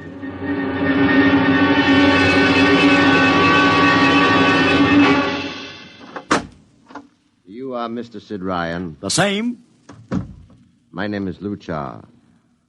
I am a Martian. Pleased to meet you, Mr. What was that again? A Martian. As in Orson Welles? Precisely. I'm a Rotarian myself. Sit down. Thank you. Now that we've had our little joke, Mr. Luchar, what can Publicity Associates do for you? I am interested in obtaining publicity. It has been my observation that advertising and publicity are the very backbone of earthly civilization. Spoken like a true Martian, Mr. Luchar. Now, if you'll tell me the name of the client. The client, of course, will be the Martians. You don't give up, do you? Give up? The gag, I mean. Oliver. Yes, Mr. Ryan? This is Mr. Luchar. How do you Mr. Luchar claims to be a Martian. Take him outside, will you, Oliver? I am happy to see, Mr. Ryan, that my telling you I am a Martian has approximately the effect I guessed it would. I believe we can do business. I have here cash retainer of $5,000. $5,000? Oliver, take a look at that wad of lettuce. It's the real stuff, Mr. Ryan. And my client is prepared to spend many times that amount. Sit down, Mr. Luchar. Oliver, get the client a cigar, the 50-cent box. Yes, sir. Thank you. Well, now, what can I do for you, sir? I wish you to manage a publicity campaign. A very large and important campaign. Is the product established, or is it something brand new? Something quite new. Now, what would you judge the most effective type of campaign? Well, if the client has a lot of dough to throw around, a suspense campaign is best. First, you place ads in the paper saying, "Watch this space." Then about a week later, you run an ad saying XYZ or PDQ, and you get people guessing what it means. Then finally, when you've teased them enough, you bust loose and unveil the product. Excellent. We will conduct a suspense campaign. Of course, in this kind of campaign, secrecy is very important. Once the name of the product leaks out, it spreads like wildfire, and the whole campaign is kerfloppo. Quite so, quite so. The utmost secrecy. You realize, of course, these things cost like crazy. Would, say, $1 million cover expense? Come again? I said, would $1 million cover it? Why, yes, I am. You did say $1 million. I understood that you have handled some very large accounts. Of course, if this is too big... No, not at all, not at all. As a matter of fact, I seldom touch anything less. Right, Oliver? Huh? Oh, of course. That's right, Mr. Ryan. Absolutely right. Yes, sir. You will begin, then, by saturating the newspapers, the radio, the streetcars with a very simple statement. What's that? I will write it on a card.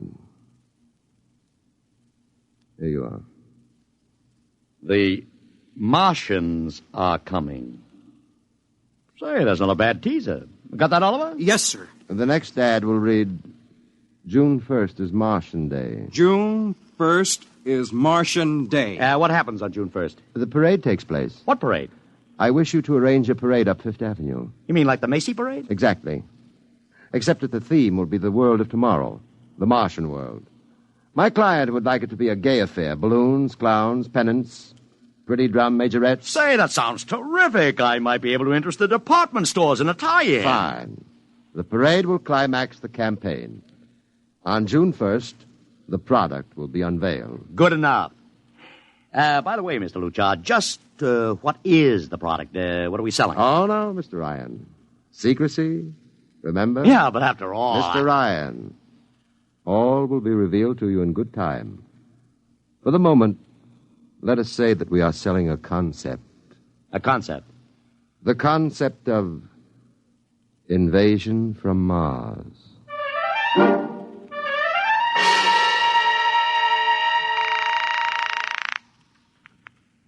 Sorrel Talent Agency. Sammy Sorrell, please. This is Sammy. This is Sid Ryan over at Publicity Associates. Listen, Sammy, how are you fixed for midgets? I got midgets. Fine. I need 40 midgets for a parade. 40. June 1st. And listen, Sammy, I want them dressed in little spacesuits. In little... You know, like men from Mars. Mars. Okay? And I want some movie extras, maybe 50 of them. 50. Also rigged up like men from Mars. Make them look gruesome. Got that? Gruesome. Also, I need some horses with pretty girls on top of them. Maybe you can get that bunch from Maroney's Traveling Circus, the one we booked for the Fireman's Parade in Albany last year. Yeah, I'll try, Sid. Never mind the expense. Just get me the talent. It sounds like you landed a big client there. Who is it? It's a secret. I gotta hang now. Call me back, Sammy. Right. How you doing, Oliver? Oh, fine, Mr. Ryan, just fine. I got 100 small boys pasting little stickers. The Martians are coming on the subway platforms. Good. We got full-page ads in all the dailies. Good. And 10-second spot announcements on every local station. Good. It's costing a fortune. Good. The more it costs, the bigger our percentage. Spend like you were going to the electric chair, Oliver. Yes, sir. How are you making out in the parade? If it comes off, it'll be the biggest thing since Barnum invented the midget. I've got Macy's, Gimbals, and Saks to contribute floats. Everything is built around the Martian theme, see? Even the horses will have long feelers attached to them and funny-looking extra legs. It'll be sensational. That sounds fine, only... Only what? Mr. Ryan, we don't even know what we're selling. Oliver, my boy, do you think old Sid Ryan has been sitting here spending all this moolah and not putting two and two together? You mean you know who Luchar represents? Just by accident, understand. I have learned that Century Pictures is making a big new epic.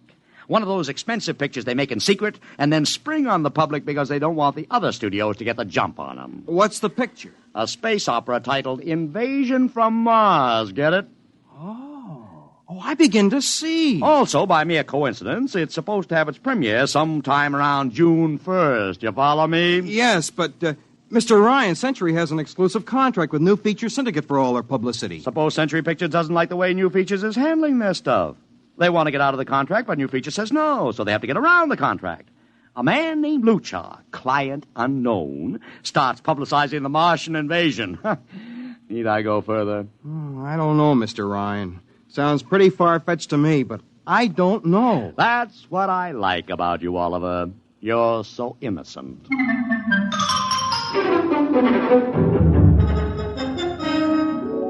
Now, let me talk to Commissioner Patrick, please. Sid Ryan. Hello. Commish, Sid Ryan. Oh. How are you, Ryan? Fine. What is it this time?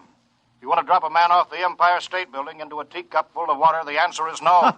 Also, we're not arresting any fan dancers. You know I don't handle fan dances. I want a permit for a parade. June 1st, 5th Avenue. It's a Sunday. There's no traffic. Now, look, Ryan, Macy's gets a permit. Gimbel's gets a permit. The American Legion gets a permit. The Sons of Erin march every time Morton Downey sings The Wearing of the Green. Oh, don't give me a hard time, Patrick. This is too big. I have the 5th Avenue Merchants Association behind me.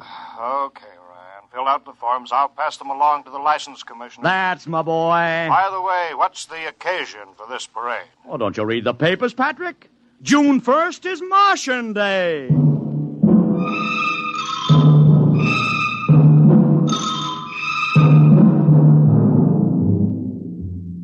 How is the campaign going, Mr. Ryan? Like wildfire, Mr. Luchar, like wildfire. Everybody and his brother is going along with the gag. Yesterday, we distributed 50,000 Martian hats to school kids. I got some of the merchants doing World of Tomorrow displays in their windows. Every big novelty manufacturer in town is climbing on the bandwagon. They want to get into the parade with floats, giveaways, anything. Everybody smells a buck to be made. I wouldn't be surprised if the mayor himself declared Martian Day. I've even arranged for Commissioner Patrick to accept a $50,000 check for the Policeman's Benevolent Fund from the man from Mars. Oh, it's terrific, terrific. My blood pressure's up to 200. Excellent. I understand Century Pictures spent over $1 million making that space opera. I beg pardon? Oh, come, Mr. Luchar. Sid Ryan wasn't born yesterday, you know. I know who our client is, even if you don't admit it. You do? Always thinking that's me. Well, as long as you know, let's keep it to ourselves, shall we, Mr. Ryan? As you once remarked, when these things leak out, it destroys the surprise and ruins the effectiveness of the campaign.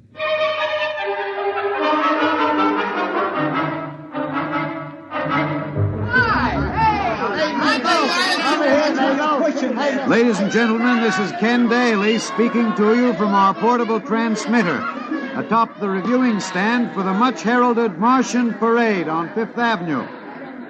It's a beautiful sunlit day here in New York, a perfect day for a parade, and the streets are packed with thousands of spectators all eager to find out what this is all about. There's an air of shrill expectancy. Some of the kids and their parents have been camped on the curbstone since early this morning to be sure of ringside seats when the so-called Martians pass by. I've just had word from Saul Brown up at Central Park Mall that the Martians have landed from big pink balloons. And now, while we're waiting for the arrival of the parade, we brought some people up to our microphone to tell you their reactions to this most spectacular of all publicity stunts. That's right, come on. What's your name, madam? Miss Ada Shackley. A little louder, please. Miss Ada Shackley. Uh-huh. And where are you from, Mrs. Shackley? Columbus, Ohio. I see.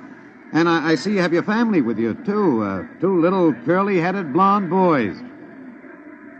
Are you in New York on vacation? We came for the Shriners Convention with their daddy. What do you think of Martian Day, Mrs. Shackley? Well, it all seems very strange to me, but the boys have been pestering me to watch it, so we've been standing here 2 hours. I can't make head or tail of it. Well, neither can a lot of other people, Mrs. Shackley.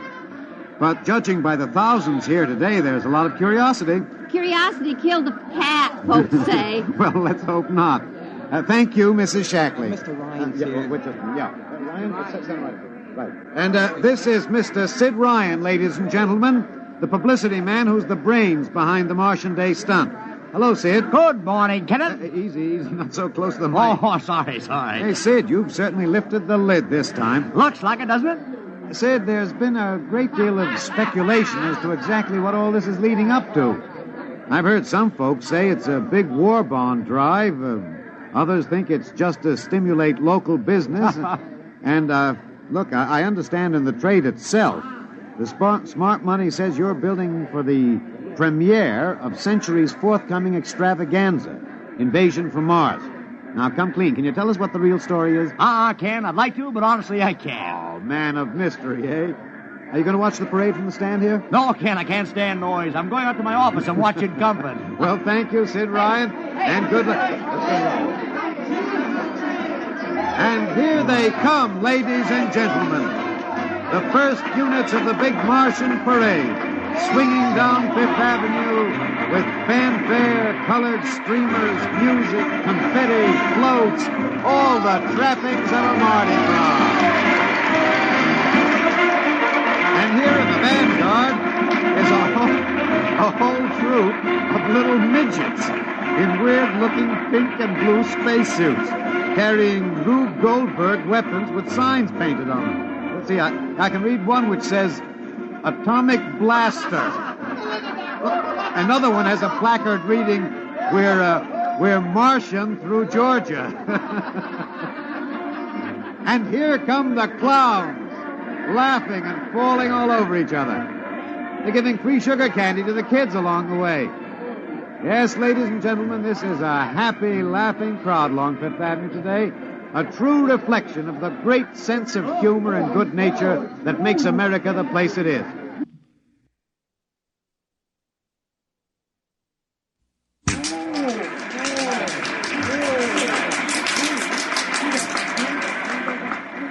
This is promised as the climax of the show. And now a great hush has fallen over the crowd. It's quite a sight to see these thousands of people standing here expectantly, hearing only the great regular sigh of their mass breathing. And now here they come, ladies and gentlemen, the Martians, marching in booted, helmeted ranks, row after row of them. My, this is an impressive sight, ladies and gentlemen, and a rather serious contrast to the rest of the joyous slapstick parade we've witnessed. There are perhaps, 200 tall, broad-chested men dressed in metallic gray spacesuits with thick glass visors drawn across their faces. Each is holding an ominous-looking ray gun at the ready position. They're marching in absolute silence, keeping step perfectly, as though some mute, unspoken command were marking time for them. The crowd seems rather grim and serious now. Perhaps they're reminded of the actuality of war and possible invasion. They stand solemnly, silently, watching. Even the children are awed. And now the first ranks of the Martians are moving past us down Fifth Avenue toward the reviewing stands at the square. No one moves. What's that? What's happening? A woman, ladies and gentlemen. She dashed out into the street. For what reason, I don't know. She attempted to lift the visor of one of the Martian spacesuits, but just as she reached the Martian, she fell forward in a dead faint. I tell you, I've never felt such mass tension in a crowd as we're experiencing here right now, today. All sorts of rumors have begun filtering back through the audience. There are excited whispers of, she's dead, she fainted, and now an undercurrent of, what? They're really Martians. This is an example of how a single incident can precipitate mass hysteria, ladies and gentlemen. I tell you, it's a mighty reassuring sight to see the blue uniforms of New York's finest spaced every 10 feet or so along the avenue. Somehow, I can't explain it. This incident has begun to work on what was a moment ago a happy, carefree crowd, and the complexion is changing.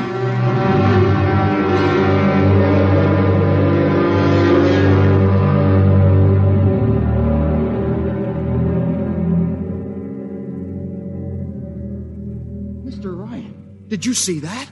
A woman fainted. Of course I saw it. What do you suppose she saw? Oliver, old man, did I ever tell you you were too naive for this business? But that young woman ran out into the streets to get a close look at the Martians, and then she screamed and fainted dead away. I'm well aware of that, Oliver, since I paid her $50 to do it. What? The dramatic moment, Oliver, the stock and trade of the good publicity, man. Relax. Holy smokes, you sure think of everything. Yeah, for my share of this deal, roughly $100,000, I can afford to think of everything.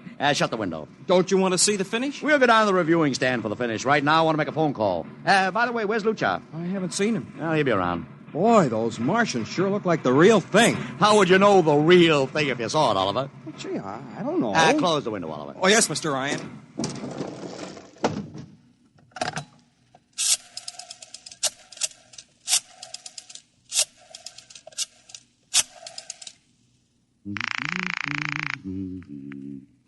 Charles Talon Agency. Sammy, this is Sid Ryan. Say, listen, Sid, I was going to call you. I'm awful sorry about those Martians. What do you mean, sorry? They're terrific. No, don't joke, Sid. I mean it. Well, I mean it, too. They're great, great. Are you in the bag? Never felt better?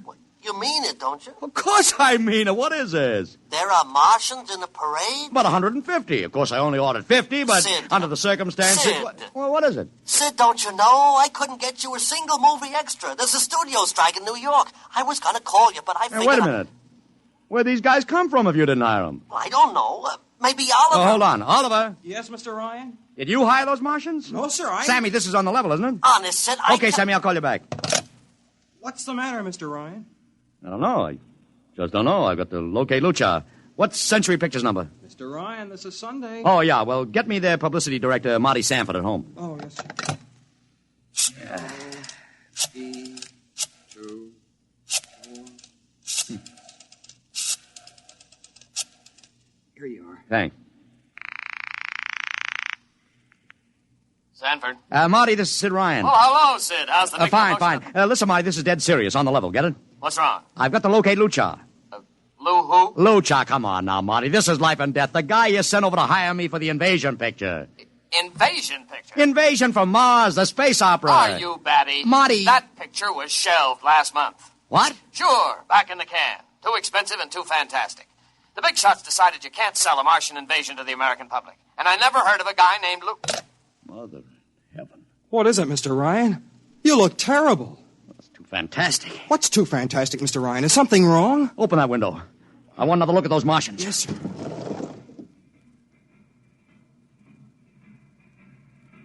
Look at them. Oliver, you were in the Army. Could 150 movie extras learn to march like that in, say, 24 hours? Not in 24 days, Mr. Ryan. Not a second's hesitation. Not one other step. Look at the way they carry those ray guns at the ready. The only other time I've seen troops march like that was in the film of the Nazi stormtroops marching through the streets of Paris. See those chests on them? That's pride. Sheer, arrogant pride. Look at those chins. That's contempt. Nobody could act like that. Mr. Ryan! Oliver, get down there. Find that woman who fainted. Her name's Gloria Montex. Get her up here. Make it fast.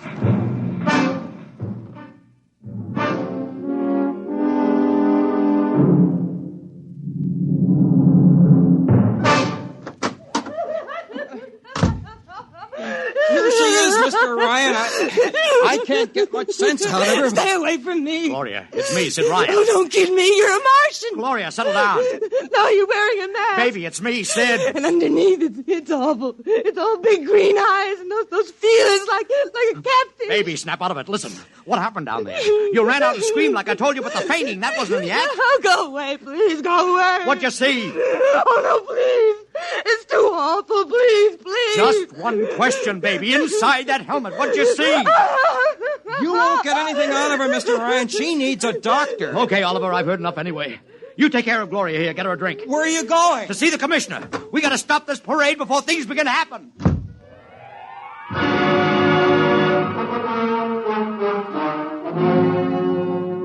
Okay, Ryan, what's the beef? Listen, Patrick, I don't know what it is, see, but something's wrong. You gotta stop that parade. I suppose you'd like the riot squad. That would get you a front-page spread on every paper in town.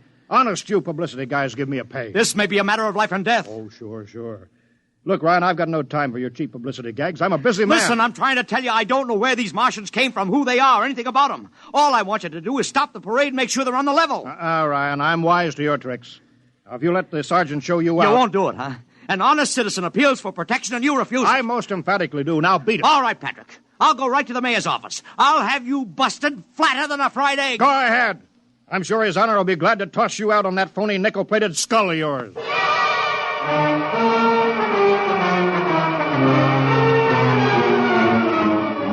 You heard me, Ryan. You cannot see the mayor. Adolf, please. This isn't a gag. I don't want publicity. All I want to do is maybe prevent something horrible from happening. In case you don't know it, wise guy, something horrible is already happening. A couple hundred little kids are in the hospital with ptomaine poisoning from that phony Martian candy you passed out.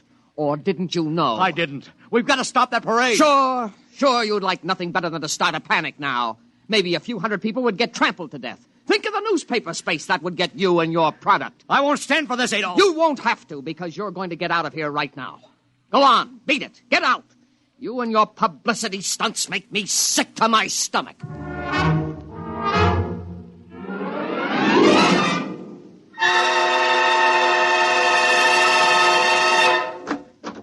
Oliver! Oliver, where are you? Oliver! Oliver! It is useless to scream at him, Mr. Ryan. Your friend is quite dead. Lucha. He wanted to run to the police with some story about a Martian invasion. I found it necessary to restrain him. Restrain him, you stinking murderer. Now, Mr. Ryan, collect yourself. After all our planning, it wouldn't do to have everything spoiled, now would it? Lucha, start talking and talk fast, because when you get through, I'm going to take you apart piece by piece. What's this all about? But surely you know, Mr. Ryan. After all, you've been publicizing it for months. Listen, you... Please, do not interrupt.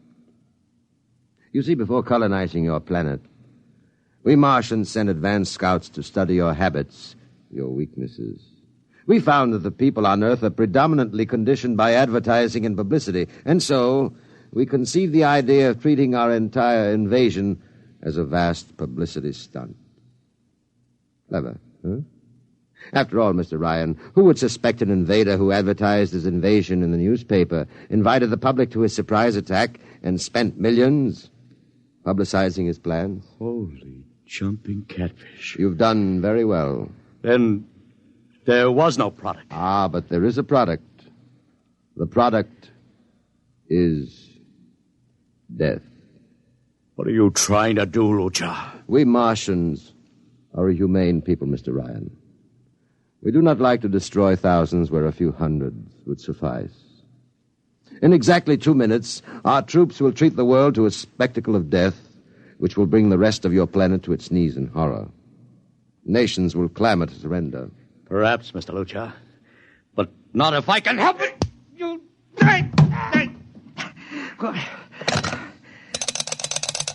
Yes, please. Operator, this is Mr. Ryan. Get me the field telephone on the reviewing stand of the Martian Day Parade. Hurry. Anyone in particular? Just hurry. Reviewing stand, Sergeant Cassidy. Get me Commissioner Patrick. Hello. Hello. You'll have to talk louder. I want Commissioner Patrick. Oh. Patrick! Wait a minute. Things are quieting down. Now, what was it you wanted? This is Ryan. I have to talk to the commissioner. It's a matter of life and death. I'm sorry, you can't talk to him now. The chief Martian is presenting the PBA check to him. The Martians are going to fire a salute. Listen, you got to stop him. What? Stop him! I'm sorry, Mr. Ryan. You idiot! The works is going...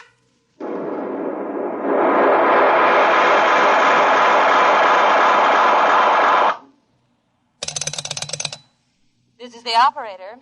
I'm sorry, Mr. Ryan, you've been cut off. I can't seem to get them back. Doesn't matter, operator. Nothing matters now.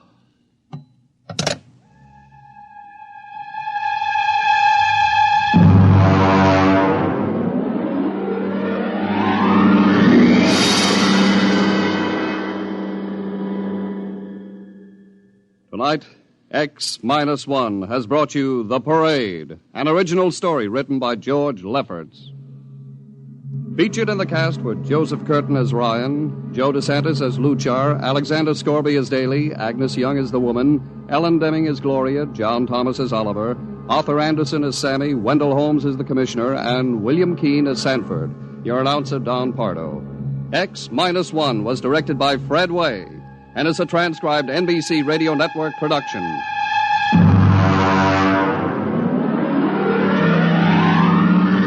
Next week, the tables turn. Instead of Martians invading Earth, we bring you a tale of men invading Mars. Ray Bradbury's brilliant short story entitled Mars is Heaven.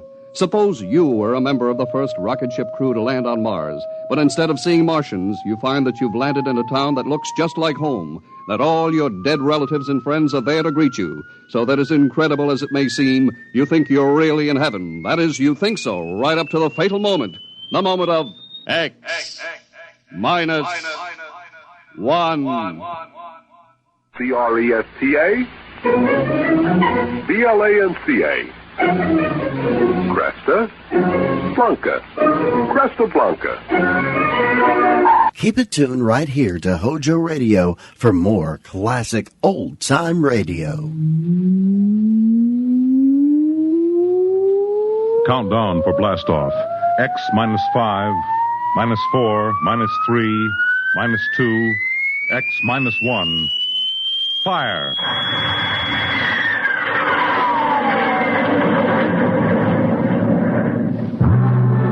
From the far horizons of the unknown come transcribed tales of new dimensions in time and space. These are stories of the future. Adventures in which you'll live in 1,000,000 could-be years, on 1,000 maybe worlds. The National Broadcasting Company presents X minus 1.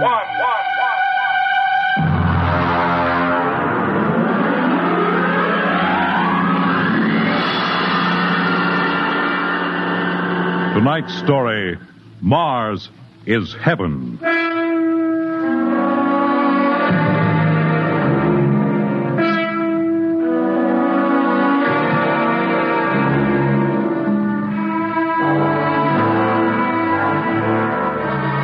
When the first space rocket lands on Mars, what will we find? Only the ruins of a dead and deserted planet? Or will there be life?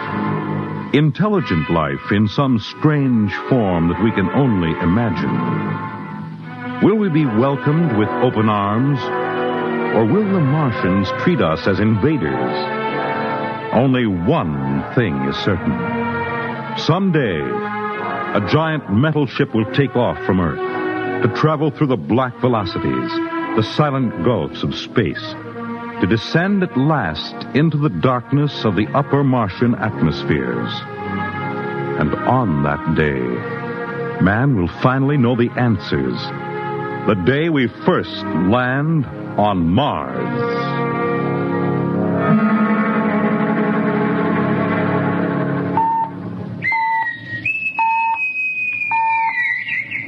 Now hear this. Approaching critical deceleration. Fasten gravity suits. Stand by to land. There it is. We've intersected the course vector, sir. All right, Mr. Lustig. Over to manual control. Aye, sir. Masters, sound general quarters. Aye, sir. Mr. Lustig, what do you make of the terrain? There seems to be a heavy ground, Mr. Captain. We won't be able to use the infrared lights. And we'll have to come in on radar. Isn't that a little risky, sir? Landing in the dark? I'd rather run the danger of a blind landing, Lieutenant, than come in without the cover of darkness. Remember, we don't know what kind of reception is waiting for us down there. Airspeed 500. Altitude now 4,000. Bridge to engine room. Stand by for deceleration. Fire forward tubes 1 and 3.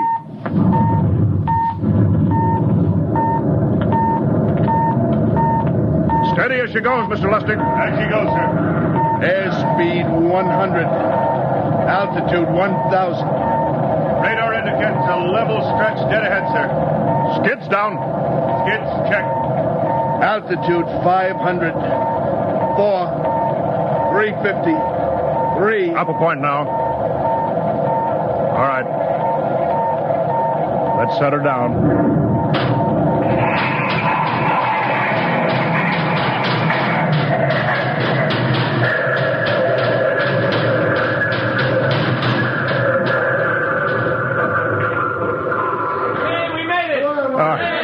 Cut the power.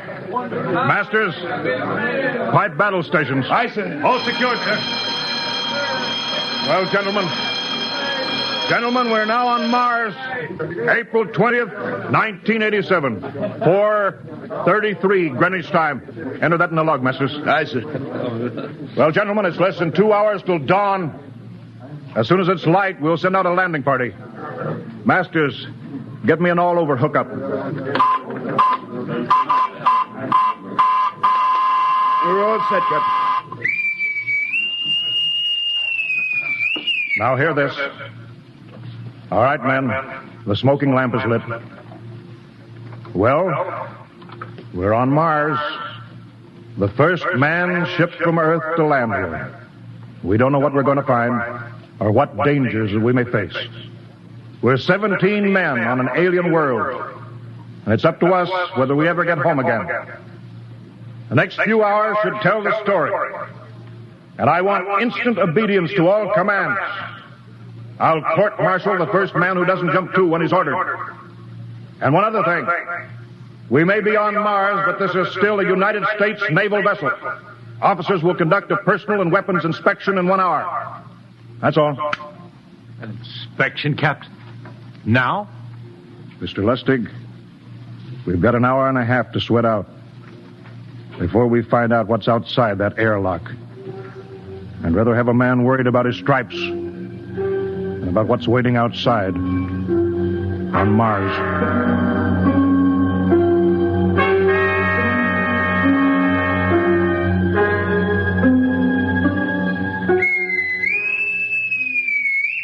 Now hear this. Landing party report to forward airlock. Captain Black, Lieutenant Hingston, Lieutenant Lustig, and Dr. Horst report immediately to forward airlock. It's now landing time -5. Well, they're paging us. You ready, Dr. Horst? Yes, Mr. Lustig. As ready as I will ever be. Come on, let's get in the lock.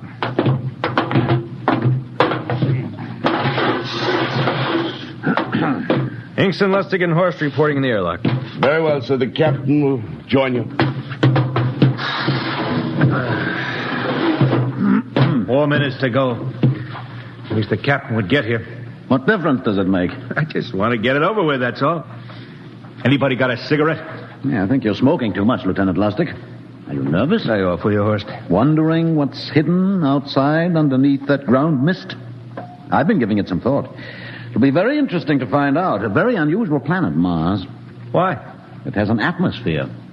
A wonderful thing, an atmosphere. Where you find one, you find life. You mean Martians? What do you think they'll look like? Who knows? Intelligent life can take many forms. You mean they may have green skins and eyes on stalks or something? The comic book conception is possible, of course. Or they may have developed far beyond us. Perhaps they have a science that can produce weapons far more dangerous than our atomic missiles. You think we may have to fight our way out?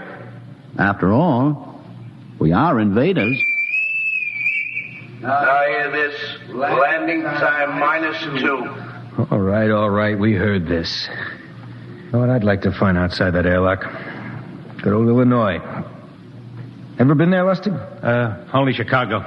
Well, you ought to see my hometown. Green lawns, big white houses. Sounds like my hometown. My grandmother used to have one of those iron deer on the lawn. Every Halloween, we'd paint it another color. One time, we painted it black and white like a Holstein cow. Where does your family live, Dr. Horst? I have no family. When I was a child, they were gassed to death in the Dachau concentration camp. Tough. No, it has its advantages. I have no ties on Earth. Nothing to lose now. I imagine I'm the only one on board who is free to enjoy our present peculiar position. All right, Masters, you can button it up now. Aye, sir. Well, gentlemen, check your sidearms. In 1 minute, we'll be the first men to set foot on Mars. Quite an honor, eh? As long as the medals are not rewarded posthumously. Still uneasy, Dr. Horst? Captain Black, I've been uneasy ever since I can remember. On Earth and on Mars. Well, 30 seconds. Give me the intercom phone, Lustig. Yes, sir. Masters? Aye, sir. Battle stations are to be manned until we return. If we're not back in 2 hours, I want no rescue party sent out. Blast off and save the ship, you understand? Aye, sir. All right. 5 seconds. 4, 3, 2, 1. Lustig, open the outer airlock. Aye, sir.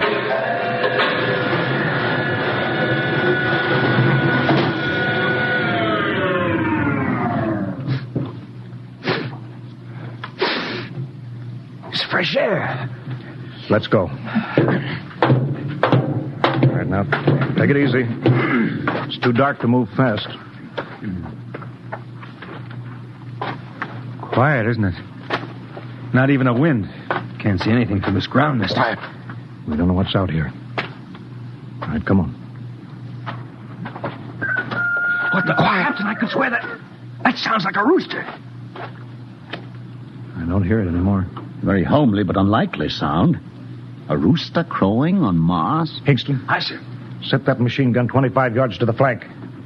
We'll stay here till the ground mist lifts. Aye, sir. What do you make of the ground, Horst? Grass. Plain grass. You can see some large foliage there where the mist's thinned out. What the? Hingston, hold your fire, you fool! I hit it, Captain. What? Some kind of wild animal. I hit it. I could see the tracers, but it's still standing. Come on, Horst. Doctor, where are you? Up ahead, admiring the wild animal. Careful, Horst. Wait for us. Don't worry, Captain. It's an iron deer. A lawn ornament. Well, that's impossible. It's hollow. Interesting, isn't it? A whitewashed Victorian iron deer sitting on a lawn in the middle of Mars. I don't understand. Look around. The mist's lifting. Hey, Captain, look there. It's a house, a regular old-fashioned house. But, sir, on Mars. Good Lord. I haven't seen carved scrolls and gingerbread like that in years. Look at that porch swing. The geraniums. There. I told you it was a rooster, Captain. Give me the glasses, Lustig. I want to take a look through that front window. Well, there's an upright piano. Some sheet music on it. Lustig, it's beautiful Ohio. It can't be, sir. Horst, do you think that civilization of two planets could be identical? I don't know. That specific variety of geraniums is only 50 years old on Earth. Is it logical that they should develop in Mars? How about that porch swing and the piano and beautiful Ohio? Why, it's impossible. Captain Black, this looks like the town I was born in. Well, it looks like my hometown, too. I thought of something, sir. It's the only solution. Maybe we're not the first ship to reach Mars from Earth. Don't be ridiculous, Lustig. Oh, how else can you explain it? Suppose some scientists got together. They invented some spaceship and planted a colony here. That's the only answer. That's impossible, Lustig. Been space travel, it couldn't be secret. Do you have any idea what ships cost, what industrial power is needed? No, there's got to be some logical reason. I think perhaps we might find out, Captain. The light just went on in that house. Kingston, cover that door with the machine gun. Aye, sir. All right, come on, Horst.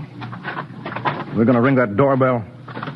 There's got to be a scientific answer to all this.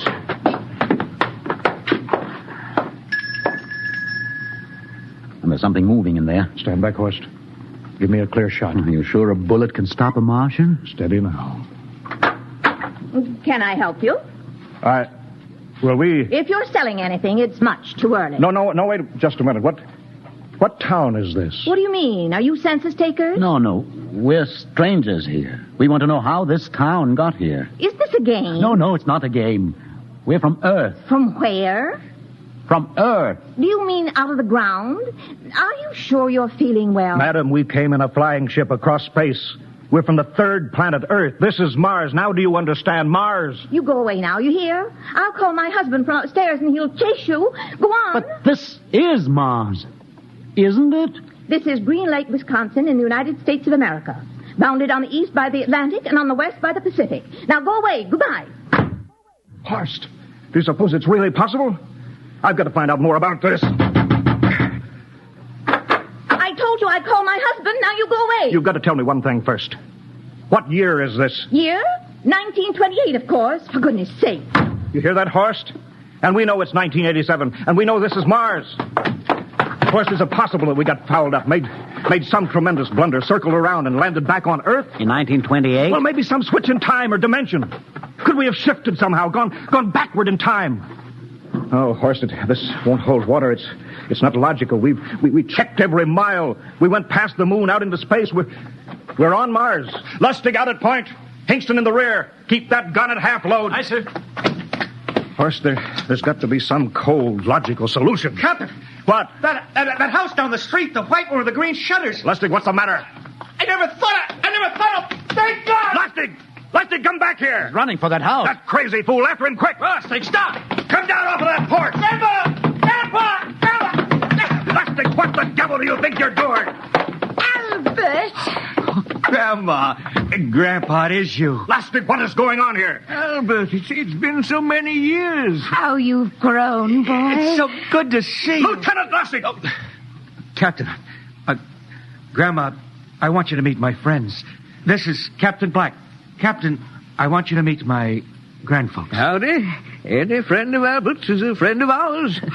How long have you been here, Grandma? Oh, a good many years, ever since we died. Ever since you what? Oh, yes, sir. They've been dead 30 years. What? Oh, now, don't you trouble yourself. It's all right. We're alive again, that's all. Do you mean to tell me that Mars is heaven? Oh, nonsense, no. All we know is here we're alive again. And who are we to question God's infinite ways? Well, Lustig, we're going back to the ship. But, Captain, I want to talk to my grandpa. Lieutenant Lustig, I don't like any part of this. You'll come back with us if I have to club you and carry you. I see. Now, let's go. Heaven only knows what they've run up against back at the ship.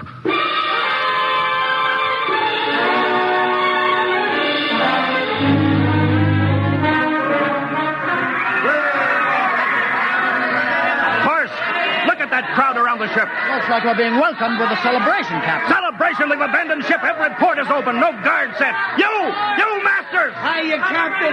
Meet my old dad. Dad, that's Captain Black. He's not a bad guy for an officer. Higston! What's it? Bring that band back. Use force if you have to. Excuse me, sir. There's my Uncle George. Higston! I'll be right back, Captain. Uncle George. What the devil is going on here? Don't you understand, sir? They've all found friends and relatives. They're all here. Right, Captain. I found it. The whole crew's out in the crowd. But I gave orders. Definite orders. You don't understand, Captain. I understand mutiny. I don't care how many relatives show up. I'll have discipline.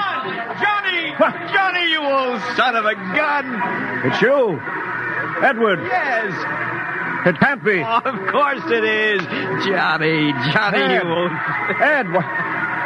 Dr. Horst. This is my brother, Edward. How do you do? Hello, sir. It's wonderful to see you, Edward. Look, I've got to get back to my ship. Oh, Johnny, wait. I almost forgot. Mom's waiting at home. Mom? Yeah, and Dad, too. Mom and Dad are alive?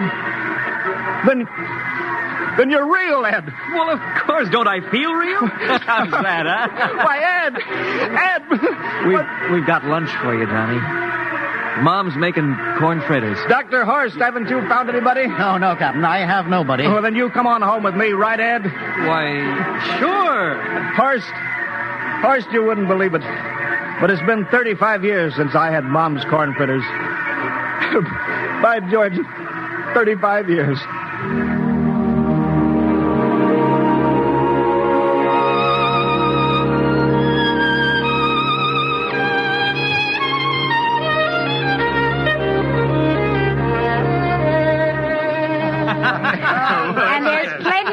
Kitchen, so don't hold back, Johnny. You too, Dr. Horst. Well, Johnny, you're still in the Navy, huh? That's right, Dad. I'm in command of the ship. We're an old Navy family, Dr. Horst. All three of our boys in the service. Yeah, Ed was the best pilot in the Pacific, too. What did happen, Ed? What's the difference? I'm here now. Yeah, but... You know, it's almost perfect. All we're missing is your brother Will. Then the whole family could be together. Well, it won't be long, Mom. Will's in charge of the XR-54. Next rocket coming out to Mars. Oh. Well, little Will. When does he leave, Johnny? Well, the takeoff's scheduled for September, but it depends on what we report. Oh, yeah. There's no question about that now, huh? No. Christmas together again. That'll be something. Sure will, yes, sirree. Well, this calls for a celebration. How about a little of the old dandelion wine, eh, Johnny? Now, Father, don't you go giving Johnny too much wine. He's a big boy now, Mother. Well, sir, isn't everything just fine? Just fine.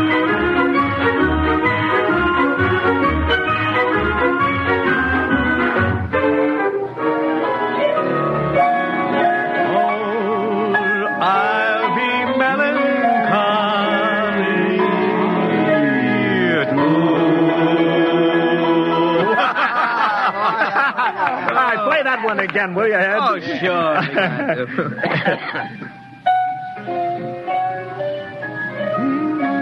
Well, Dr. Horst, what are you doing sitting over here alone? What do you think of my little family? Very nice.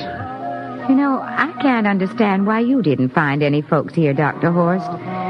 It's just a shame everybody else is so happy. Well, I never remembered my family, Mrs. Black. All I know is they were gassed at Dachau during the Second World War. When I was liberated, I was in delirium 3 months. I cannot remember anything before then. A psychiatric phenomena. Well, that's terrible. Isn't there anything anybody can do? I don't want to remember. I have not had a pleasant life. I prefer to be free of emotional entanglements. They interfere with a scientific approach. Oh, I'm sorry, Dr. Horst.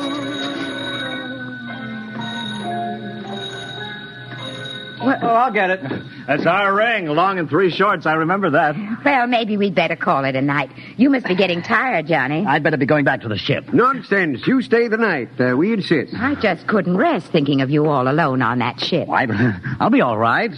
Well, good night. Oh, wait a minute, Dr. Horst. That phone message was for you. Me? Yes, that's right. A message from Anna. Anna? I don't... Well, there, she must be an old friend. Isn't that nice? I don't... You sure it was for me? I don't remember any Anna. Well, she asked if you were better. Perhaps she's someone who knew you at Dachau. Anna? She said she's coming over here first thing in the morning. So you'll have to stay over. Yes, well, that settles it then. You stay here, Horst. You can bunk with me in my old room. Yeah, but Johnny, we thought you'd like to be with Edward. So you could talk the way you used to. Well, we can't put Dr. Horst on the daybed. I think we better share the room tonight. Be plenty of time for talking, Ed. Yes, I guess so. I suppose I better drop back to the ship. You know, Ed, security check. What? Why do you have to do that here? I don't know, Mom. There's no good reason, I guess. Suppose we skip it tonight, eh? Well, good night, everybody. Oh, it's good to have you home, Johnny. It's good to be home, Mom.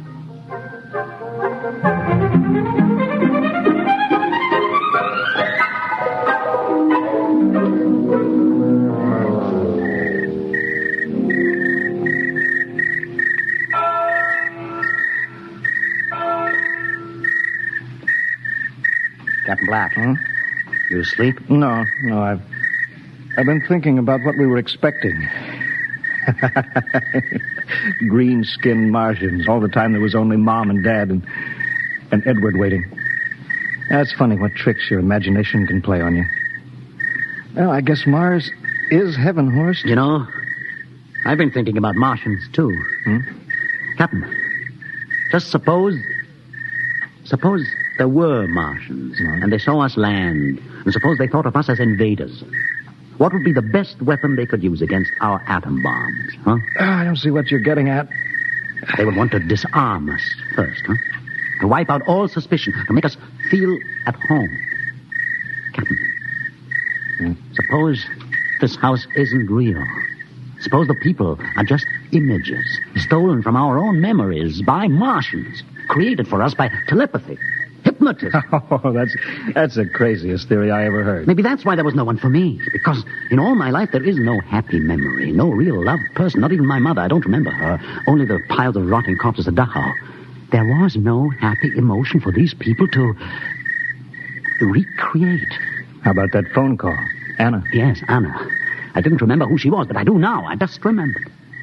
When I was freed from Dachau, sick, delirious, I raved about a wonderful, kind nurse named Anna that took care of me. Well, there you are. It's logical. She's coming to see you tomorrow. But there was no Anna. I'd been nursed by a man. What? Anna was only a dream. And there's only one way they could have learned about her, by reading my subconscious mind. That's impossible, Horst. Why? The whole crew was thinking of home. Suppose the Martians read our minds. Yes, but if there are Martians... If there are, they have us separated. Each man in a different house, sleeping. Trusting. No one at the guns. I left my pistol downstairs. Do you think there's something to this, Horst? It's a perfect trap, Captain. Who would suspect his own mother? His grandparents? How easy. Just a knife in the heart of each sleeping man.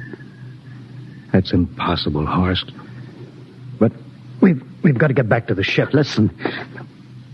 The crickets have stopped. Come on.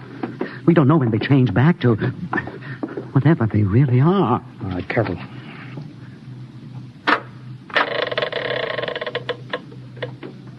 Where are you going, John? Ed, we wanted a drink of water. That's all, Ed. You're not thirsty, John. You don't want a drink. Look out! You don't want a His drink. face! It's changing! He's a Martian! Run, horse! Run! You can't get away, John. This way, horse! Horse, where are you?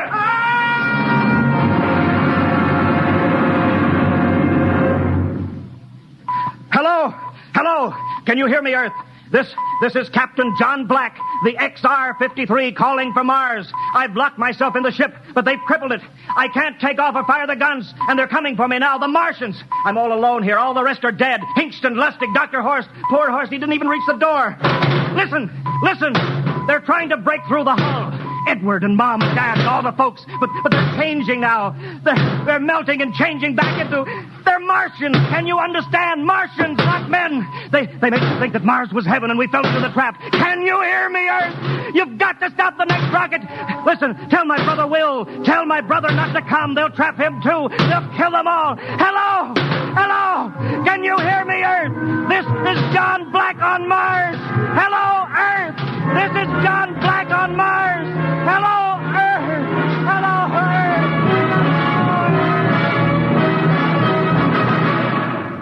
Earth. Tonight, X-1 has brought you the science fiction classic, Mars is Heaven, written by Ray Bradbury and adapted for radio by Ernest Kenoy. Featured in the cast were Wendell Holmes as Captain Black and Peter Capell as Dr. Horst, with Bill Zuckert as Masters, Bill Lipton as Hinkston, Margaret Berlin as the old lady, Bill Griffiths as Edward, Ken Williams as Lustig, Ethel Everett as Mom, and Edwin Jerome as Dad. Your announcer, Fred Collins. X-1 was directed by Fred Wayne and is a transcribed NBC Radio Network production.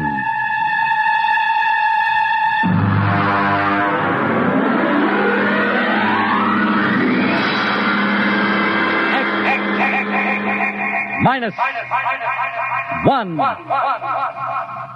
Get a can of Dr. Lyon's tooth powder today for a few cents at any drugstore. See what a surprise you get the first time you use it.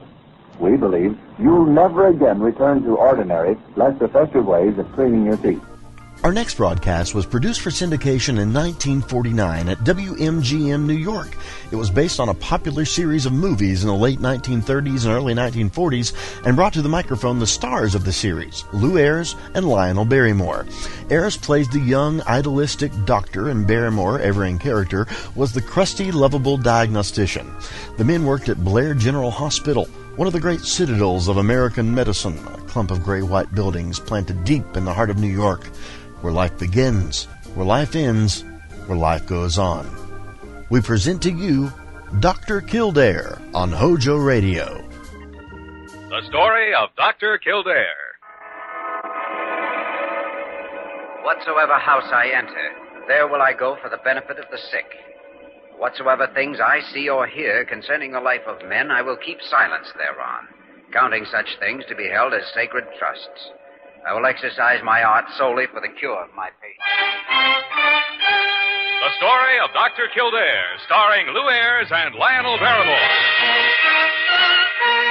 Metro-Goldwyn-Mayer brought you those famous motion pictures. Now this exciting, heartwarming series is heard on radio. In just a moment, the story of Dr. Kildare. But first, your announcer.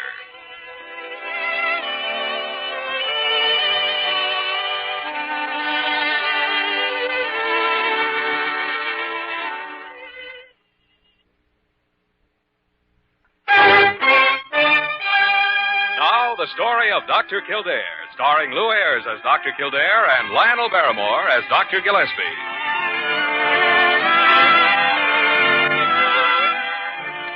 Blair General Hospital, one of the great citadels of American medicine. A clump of gray-white buildings planted deep in the heart of New York. The nerve center of medical progress, where great minds and skilled hands wage man's everlasting battle against death and disease. Blair General Hospital, where life begins, where life ends, where life goes on. Well, for heaven's sake, Dr. Gillespie, you do have a slight temperature. Here, let me see it. 99 and 7/10. Parker, give me that thermometer. All right. Read it yourself, then. 99. Why, you're as blind as a bat. It says 100. Well, I guess I know how to read 100, and it may even go higher. Good. Dr. Gillespie, I wish I knew what you had up your sleeve. Parker, you keep your big nose out of my business. Well. Or I may decide to amputate it. Oh, you. Kildare, come on, come in. You don't look so bad off, Dr. Gillespie. And the way you sounded on the phone, I expected to find you flat on your back. Oh, I'm being kept up by sheer willpower, Jimmy. My back aches, and joints ache, and my head aches. Oh, I got a temperature of over 100. Why, Dr. Gillespie? Parker, you know get out of here. Well, all right, but you certainly don't have to yell at me. Yeah. What do you think, Jimmy? Well, it sounds like you've picked up a flu bug or something. There's a lot of it around. My idea, exactly. I ought to go to bed for a couple of days, I imagine. Yes, you should. No use taking any chances with it. Of course, I don't know what I'll do about my patients. Well, I'll take them over for a few days. Oh, fine, Jimmy. There's nobody else on the staff I'd sooner trust them with. Then I'll have Parker make all the arrangements for you. You get yourself to bed, and I'll look in on you later.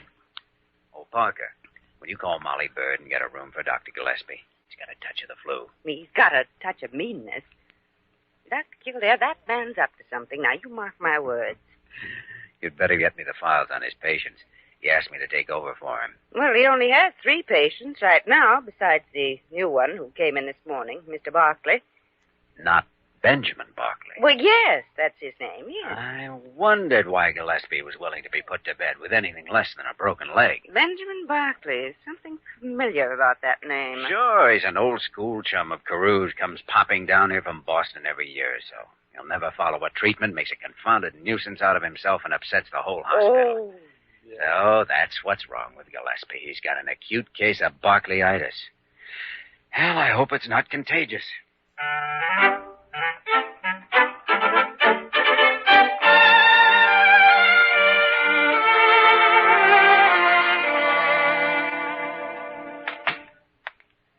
Good morning, Mr. Barkley. Yeah? Who are you? I'm Dr. Kildare. I'm handling your case. No, you're not. No, you're not. I want Gillespie. Oh, I'm sorry. Dr. Gillespie's sick in bed. Now, let's have a look at you. Now, look, I won't be ordered around by a young whippersnapper. Relax, Mr. Barkley. The nurse tells me you complained of abdominal pains. Yes, stomach ache. Simply a plain old-fashioned Boston stomach ache. I want Gillespie. Does this hurt? No! Of course it hurts. Now stop it. And I want Dr. Carew down here at once. Maybe you'd like to have Carew take charge of your case personally. Nonsense. He's merely an old friend. He's also a fool. Wouldn't let him treat a sick dog of mine. I only went... Oh! Stop poking me. How long have you had this pain? Off and on for 20 years. Gillespie knows all about it. Is it worse when I press along here? Oh! Stop it, I say. What are you trying to do? Kill me right here in my bed? Mr. Barkley, I'm going to send in a nurse to take a sample for a blood count. As soon as I A have... blood count? I don't want a blood count. I want something to eat. Sorry. I can't permit any food for a while yet. What?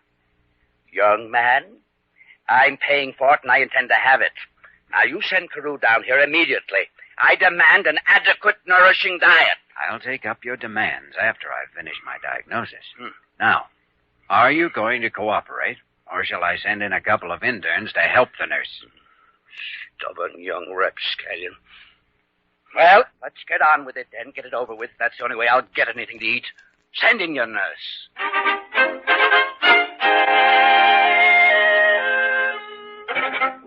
Jimmy, you're wrong. I've treated that cantankerous old buzzard for the last 15 years. He's got a chronic enteritis, brought on by his own bad temper. Bad temper doesn't cause leukocytosis. His blood count's way up. Well, that can happen with cholecystitis. Not very often, though. And not with severe pain localized in the McBurney area. No, I disagree with you, Dr. Gillespie. I'm convinced that Barkley has a subacute appendicitis and definitely needs surgery. Appendicitis. I know that man's insides like an open book. All he needs is a light diet and a couple of weeks in bed. And a good-looking nurse on the case. He needs an operation, and that's what he's going to have. Jimmy? Excuse me. Well, what do you want, Nosy? Nothing from you. For Dr. Kildare. What is it, Parker? Dr. Carew's outside. He'd like to see you. Oh. Well, send him in. What's he gumshoeing around here for? Thank you. Well, gentlemen, and how are you feeling, Dr. Gillespie? Terrible. Oh, dear me, what a shame. Yes, what a shame. Dr. Kildare, my dear friend Benjamin Barkley has made some complaints about you. Oh, what sort of complaints? He says that you've been most inconsiderate to him, even refused to let him have food. I've taken the liberty of sending him a tray. Then I hope you'll also take full responsibility for the consequences. Consequences? Yes. He has appendicitis. What? Oh, good heavens. He does not have appendicitis. He doesn't? No. Well, then, Dr. Gillespie, you don't think there's any harm in his having something to eat? Well, now, I am a sick man, Carew. Temperature of over 100, and I am in no condition to take any responsibility. Oh, dear me. Running this hospital would be so simple if people wouldn't get sick. Oh, dear, oh, dear, dear. Oh, that tray of food. I must try to stop that. Pipsqueak. Well, Parker seems to be taking pretty good care of you, Dr. Gillespie. Guess I'll go break the news to Barkley. Now, wait a minute, Jimmy. Wait a minute. Maybe I better take over the case myself. After all, he is my responsibility. Oh, no. Now, you're being generous, and I appreciate it. But you're a sick man. You have to stay in bed. Why, you've got a temperature of over 100, and you're in no condition to take any responsibility whatsoever. Remember?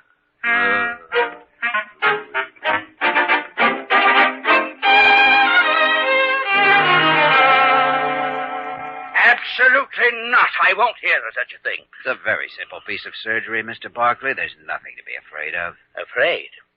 Young man, I am not afraid of anything. But I didn't come here for an operation. I don't want one, and I won't have one. And that's final. You're risking your life by putting it off. It's my life. Anyway, there's more danger of losing it by starvation. Hilaire, I want some food. I want you to settle down and relax, or you'll be in shape for surgery tomorrow. Confound it. Gillespie was always bad enough, the cantankerous old buzzard. But I'll be danged if you're not worse. Maybe so. But I happen to know how much trouble can come from a ruptured appendix. Apparently you don't. I got enteritis. I've always had enteritis, and I always will. Ask Gillespie. I did. All I need is a good rest and some good food, served by a pretty girl. Where's Carew? Mr. Barkley, you can see anybody you want to see and stall as long as you like. But you're only postponing what's inevitable. And you're only harming yourself by doing it. So, it's inevitable, is it? Now, look here, young man. You can't operate on me without my permission. And I absolutely, positively, and irrevocably refuse to give it. And that's final.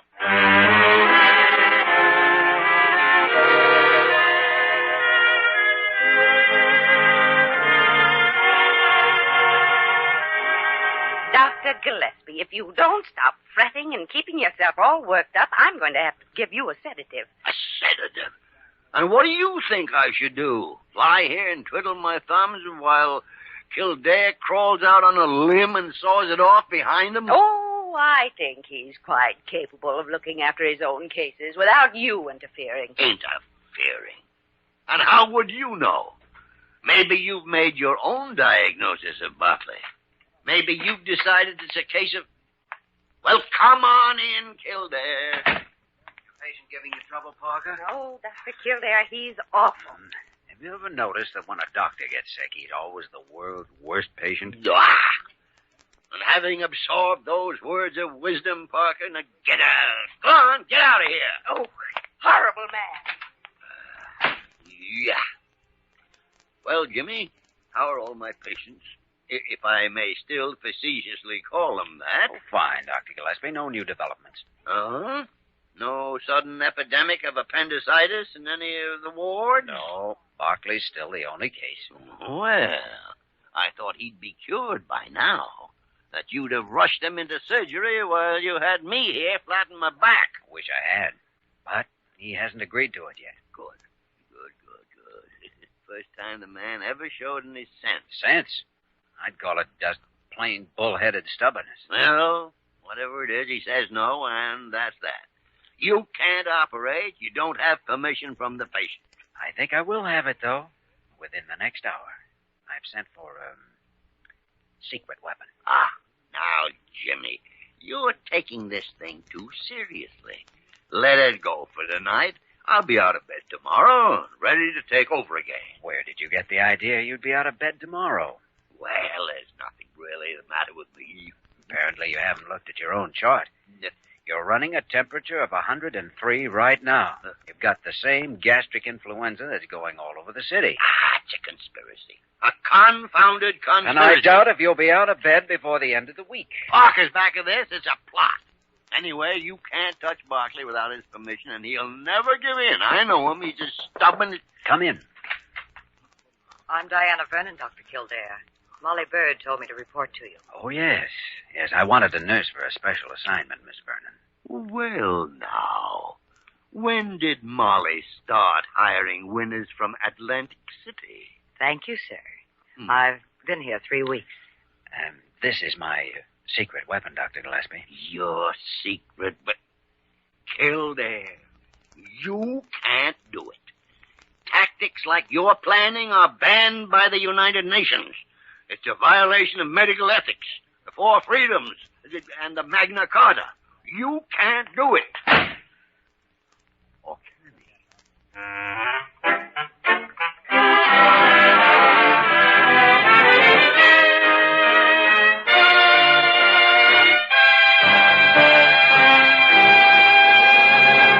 We return to the story of Dr. Kildare in just a moment.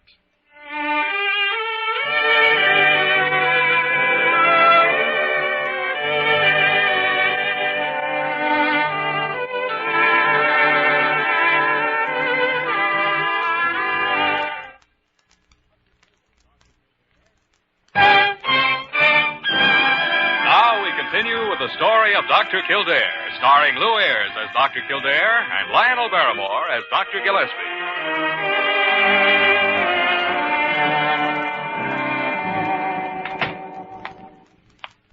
Good evening, Mr. Barclay. Huh? Oh, well, now, young lady, who are you? I'm Diana Vernon, your new nurse. Dr. Kildare assigned me. Well, now, this is more like it. Why didn't I get you in the first place? Well, of course, you came in originally for diagnosis, and I only work on surgical cases. Young lady, I am not the surgical case. Your pillow's all bunched up. Huh? Here, let me smooth it for you. Now. There, isn't that better? Oh, indeed it is. I think it's so important to keep a patient happy and comfortable after the operation. Yes, after the operation. Then you stay on afterwards? Oh, yes, until the patient's released from the hospital. It's very interesting work. Yes, I imagine. I guess it's rather serious having one's appendix taken out. Oh, there's nothing to it. I was out of bed in 4 days with mine. Of course, it isn't so good when there are complications. But that's with the emergency cases. Yes, the emergency cases. You know, when people put it off too long. I think that's so silly, don't you? Well, it's quite a decision to make, giving up one's appendix. But if it's causing trouble, what good is it? Yes. It's like a part of me. Why, I've had mine all my life. You have such a sense of humor. I just know we're going to get along fine. Aren't we, Mr. Barclay?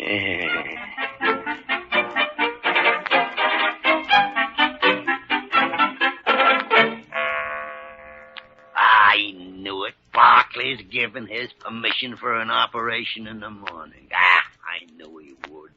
He's as susceptible to a pretty girl as a dog is to fleas. Secret weapon.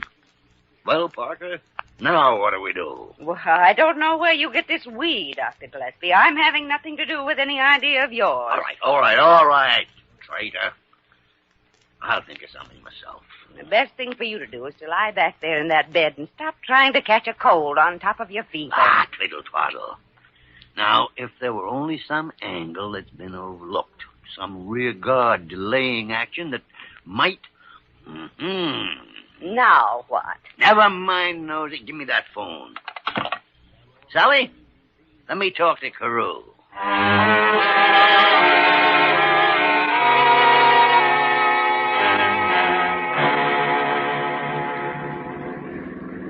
Jeepers, Doc. How come you got hooked on this emergency call anyhow? You ain't no intern no more. A special request from Carew. Yeah, I don't get it. Oh, I'll give you odds. Dr. Gillespie put him up to it. Yeah. Look, Doc, you don't think the old man's slipping, do you? Hardly. Furthermore, even if Gillespie were slipping, he'd still be the best diagnostician in the country today. He's a great guy, Joe. Well, if you feel that way, boss, then how come this big beef you and him's got on between you? It's all over the hospital about it. Oh, he gets stubborn sometimes. I guess we both do. Wait a second. Huh? If he thinks he can send me away from the hospital so he'll have a chance to get out of bed and talk to Barkley, he's crazy. Joe, pull into that gas station. I've got to call the hospital.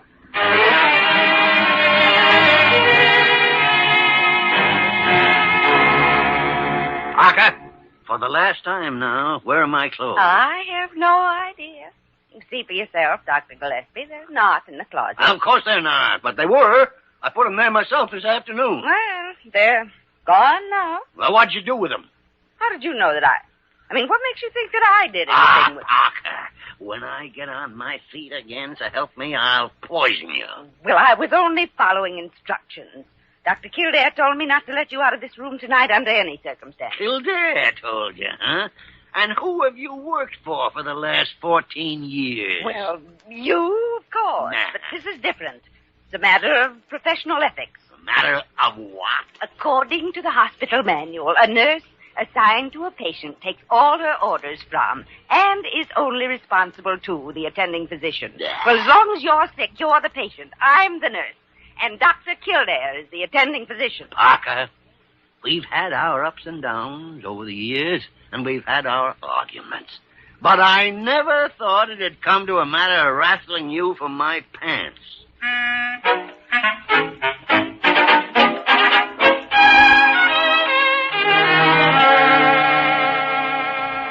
Dr. Kildare. Oh, good morning, Miss Vernon. I've finished the pre-medication. Mr. Barclay's ready for surgery whenever you want him. Good. I'm going there now. Send him down in about 10 minutes. Miss Vernon, I understand there's some talk going around the hospital about this diagnosis on Barclay. Well, I guess there has been some discussion about your disagreement with Dr. Gillespie. I hope it's clearly understood by everyone that Dr. Gillespie hasn't seen the patient, hasn't made any examination himself, and is basing his opinion entirely on Barclay's past medical history. I understand, Dr. Kildare. I'll do my best to see that everyone is clear about that. Thank you. Of course, under those circumstances, Dr. Gillespie can't be blamed if he's mistaken, but... No, I've no business saying anything. You mean, suppose he isn't mistaken? Only he is. I'm sure that I... Have Barkley sent into surgery, Miss Vernon.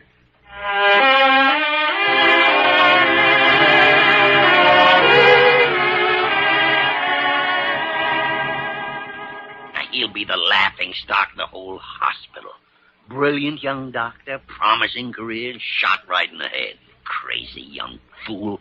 Parker, I wash my hands of him. I'm through with him. Oh, no, you aren't. Yes, I You am. think more of Dr. Kildare than if he were your own son, and you know you do. Nonsense. The boy's headstrong, stubborn, won't listen to advice. I'm through with him.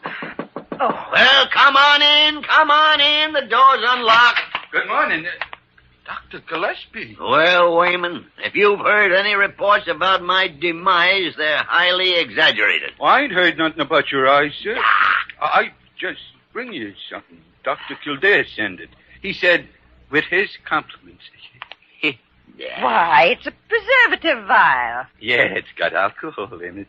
Well, I guess I better be getting out of here. Dr. Gillespie, what on earth? Well, by the great horn spool. What is it? An appendix. A beautiful, lovely, inflamed appendix. Parker, Kildare was right. Really? You mean that stubborn, headstrong young fool? I mean the best doctor in this confounded hospital. And next to me, of course. You know something? I've been the fool. I know. I've said that for years. Now, are you ready for me to bring you lunch? Ready? I'm starved. Let's see, I'll have 3 lamb chops and a baked potato. You'll have chicken broth and sliced peaches. Parker, when I get out of this bed, I'm going to have you jumping through hoops of fire and brimstone. Sounds drastic, Parker. Maybe you'd better bring him only 1 lamb chop. No, Dr. Kildare, I was just going. Well, Jimmy. Well, Dr. Gillespie? Wayman just delivered your little token. Interesting. It's a good example of my awkward sense of humor. I didn't mean to rub anything in. Well, you should have. I'm a stubborn, headstrong old fool at times. So am I, Dr. Gillespie. Maybe that's why we get along. When a man gets to the place where he'll argue over a diagnosis when he hasn't even seen the patient, then he needs to be brought down to earth. Well, I can remember sometimes when you brought me down. 3-point landings, too, instead of crack-ups. Ah, sentimental poppycock. How's your patient? Fine. No trouble at all. He'll have his normal bad humor back by tomorrow. You know something? What? I was completely sure of my diagnosis, and I knew you hadn't examined Barclay, but still, when I made that first incision, I was scared to death.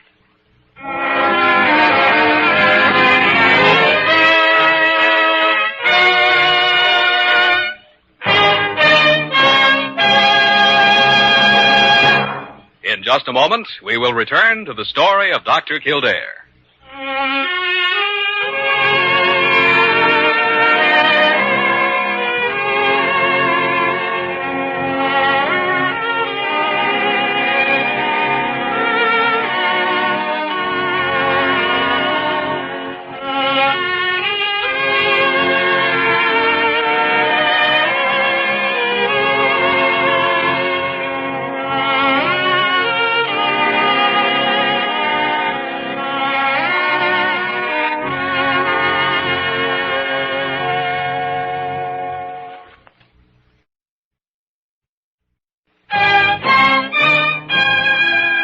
Once again, the story of Dr. Kildare, starring Lou Ayres as Dr. Kildare and Lionel Barrymore as Dr. Gillespie.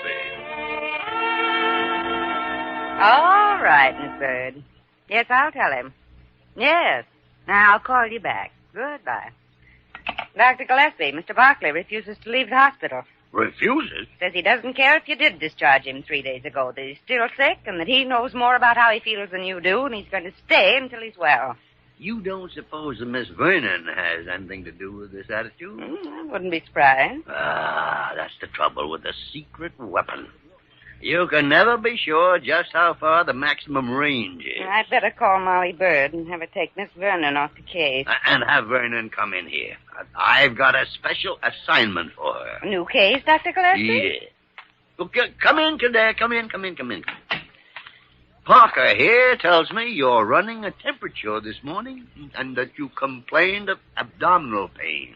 Parker, you're a traitor. Well, I didn't think you ought to take chances. So you are going to stay in bed under the care of a competent physician, namely me. Oh, now, wait a minute. I'm not that sick. Besides, I've got too much work to do. I'll take care of your patient, Jimmy. I'll take care of them. I'll re-diagnose all their cases, and I may operate on a couple of them.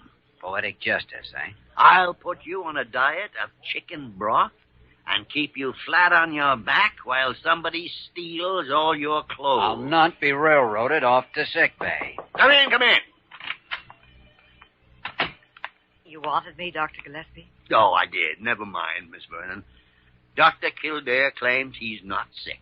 Oh, I'm so sorry. I would have loved to take care of you, Dr. Kildare. Well, Kildare? Well, Dr. Gillespie, you know something? I think I've just taken a turn for the worse.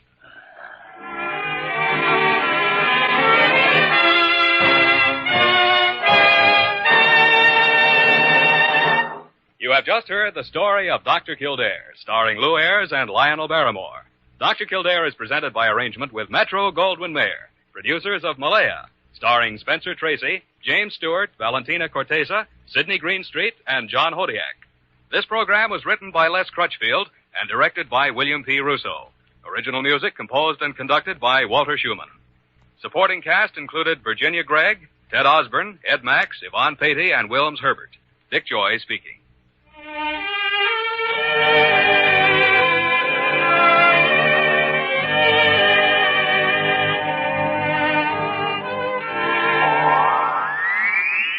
Oh, this miserable cold.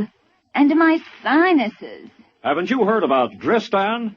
Dristan decongestant tablets for real relief from cold's misery and sinus congestion.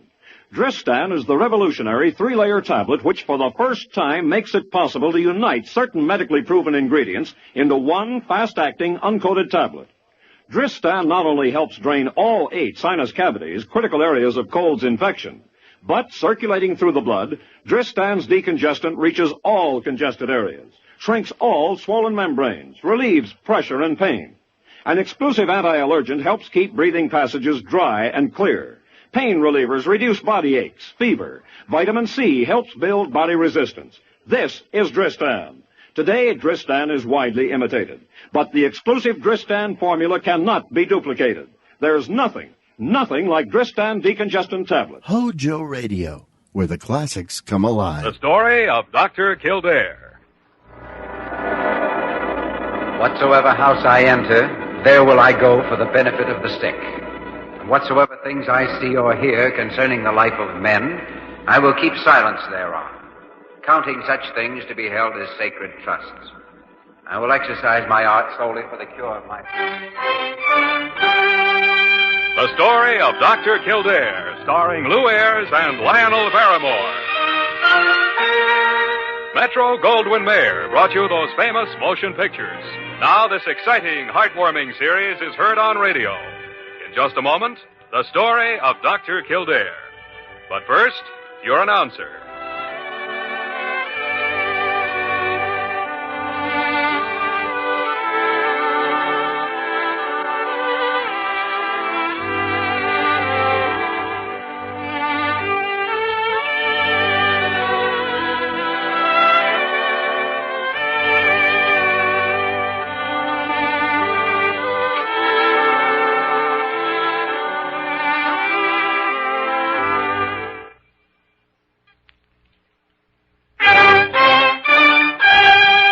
The story of Dr. Kildare, starring Lou Ayres as Dr. Kildare and Lionel Barrymore as Dr. Gillespie.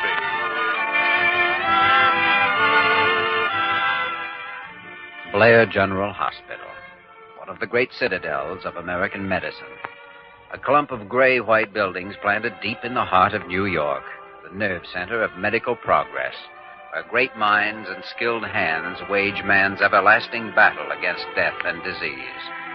Blair General Hospital, where life begins, where life ends, where life goes on. Dr. Kildare, Dr. Gillespie. Well, Parker, what do you want? Sally just called, Dr. Gillespie. Remarkable. You've got to get out of here and hide. From Sally? Well, Dr. Gillespie, what's been going on? Well, she said a man came in the lobby and he has a machine gun and a violin case and a sack full of money and she couldn't stop it. Oh, it's too late. He's here. Is nobody here? In here. Hey, come on in. Oh, I beg your pardon, please. I'm Enrico Marciano, and I look for Dottore Gillespie. Well, you found him. Put your violin case over there. Have a seat. Oh, tante grazie. I planned for a long time to come and see you, Dottore, but I need 8 months to work and to save so I can bring this to you. What is it, Mr. Marciano? It's a denaro. Money. Penny, nickel, dime, everything. Well, gestures of this kind are always appreciated. Well, what's it for? It's for my wife, Carmen. She's very sick, and I un dolore. Each week, the pain gets worse. But all the time while I save the money, I think, when we go to the great doctor, he will fix. I hear the people talk about you, senor, and so we are here. You are, at least. Where's your wife? Oh, she's waiting down the stairs in the big room where we come in. She's very sick, senor. Oh, all right, Mr. Marziano. I'll examine her and see what we can do. Oh, mille grazie, senor. Mille grazie. Oh, by the way, Mr. Marciano, now what's in the case over there? Oh, that's my violin. I make a living by playing for the people in the streets. A violin? Well, I didn't know. I mean, Sally said that, naturally, I thought I'd better go arrange a room for Mrs. Marciano.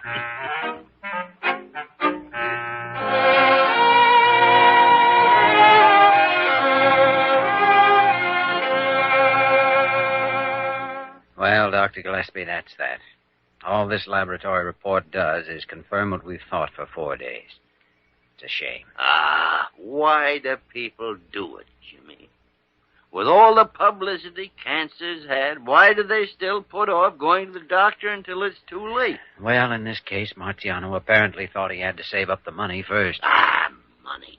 If she'd been brought here 8 months ago, we might have had a chance. But now, money. I know, but No. we can't tell Rico that. No. He's crazy about Carmen, and he thought he was doing the right thing. We can't tell him he should have brought her in 8 months ago. Oh, of course not. No. But we do have to tell him that his wife's going to die. Yes. He'll be here any minute. How long do you think she has, Doctor? Well, you saw those x-rays. I'd say a week, maybe 2 weeks. That's about what I'd estimate. Huh? And we can't do a thing. Dr. Gillespie, Mr. Marciano's here to see you. All right, Parker. Send him in. Well, now, Mr. Marciano. Oh, grazie. Buongiorno, signore. Morning, Rico. Oh, it's a fine day outside, signore. The sun is shining, everything is bright, just like a spring. Well, maybe today you find what's the matter with my Carmen, no? Rico, you'd better have a seat. Something is wrong with Dr. Kildare? You tell me, no? Rico, you've heard of cancer. Well, see. Is that what's wrong with my Carmen? Yeah. You will fix? You make everything okay for her, no? Rico, we can't fix. There's nothing we can do.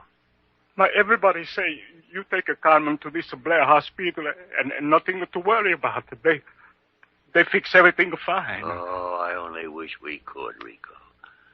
But this is one of the times we can't. Signore, I walk in here happy just like the bird. It's a beautiful day, and I say, today my Carmen is maybe get well again. But now, the sun no shine, and I feel just like a dead man. I know. We understand. Would you like to go on up and see your wife now? No. Grazie, no. Because she look at my face and see the heart inside of me is dead. And then she ask, Rico, why this look? No, signore. First, I go sit in the park. I come back a little while. Arrivederci. Confounded tarnation.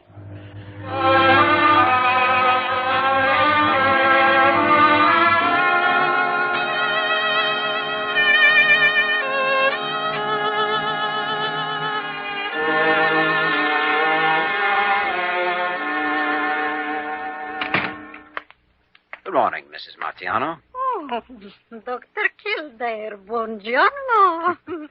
How do you feel? Oh, it's not too bad. This morning, I'm not thinking I'm a lie here in bed.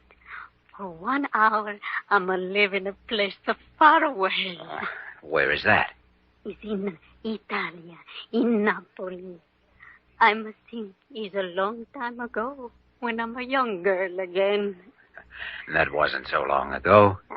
You'll make polite to say so, but I have a son who's go to college, Dr. Kildare. Why, I didn't know you had a son. Rico didn't say anything about it. Well, they're no get along so good. My Tony is a look just like Rico did when we were young together. So handsome. Were you born in Naples? Si, senor. In the little house by the bay. And in the night, when the moon is shining, Rico is a come, and we walk on the road by the sea. And he's a play for me on the violin. He's so sweet. Always, he's so good to me. He's make a good life for us for many years. I'm not sorry for anything. Not even if I'm gonna die, Dr. Kildare, I'm not sorry. Oh, now, what makes you think you're going to die?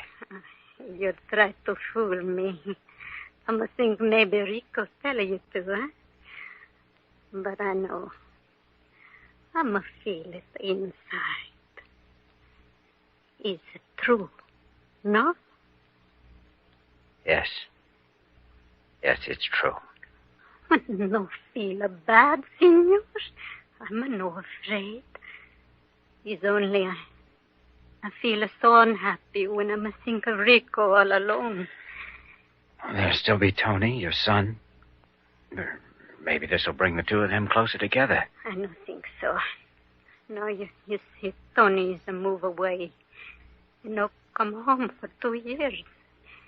He's a think we are, how it is said, old-fashioned, old country. He's right, of course. But he should no be ashamed of his papa. Rico is a wonderful man. He's a great man. You want to know something, Mrs. Marziano? I think you're both great people.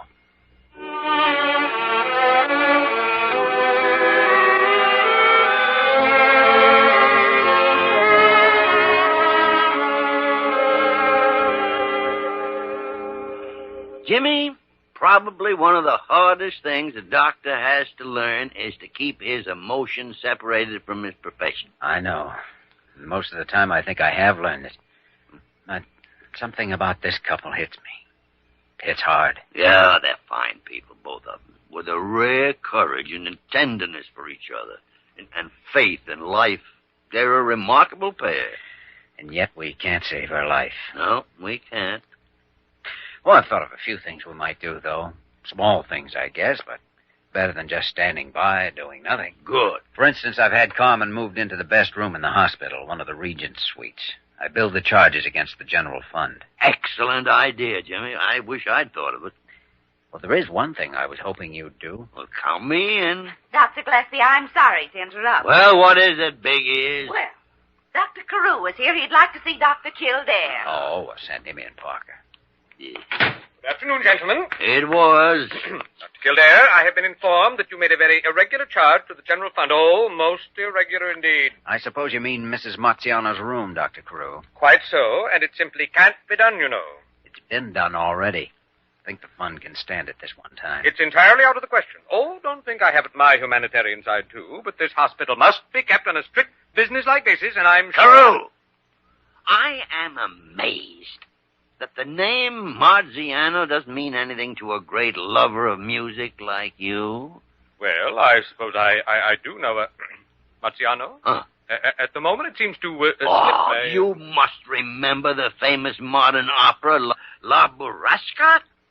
The won the grand prize at the Paris Festival in 1924, as I recall. Huh? Oh, yes. Yes, indeed. I'd forgotten for the moment. Yeah. Kildare and I were sure you'd want the wife of a famous composer like that to have the best, regardless of cost. You're quite right, Dr. Gillespie. I didn't realize that this man was so fit, that this was the same Marziano, I mean. Yeah. Well, gentlemen, if you'll excuse me, I have a great many things to do. La Burrasca. You know, it'd be remarkable if there really was an opera by that name. Well, Jimmy, let's go to work.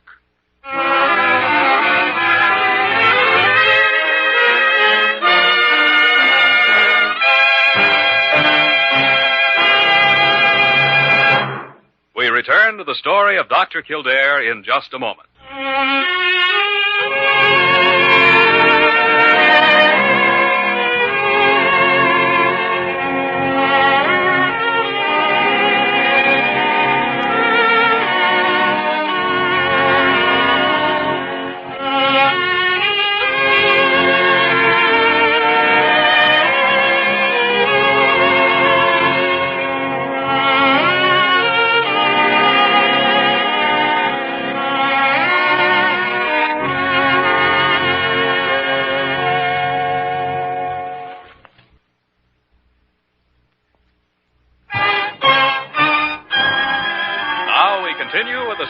Dr. Kildare, starring Lou Ayres as Dr. Kildare and Lionel Barrymore as Dr. Gillespie.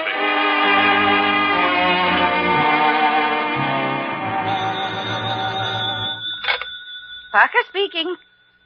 Commissioner Averill? Oh, yes, Sally. Dr. Gillespie was calling him. Just a second. Commissioner's on the line now, Dr. Gillespie. Oh, good. Here, hand me that phone. Hello? Hello, Tom. It's Leonard Gillespie. Oh, fine, thanks. Feeling younger every day. How are those ulcers of yours? Glad to hear it. No, I'm not trying to drum up business, Tom. But I would like a small favor from you. I don't know whether you recall a violin player named Rico Marziano. Plays in the streets around town.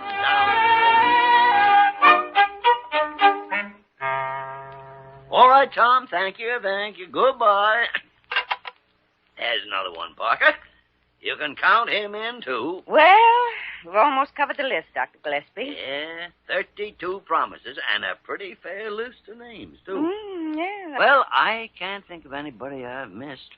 I hope Kildare's making out all right. No, he should be over there by now. Wayman took him at least 20 minutes ago. Parker, you idiot. What? You nearly let me forget the most important one of all. I let you. Well, how should I know? Shut up and don't start another argument. Just get on that phone and put a call through to the office of the mayor.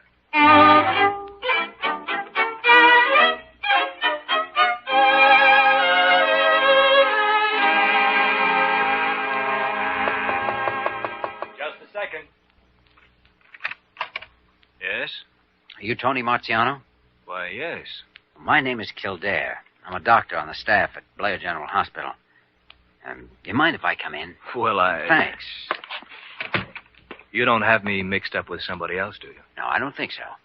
You're a law student here, and you're Rico Marziano's son, aren't you? Yes, but did my father send you here? No. Neither of them knew I was coming. Tony, your mother's in the hospital, seriously ill. Mama? What's wrong with her? Cancer. It was all my fault. I had no reason to leave them, but I was mixed up and I didn't... I know. You grew up in this country and you wanted to look and act like everybody around you. They had their own ways and maybe people even laughed at them sometimes. That's it. Mostly it was Dad going around the streets with his violin, picking up coins. Raising a son by doing it. Holding the love and admiration of a pretty, wonderful woman. I know that. I knew it a week after I left, but I couldn't go back. Pride, I guess. Look, Doctor, about money for treatments. Now, I'm working part-time outside of class hours, so I can help... No, it isn't money your mother needs. It's to see you and Rico friends again. I don't know. Dad's got a lot of pride himself. He may not be willing to forget. Like to bet? I just hope he will, that's all. Oh, there's one thing, Tony.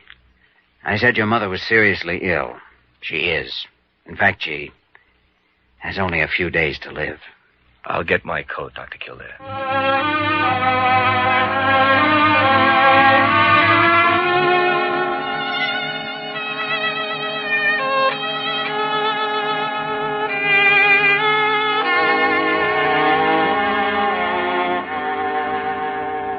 I tell you again, I can't understand. Understand what, Rico? Well, look at this room, all filled up with the flowers. Everybody's sending of flowers and a telegram. Look at this one.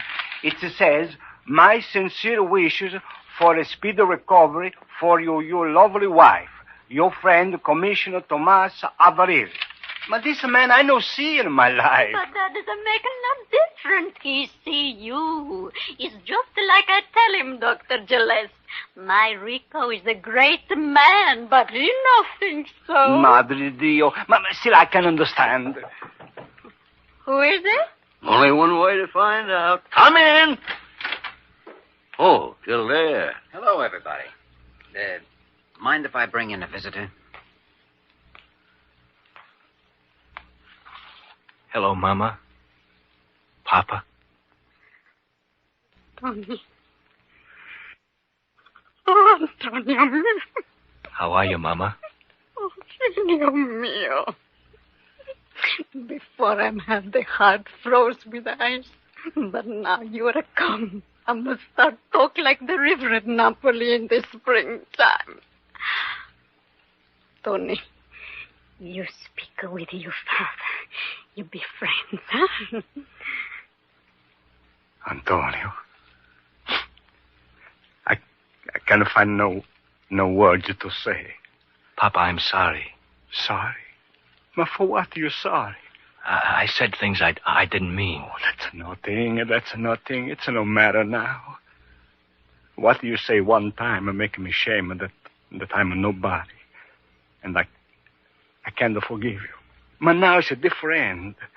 Look, my boy, look, this is a telegram. It's from a big people who call me their friend. Look, come on, you read. Read with me. This one is from the commissioner. Gillespie speaking. You don't say so, Carew. Well, maybe you don't have the right spelling of the name.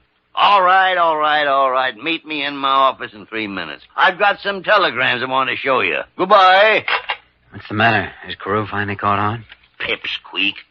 He's coming up for air for the 3rd time. You stay here, Jimmy. I'll shove his head underwater again.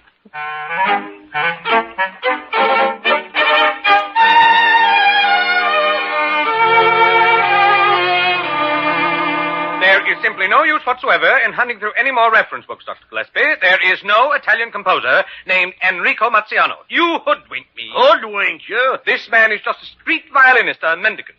And you've kept his wife in that room under false pretenses. You and Kildare, between you, have deliberately... Carew! Shut up. I beg your pardon. Here. Take a look at these telegrams. Well, I can hardly see what telegrams could have to do... Oh, why, this one is from the mayor. Go on, read them, all of them. Well, I had no idea this man had so many influential friends. I believe we can stretch a point and forget about... Carew! You're a fool. Dr. Gillespie. Good night.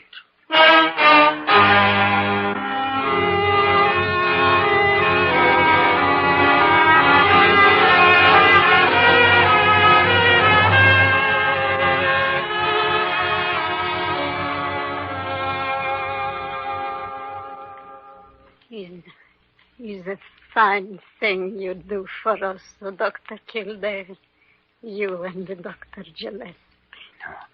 We didn't do anything. Oh, this nice room, all these flowers, so lovely. And these telegrams, they'll make my Rico feel big and strong again.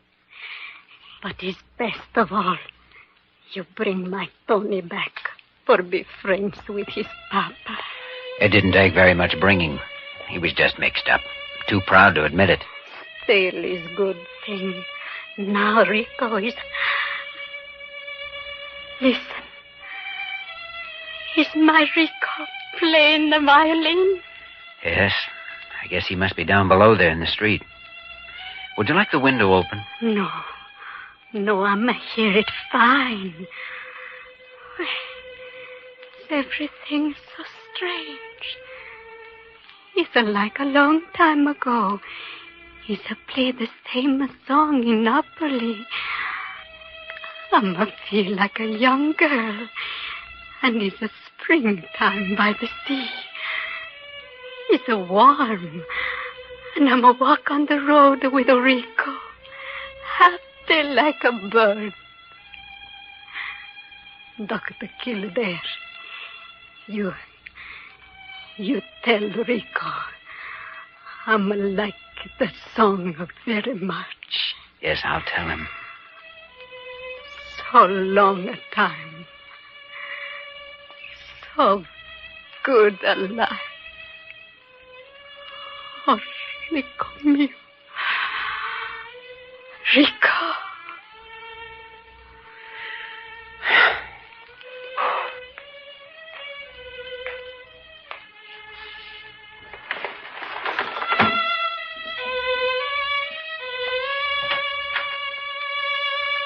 Come in, Dr. Gillespie. Parker said the Mazzianos were leaving early, so I wondered if... Oh, when, Jimmy? Just now. Oh, that's too bad. That's Rico out there, huh? Yes. But I don't think he's really out there at all. I think he's on a road near Naples in the moonlight, serenading a beautiful young girl. A long time ago.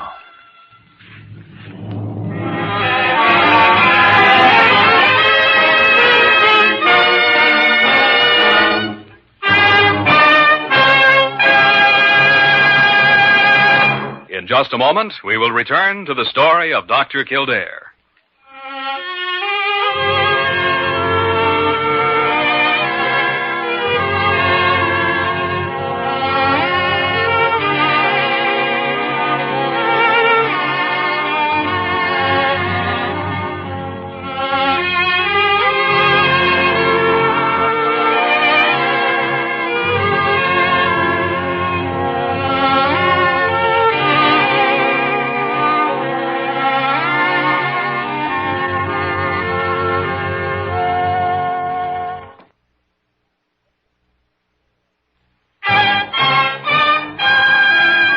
Once again, the story of Dr. Kildare, starring Lou Ayres as Dr. Kildare and Lionel Barrymore as Dr. Gillespie. Yeah, what a session that was. What's the matter, Jimmy? Tough case this morning? Yeah, obstetrical. Turned out okay. 7 pounds, 4 ounces. Mother and son getting along nicely. Why do we do it, Dr. Gillespie?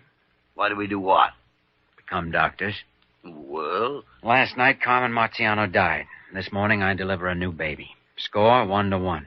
So what's it all add up to? Life? And death.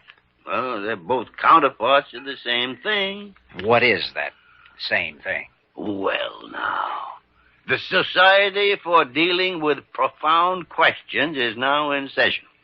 Dr. Kildare has just asked what is the same thing. Dr. Kildare is a brilliant young physician and surgeon who was occasionally troubled by a hole in his head. And at such times, he thinks he doesn't want to be a doctor. All right. The witness withdraws the question. Maybe I am tired. Last night hit me pretty hard, but when you come right down to it, I guess if I couldn't be a doctor, I wouldn't want to be anything else in this world.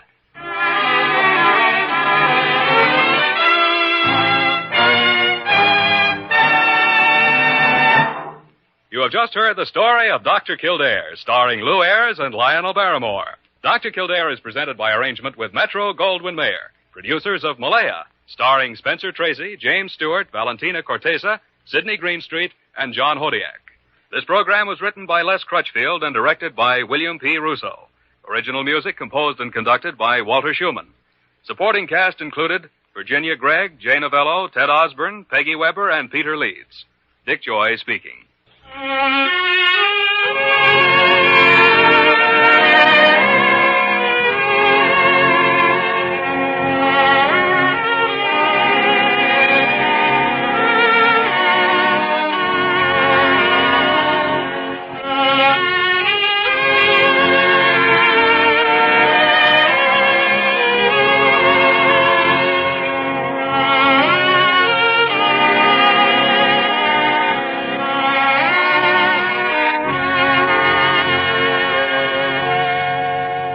Number 17, ration coupon 17. Are you planning to use your shoe ration coupon to buy white shoes? If so, give them the best of care. Keep them clean with Energine Shoe White. No shoe white can make your shoes look whiter than Energine Shoe White. It's made with the very whitest pigment known, and it spreads so easily, dries so evenly, it gives your shoes the neat, well-kept look they must have to give you the most satisfactory wear. For the best of care for the white shoes you wear, remember Energine Shoe White. This is the Columbia Broadcasting System. Our next broadcast is a radio mystery drama which ran from May 16th, 1942 until September 27th, 1955 on CBS Radio Network. The show was also broadcast in Chicago and over Armed Forces Radio. On the West Coast, it was sponsored by the Signal Oil Company. That whistle is your signal for the Signal Oil program. The program was also adapted into a film noir series by Columbia Pictures in 1944. Each episode began with the sound of footsteps and a person whistling.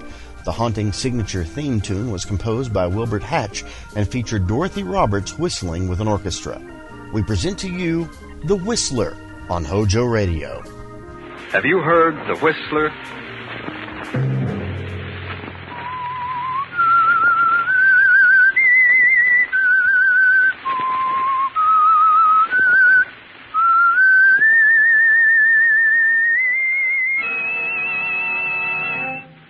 I'm the Whistler. I must kill Henry. I must kill Henry. That was Ambrose Brent, official of an airplane plant. He found strange notes in the night. You better get away, Ambrose. Take a good long rest. The sooner the better. That was Henry Pierce, Ambrose's partner. He was growing fearful of Ambrose. Get this prescription filled, Ambrose. It'll make you sleep. And you'd better get away. And that was Ambrose's friend, Dr. Fenwick. And this is Ambrose's wife, Doris. What's happened, Ambrose? Look at me. What have you done? Another Saturday night, and again CBS presents The Whistler.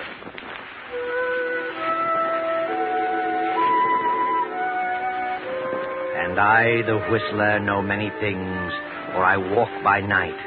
I know many strange tales, many secrets hidden in the hearts of men and women who've stepped into the shadows. I know the nameless terrors of which they dare not speak. And so I tell you tonight the strange story of Notes in the Night. A storm rages wildly over the countryside. Beyond that long row of trees stands a lonely house half hidden in the darkness of the night. Not a single light appears from any of its many windows. But up there in that room with the large window, a man stirs fretfully in his sleep.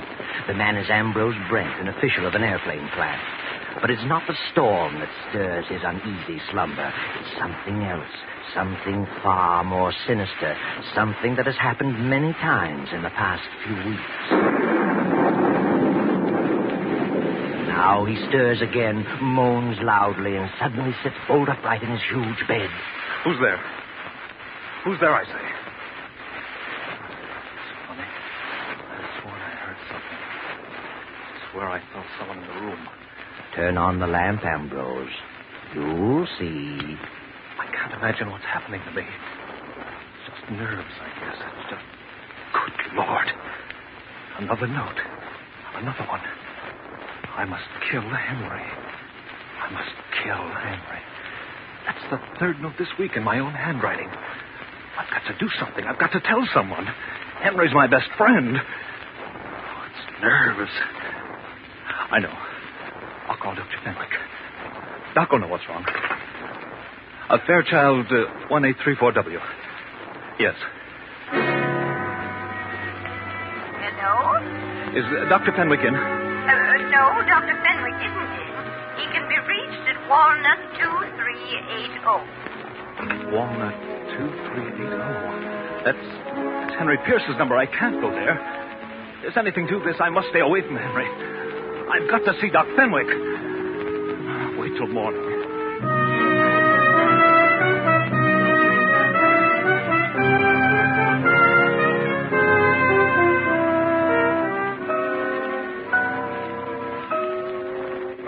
Hello, Ambrose. Sit down. What's wrong? Doc, I've got to talk with you. Oh, of course, Ambrose. Why not? What's up? Something's wrong with me. Terribly wrong. Oh, yeah? Read this note. Note? I must kill Henry. Henry? I must kill Henry? I don't get it. What has this to do with your trouble? I wrote it. You did? Well, really? And why did you write it? I don't know. I don't remember writing it, but I know it's in my own writing. And that's it. Who's Henry? Henry Pierce. Who else? Have you been drinking, Ambrose? Not a drop, I swear. Well, look, old boy, you'd best sit down. That's better. Now, when did you write this? I don't know. I found 6 notes just like that. 6? Where? On the nightstand beside my bed. Are you sure it's your writing? Well, doesn't it look like it? Yeah, certainly does. Tell me, how many hours have you been putting in at the plant lately? Oh, too many. I'd better give you a thorough going over, Ambrose. But why should I write such notes? I don't know. Mind plays queer tricks on us sometimes under undue strain. You'd better slow down. That's my best prescription. Take it easy. Get out of town as soon as possible. Yes. Yes, I guess you're right. And I'll give you something for your nerves. Thanks. Doctor, you don't think I'm losing my mind, do you? No, Ambrose. You're just terribly upset, that's all. Yeah. Here's your prescription. You better get it filled tonight. Thanks. I'll leave Saturday. You don't think there's anything wrong with me? Mentally, I mean. If you're in town after Saturday night, I'll drag you out with my own two hands. Good night, Doctor. Good night, Ambrose. Sleep tight. And don't think about anything.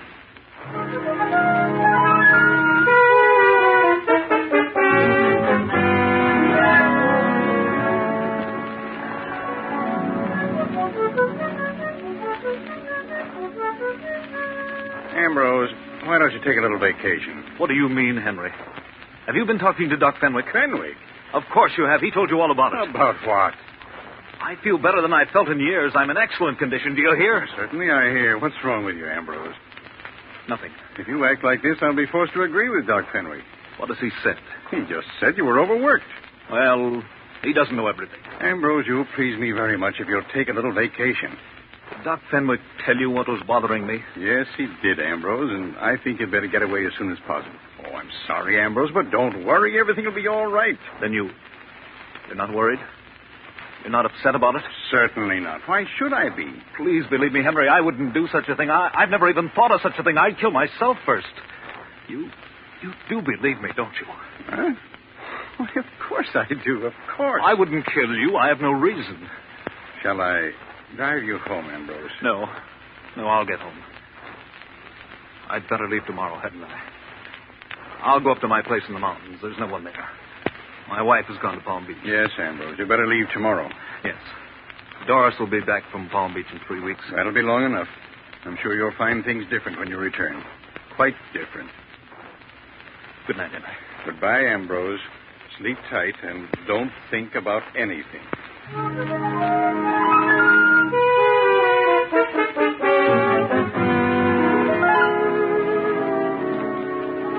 Ambrose goes home and to bed.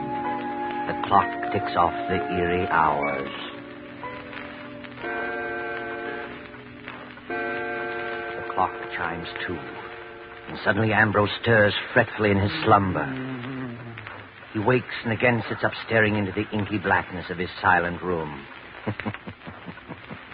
Turn on the light, Ambrose. Turn on the light. Who is it?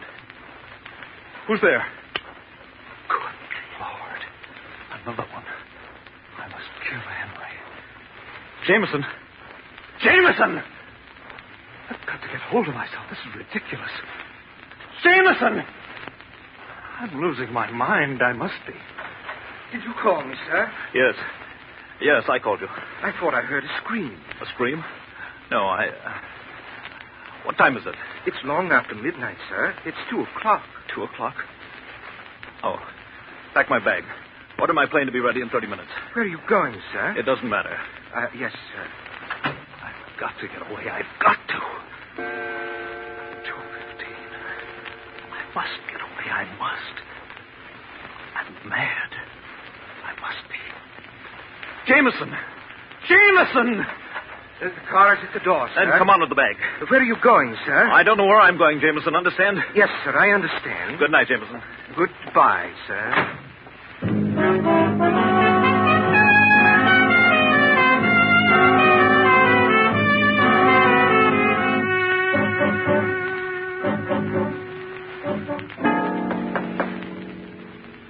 Yes? Yes? Who is it? What do you want? Come in. Ambrose, is that you? What on earth are you doing here at 2:30 in the morning? What's wrong? I say, what's wrong with you? I must kill Henry. Ambrose, put up that gun. No, don't, Ambrose. Don't. I must kill Henry. Don't, you're mad. Don't come near me. Don't. Ambrose.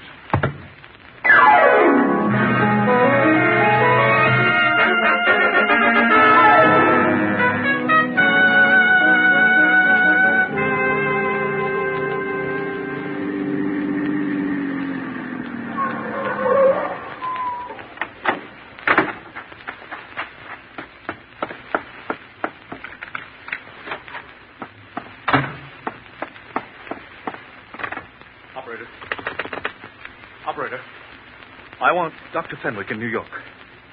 Fairchild, 1834W. Please. It's Dr. Fenwick's residence. Make it person to person. This is Crestline 142. I've got to talk to someone. I've got to.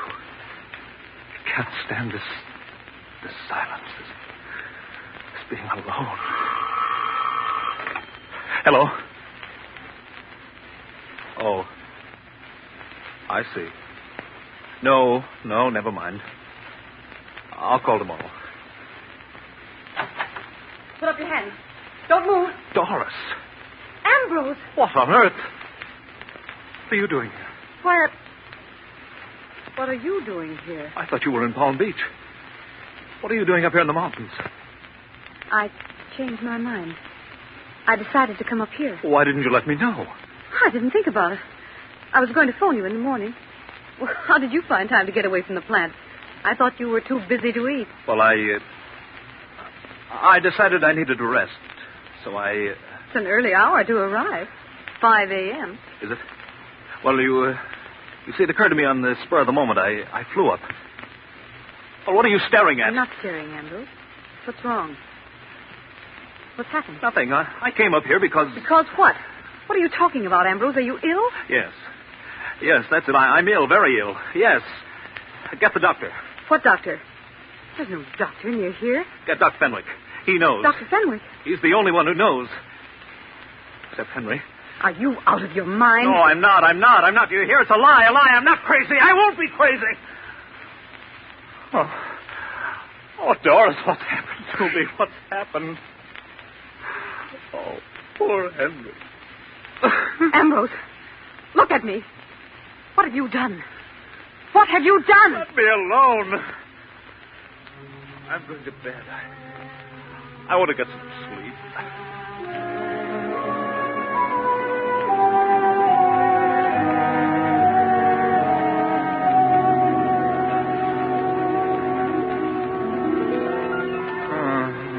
I've done nothing. What's that? Wake up, Doris. What? That noise. I didn't hear him. I did. Hear it? There it is again. There's someone coming there. They are at the door. There's no one. You see? I'm not here. I haven't been here. You don't know where I am. Do you understand? Yes, I understand. Doc, it's you. Oh. Hello, Doris. Hello, Doctor. Did you get my call? You did, didn't you? Now, Ambrose, take it easy. Everything's going to be all right. Don't get excited. All right? What do you mean? You've got a 50-1 chance to pull out of it. Pull out? Certainly. I know you're mentally upset. You have been for weeks. I'll swear to that. I have records. I'll appear on your side. You'll get out of it. Out of it? Out of what? You're not a killer. Killer? What did you say? What did you say? I said you weren't a killer. I understand your case perfectly. Henry is dead? Yes. I'm sorry to say Henry is dead. He died about 2:30 in the morning, as closely as can be determined. From all indications, the police think he committed suicide. But he didn't.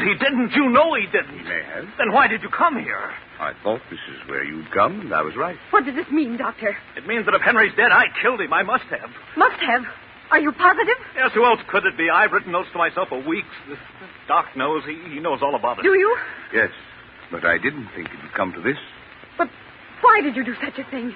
He was your best friend. I know it. But if he's dead, I must have done it. But why did you do it? I don't know. No, please, don't upset. He wasn't responsible. I am responsible. I did it. And I'm going back. No, Ambrose. Stay here till I send for you. I'll have a talk with you. No. I'm going back this morning. I can't believe such a thing. Doris, why do you look at me like that? Please. I don't know why I did it. Oh, Doris, don't you believe me? I don't know. I don't know. Tell her, Doc. Tell her.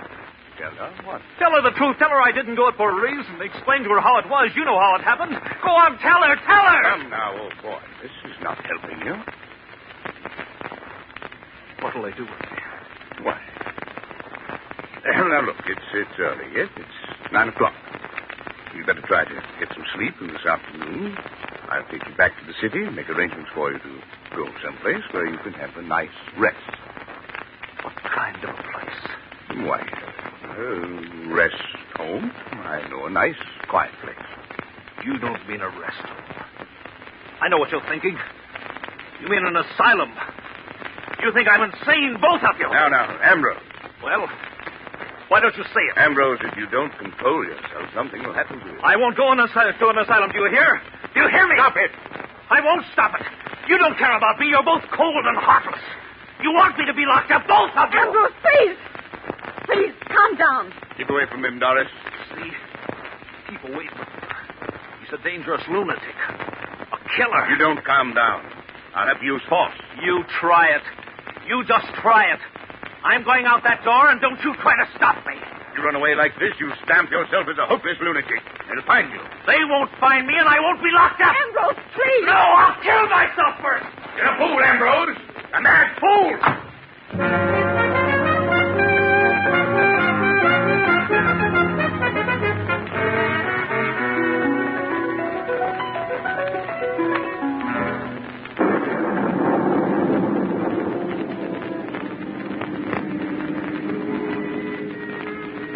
Now you've done it, Ambrose.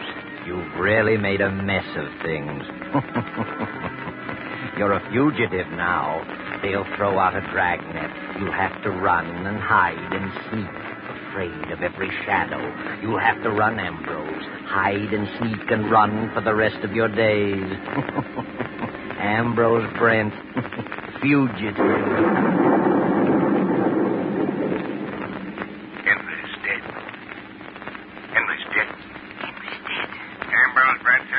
Ambrose Brent, 5 feet 8, $150 per around here. Why? Wanted for murder.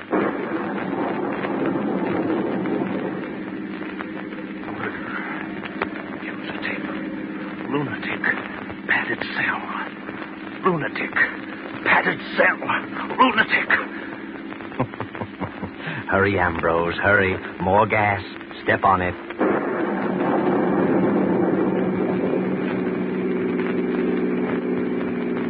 What's that? A sign, Ambrose, and a red flag swinging in the road. 2 men in black rubber coats. Too late to turn around now. What's your hurry, mister? Driving pretty fast for a storm like this, ain't you? Who are you? What do you want? State police. What are you stopping me for? We're stopping everybody. Why? We're looking for someone. Looking for someone? Who? A fugitive. A murderer? We didn't say what he'd done. Let's have a look at your driver's license. Driver's license? Why, that's funny. I must have... left it in your other suit, huh? Step out. Let's have a look at you. Hey, you come back here! What's eating him? He must be nuts. Why, I could have plugged him, but I just shot in the air. Just as well. He wasn't Mike Coretti. I could make 2 of him.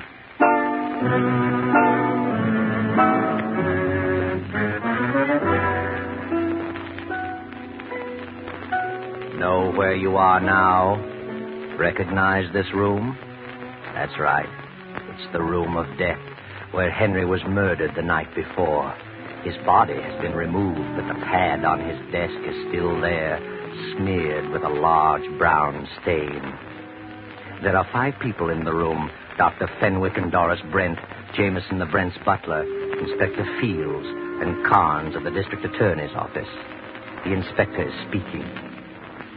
District Attorney Carnes had an appointment with Henry Pierce. It was he who discovered the body this morning. Pierce had been dead about 7 hours. Right, Mr. Carnes? That's right, Inspector Fields. We attempted to reach Mr. Brent and were told by Jameson, the butler, that he left town at 2 in the morning. He told us about the place in the mountains, and there we reached you, Mrs. Brent. You've no idea where your husband is, Mrs. Brent? Not the slightest. The butler said you had gone to Palm Beach. Yes, I started for Palm Beach, but I changed my mind and went to the mountains. And your husband came there last night? Yes, it was about 5 in the morning. 9 o'clock. I flew up to the cabin, got there a few minutes before 9. Why did you go there, Doctor? Well, I had advised Ambrose to take a rest. He's been working too hard and was heading for a nervous breakdown. When I learned of Henry's death, I went to tell him about it. Doctor, you visited Henry Pierce here last evening. I did. He phoned me to come over. I got here about 11. He'd made a new will and wanted me to witness it and asked if I would serve as executor. I read it and signed it. I see. In whose favor was the will drawn? Well, the old will left everything to Ambrose. Henry had no living relative. But because of Ambrose's mental condition, he decided to leave everything to Doris, Mrs. Brent. That's correct. I found the will on the desk. Was Ambrose Brent your patient? Yes, of course. What was his trouble? Too much work. He had a great responsibility. Did you think he was losing his mind? No. Did he think so? Well, he was terribly upset. He'd been having hallucinations. Doctor, when was the last time you saw him prior to finding him in the mountains? The evening before Henry died. I wrote him a prescription. Mm-hmm. And where did you go after you left Henry Pierce last night? I told my servants that I was going out of town for a holiday, but it was storming so when I left Henry that I decided to stay at my club. Mrs. Brent, did your husband, Mr. Pierce, ever quarrel? Not to my knowledge. They were the best of friends. I see. Have you told us all you know, Dr. Fenton? No. Then I think you should. What was it that bothered Ambrose Brent? Well, he said he had been writing himself notes. They were all alike, in his own handwriting, and all said the same thing. I must kill Henry. I didn't know this. Certainly not. That was the patient's private business. I thought that if I could get him away for arrest, he'd pull out of it. There you are, Carnes. Must have been on his mind. Yes, but what's the motive? An unbalanced mind doesn't always need a motive. Then you think Ambrose did it? He loved Henry like a brother. If he did it, he was completely out of his mind. Believe me. Ambrose. What? Well, thank heaven. You finally came to your senses. Come in, Mr. Brent. I suppose you want to see me? I'm Inspector Fields, Police Department. This is Mr. Carnes of the District Attorney's Office. Yes, I know Mr. Carnes. I thought you'd gone on a little vacation, Mr. Brent. I had gone, but not on a vacation. Mr. Pierce told me you'd gone for a couple of weeks. I was going on a vacation, but something changed my mind. Oh? What was that? You know. You know why I've come back. Henry's dead, and I killed him. When did you kill him? I don't know. Must have been last night. Why did you do it? I wish I knew. I recall neither the crime nor the motive. But I'm sure I did it. Why are you so sure you did it? Because of these notes, 6 of them. I've been writing notes to myself for weeks. Read them. Are they in your own handwriting? Certainly. But I don't remember writing a one. I must have some form of amnesia. Mm-hmm. When I heard Henry was dead, I tried to run away. I couldn't stand the thought of an asylum, but the faster I ran, the more I hated myself, so I came back to get it over with. It's a great relief. I don't know, Mr. Brent. Compose yourself. Mr. Brent, did you know that Henry Pierce made a new will last night, leaving his estate to your wife? What? Why should he do that? Well, perhaps he was worried about you. Of course. Why shouldn't he be? He knew I was acting strangely. Take a look at this will. Is that Henry's signature? Certainly. You're sure it isn't your writing? It is not. I couldn't copy his signature if I tried. It's just a bunch of scrawls. Mm-hmm. Oh, Mr. Brent, take this pad and write on it, I must kill Henry. Please, isn't that being a bit brutal? Go ahead, write it. There you are. Good. Now write the date on it. They weren't dated. Well, write it anyway. Write the date in numerals. Don't name the month. There it is. Thank you.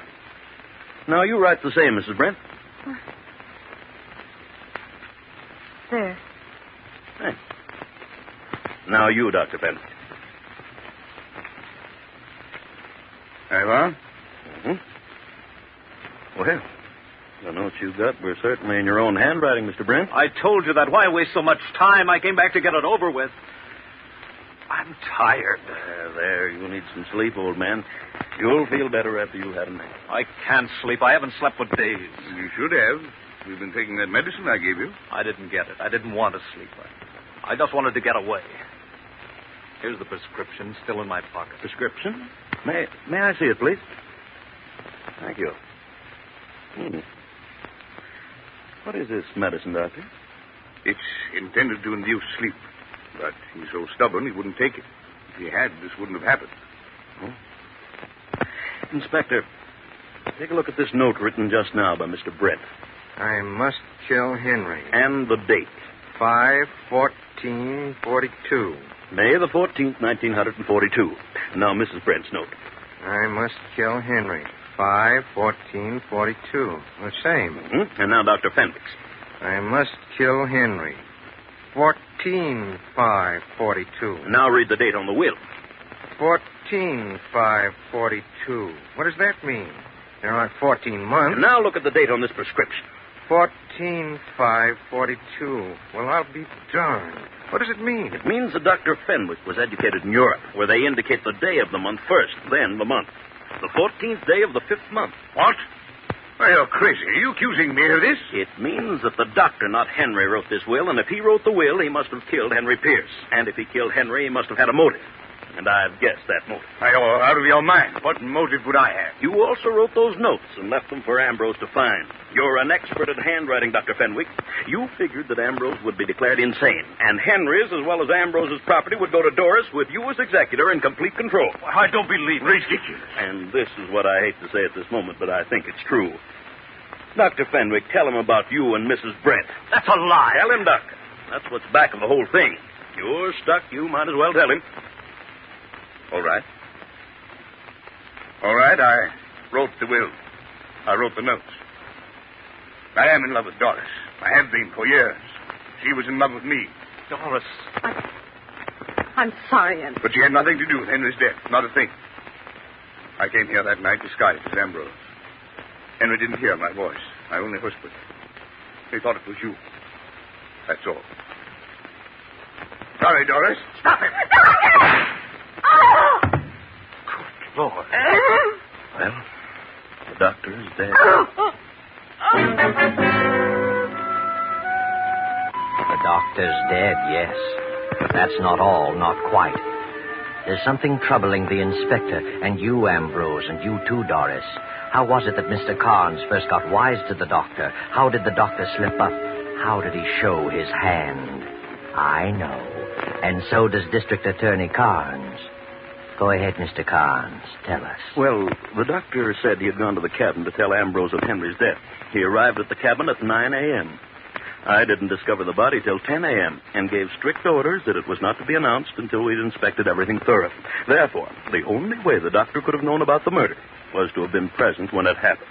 So you see, the doctor didn't go to the cabin to inform Ambrose. He went there to meet Doris. And when he was surprised by Ambrose, he used the death of Henry as an excuse for his coming.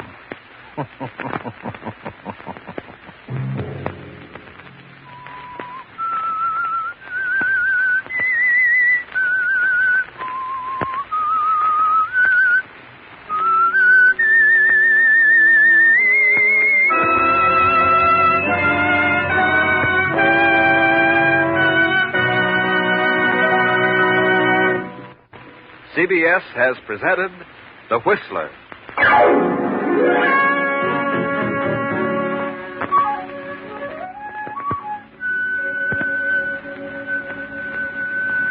Original music for this production was composed and conducted by Wilbur Hatch. Tonight's Whistler story was written and directed by J. Donald Wilson and originated from Columbia Square in Hollywood.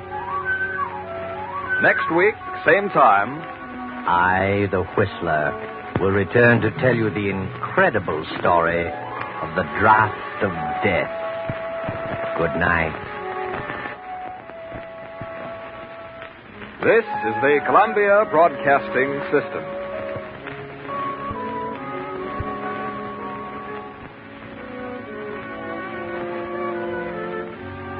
Constipation can be a problem for anyone, even doctors. And when constipation occurs, it's interesting to see just what doctors consider important about a laxative they might use or recommend. Well, a majority of the doctors we heard from had this to say. A laxative should be effective, gentle, close to natural acting. A medicine that can be used with complete confidence. Now, X-Lax has been popular with many doctors and millions of people over the years because chocolated X-Lax is effective. Overnight, it helps you toward your normal regularity. X-Lax is so gentle, so close to natural acting, there's no upset. That's why many doctors and millions of people use X-Lax with complete confidence. X-Lax, the laxative that helps you toward your normal regularity, gently, overnight. Stay tuned to HOJO Radio. Wait a minute. Have you heard the weird tales of the Whistler?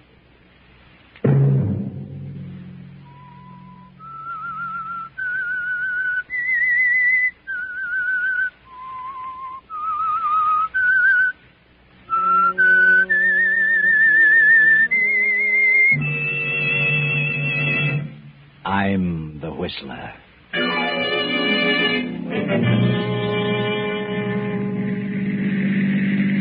Here's the sanitarium, Harvey.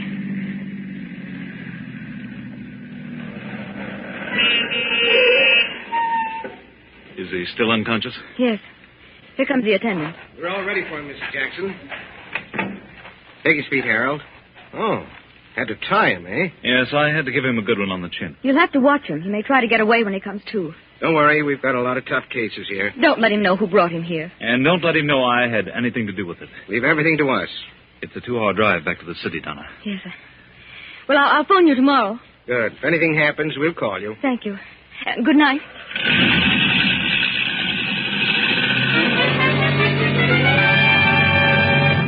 Saturday night, and again CBS presents The Whistler.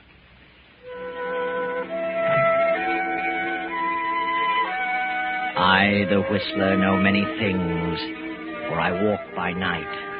I know many strange tales. I know many secrets hidden in the hearts of men and women who have stepped into the shadows.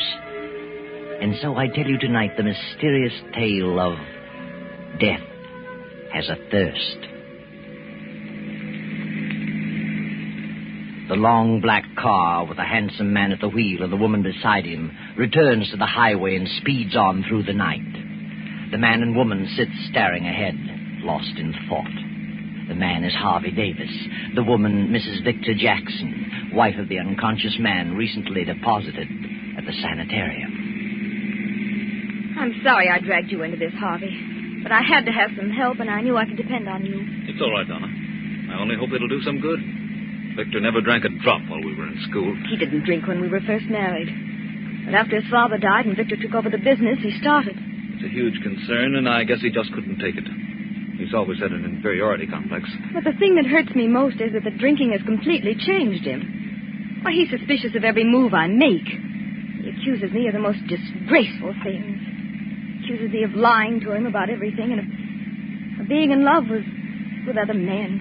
Oh, countless things. Other men? What men? Any man I speak to. Even you, Harvey. Me? Well, after all, if he's going to be suspicious of any man, it would logically be me. Why? You've brought most of your troubles to me. He knows that. I'm as good a victim as any. He knows I'm terribly fond of you. Are you, Harvey? From the first day I met you, I said, here's a woman, a strong woman. Maybe she'll develop some backbone in my willy-nilly friend, Victor. That's very nicely put, Harvey. Let's hope the sanitarium does him some good. If it doesn't, I don't know what I'll do. Don't worry, Donna. Just remember, I'll do anything for you. Thank you, Harvey.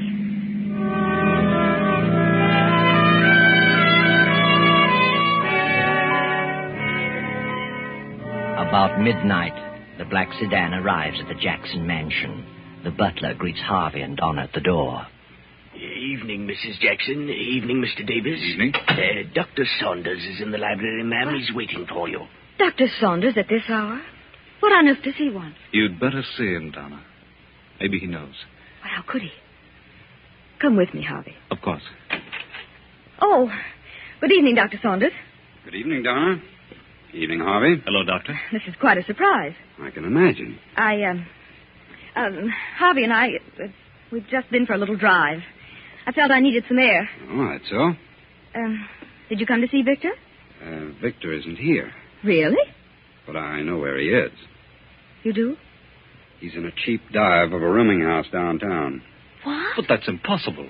That's where he always goes. Well, you're wrong this time, Doctor. I took him by force to a sanitarium tonight. Harvey helped me. Maybe they can do something for him. You told the sanitarium that I was his physician, didn't you? Yes. Well, they called me an hour ago. He's escaped. What? Oh. They said he came to and broke away from them. I know where he usually goes, and I can find him. If you want me to find him. Well, what are you inferring, Doctor? Donna, I know what you've been through with Victor. I know what a trial it's been. I've tried and you've tried. We've all tried everything we could do to make him stop. Not many women would have put up with what you have. We've dragged him through before. We probably can do it again. I just thought, well, maybe you'd had enough. You do know where he is? Yes, I'm pretty sure I know. Well, then find him. I'm determined to cure him if I have to take him to a desert island. That's an idea. A long ocean trip might be the answer. Should have to hog time. I could do that, too. Very well, I'll have a talk with him. I'll phone you in the morning. Good night. Good night, Doctor. Oh, Harvey. No. You've done your best, Tom. Oh, but I feel so hopeless. I don't know what to do. Try the desert island. Why not? Harvey, it might work, mightn't it? You can help. Your yacht. Dr. Saunders may be right. Oh, at least it's worth a try. I wonder. Please, Harvey, it may be the answer. I can't get away just now, but if you're determined, you're welcome to the yacht. Oh, please, I'd feel better if you came along. All right, Donna. I'll go. I'll arrange it. But he won't want to come. We'll take him aboard by force. Shanghai? Well, all right. Just let me know when you find him, and I'll arrange everything.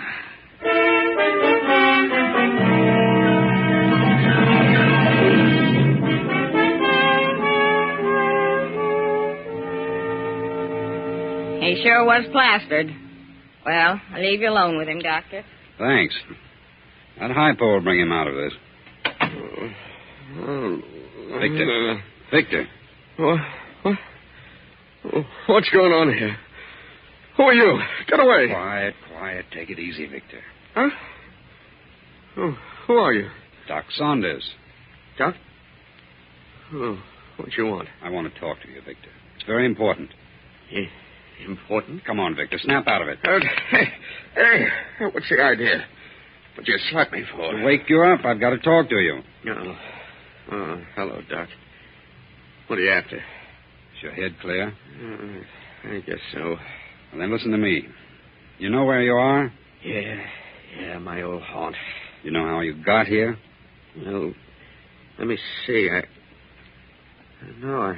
can't seem to remember. Well, I'll tell you where you're going if you don't pull yourself together. Where? To the insane asylum. Did you say asylum? I did. I haven't told you this, but your great-grandfather died insane. What? And that was your father's greatest fear, that he would be a victim. Oh. And there's nothing that hastens final mental breakdown more than alcohol. Insanity? Are you just telling me that? No, I can prove it. Good Lord. Do you want that to happen to you? Oh, no. Oh, but I just can't seem to quit. You're going away, Vic. Away? Where? I'm sending you on a long voyage with no liquor. Oh, no. No, you're not. No, now, I'll get hold of myself. You said that before. I can take it or leave it alone if I want to. But you haven't so far. You've gone from bad to worse. Now you're going where you can't get it. But, Doc, I can't. I'd die. I couldn't stand it. You'll stand it and like it. If I have to kill you. No, I won't be pushed around by anyone. I know who's back of this, Donna. She wants to get rid of me. Asylum, yeah. Yeah, that'd suit her fine. She'd like that. So she can cavort around with Harvey and all the others. Shut up, Vic. You're all planning to get rid of me. You don't like me. You're taking a trip. Get rid of me and you all share in the estate. Well, you'll see how much good it'll do. But you are taking a trip, Victor.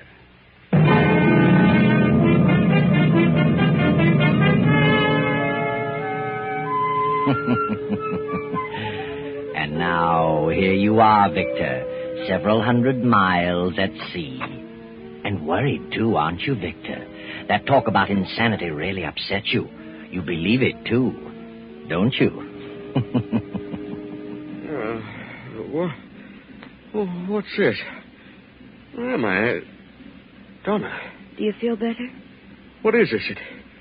It's moving. I feel dizzy. I don't think you're dizzy. We're on a boat, darling. What boat? We're on a boat in the middle of the ocean. A boat? Doc Saunders.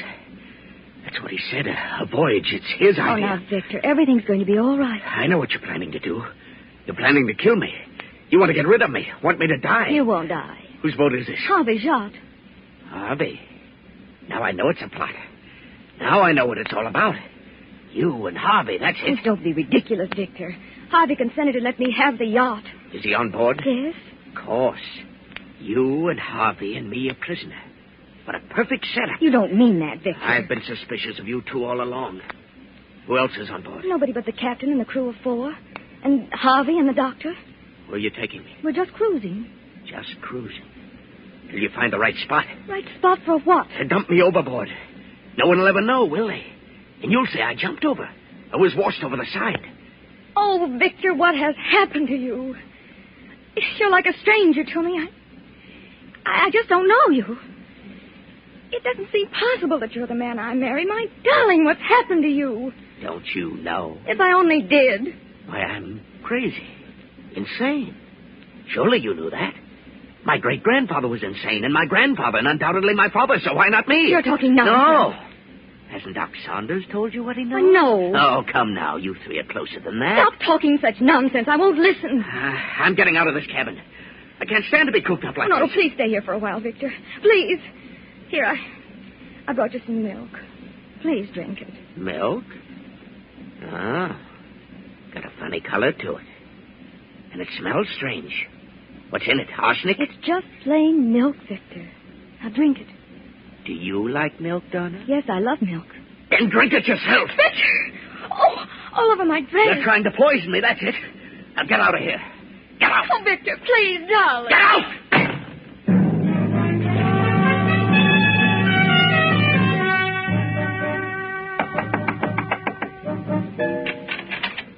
Oh. What do you want, Doc? How do you feel, Victor? They're trying to kill me. They plan to kill me. Who? Donna and Harvey. She just brought me some milk, and it had poison in it. I could tell by the color. I think you're imagining things, Victor. No, I'm not. They want me out of the way. I can tell. What made you think the milk was poisoned? It was a purplish color. Here's the glass. Smell it. Maybe I'm not so crazy after all. I didn't say you were crazy. I only want you to stop drinking. Drink may bring it on. Doc, where would they get poison? Oh, come now, forget it. Do you know where they get poison, Doc? I'll see you later, Victor. Maybe.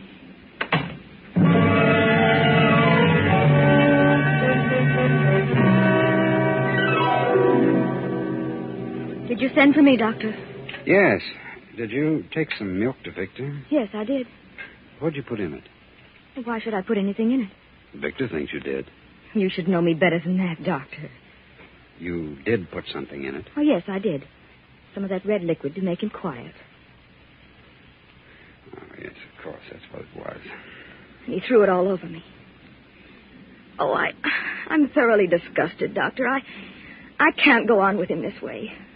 He isn't drinking, but there's something wrong. I decided to give it up as a bad job. I'm going to get a divorce. Divorce? I'm afraid it's too late for that, Donna. Too late? Why, what do you mean?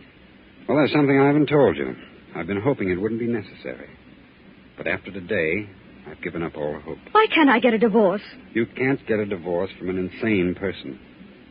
Insane? Good heavens. There's been a secret in Victor's family for several generations. Not even Victor knew it. It touched his father ever so lightly, but Victor has all the symptoms. And the liquor has hastened the crack out. I couldn't be certain as long as he was drinking. But today, I realized the truth. Well, I'm bewildered. I've never been so shocked in my life. I wish you hadn't told me. I'm sorry, Donna. I wanted you to be on your guard. He has some strange hallucination about you and Harvey. He thinks you're planning to do away with him. Do away with him? Oh, but that's ridiculous. I've never had such a thought. Never. Oh, but now I am frightened. Doctor, what about Alice? Your daughter's only 8 years old. There are no symptoms, and it may miss her entirely. But think what this will mean.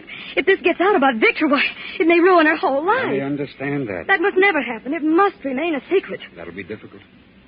It's going to be hard to handle when that craving returns. Yes, he will. I'll think of something. I'll find a way. Come quickly. It's Harvey Davis. What's wrong, Captain? Found him in his bunk with a cord around his neck. Good heavens. Quiet, Donna. Come along.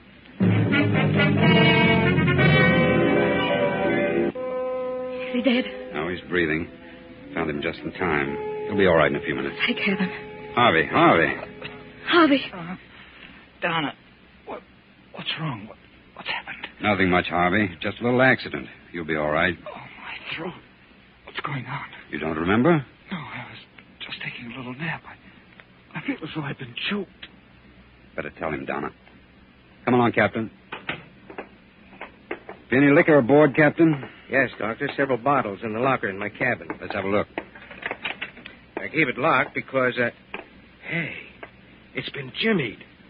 Well, what do you know? It's all gone. I expected that. I'll skin those men alive. Don't blame the men, Captain. What do you mean? What the devil is that? We did something. Come on. Captain! What is it, man? What's wrong with you? The boilers blew up. We must have hit a reef. All three of the men with the crew were down there. We've got to abandon. I'm hurt bad, Captain. He's dead. See to the lifeboat. Round up the others. I'll go below. Yes, Captain. Murphy! John! Riley! Are you there? Good Lord, what a mess. I can't imagine.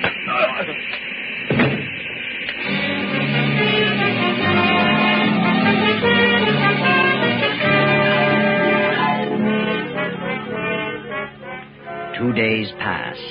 The sun beats down relentlessly on the 5 survivors in the open boat. The doctor watches anxiously over the still unconscious captain. Donna and Harvey keep a constant eye on Victor, who sits alone in the end of the boat staring at the horizon. How's the captain, Doctor? Still holding his own. Must have had a bad fall down that companionway. I don't think he fell. Good thing you went down after him. We're running low on water. I hope we sight some land today. How much water have you left in your canteen, Donna? Half full. Hey, look over there. What's that? Why, it's a ship. No, it's land. An island. Grab an oar, Victor. Come on, Doc.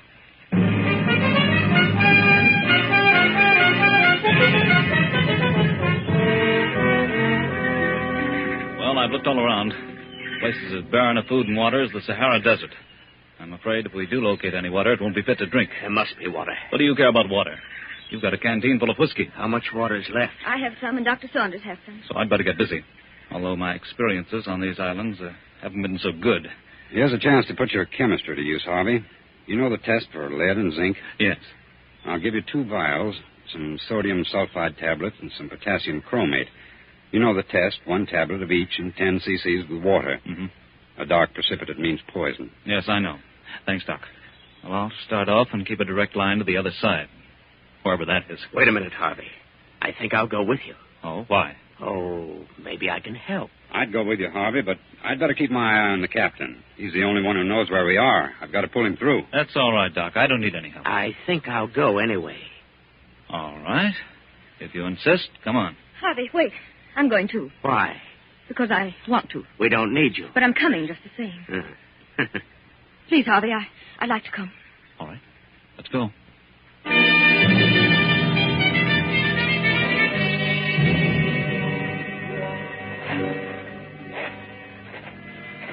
It's certainly hot. How do you feel, Donna? All right. How far have we come? Oh, 10 miles, I should say. This is a pretty big island at that. And nothing but desert. Are you sure those last 2 water holes were poisoned? Certainly. Look good to me. I'm getting mighty thirsty. Better quit drinking that whiskey. It'll only make you thirstier. Harvey, can I have a little water? I'm sorry, Donna, but you'll have to suffer it as long as you can. Please wait. You suppose we'll ever get out of here? I don't know. Oh, it's all my fault.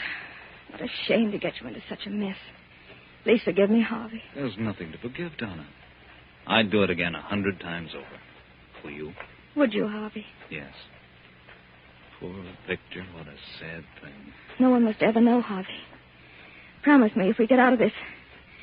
Promise me you'll never let anyone know. No one will ever learn from me. I got him! I got him! What on earth? Harvey, he's got a gun. Where'd he get it? Come on. I got him. Look, a lizard. A big one. I knew we'd find something. Put that down. You can't eat that. There must be water around here. There must be. Where'd you get that gun? Out of the captain's locker. Better take it easy with those shells. We may need them. Yeah. Maybe I will. Have a drink? No. All right. I'd sure like some water. How about it? There's just enough for one of us to get back. And if only one goes back, it'll be Donna. Donna? How chivalrous.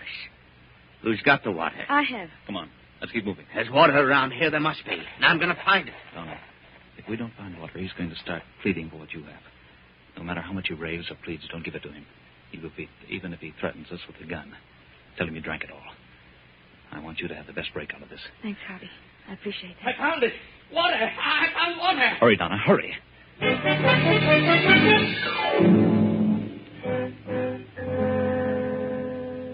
Well, what about it?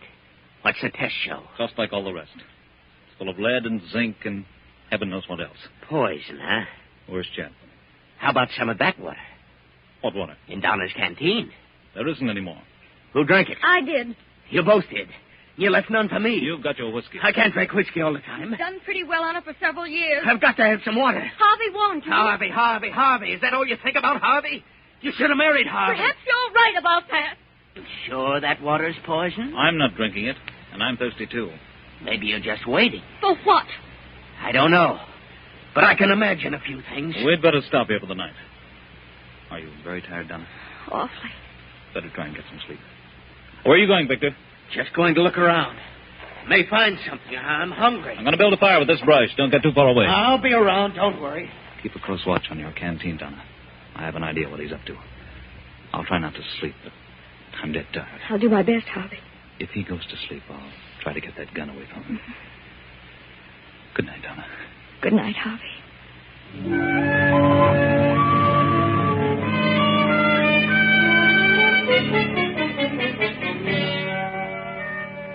Night comes on. The fire burns low, and only a red glow remains. Donna, in spite of herself, drops off into a sound sleep. Victor stirs from his place 20 feet away, looks about him, and crawls silently toward the sleeping Donna. Put it down, Victor. I want some water. There isn't any more. I think there is. You heard what I said. You're lying. You have got some. Victor, what is it? You've got some water and you won't give me any. Harvey. I'm wise to you. You don't want me to have any. You want me to die. You're in love with each other. You're drunk. What if I am in love with Harvey? What of it? Donna. You want me out of the way. Neither of you is very thirsty, no. Because you had some water. And you got it out of that pool. You're lying to me. It's good water. You're crazy. You sneaked it out of there while I was asleep. You tried to make me think it was poison. I ought to shoot you both. All right, Victor, if you're so positive. Go on down and drink out of the pool. Oh, that gives me an idea. I'll just find out if that water's poison.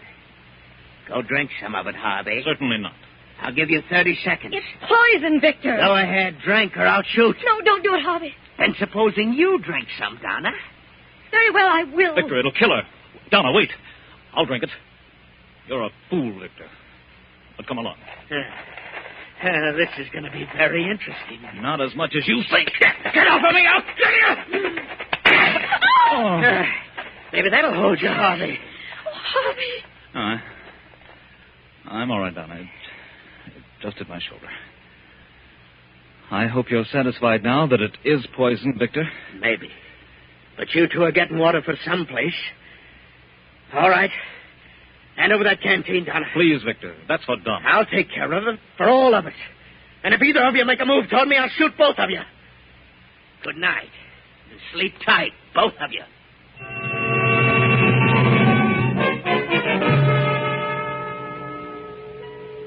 The night slowly fades, and the chill of dawn creeps in. Then, as the sun comes over the horizon, Harvey stirs fretfully, opens his eyes, and looks for Donna. She sits beyond the dead embers of the campfire, her hands folded before her, staring blankly into space. Harvey raises up with a start and moves quickly to her side. Victor is sprawled on his back, the hilt of a hunting knife protruding from his breast. Donna. Good. What's happened to Victor? He's dead, Harvey. Dead? That knife. Why, it's yours, Donna. Yes, it's mine. Now no one will ever know. Will they, Harvey? No. I had to. Harvey, hello there. It's Dr. Saunders. Here we are. Oh, thank heavens we found you. Sighted a ship, built a signal fire. They're waiting for us. Well, what's this?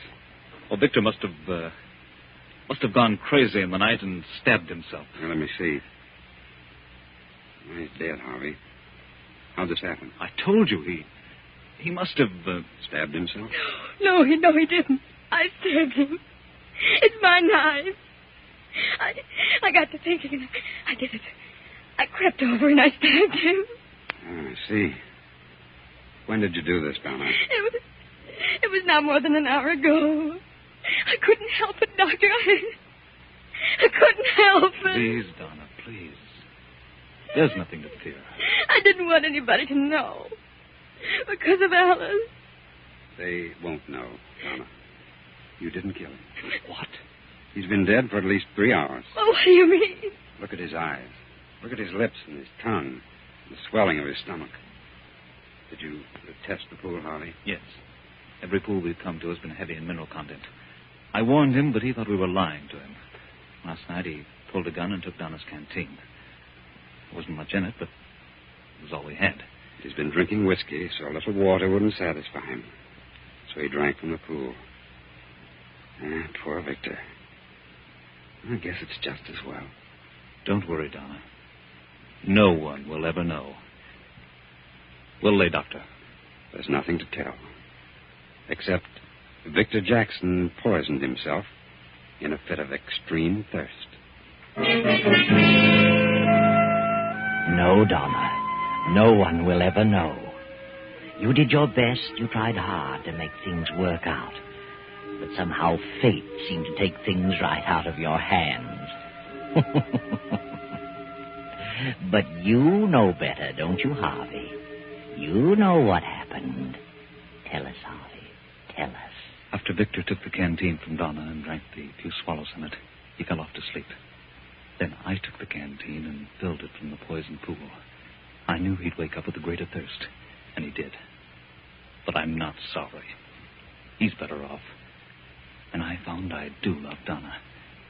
And I'll take care of her for the rest of her days. There you are. From drama to tragedy. From tragedy to a beautiful love story wherein they will live happily ever after. I know.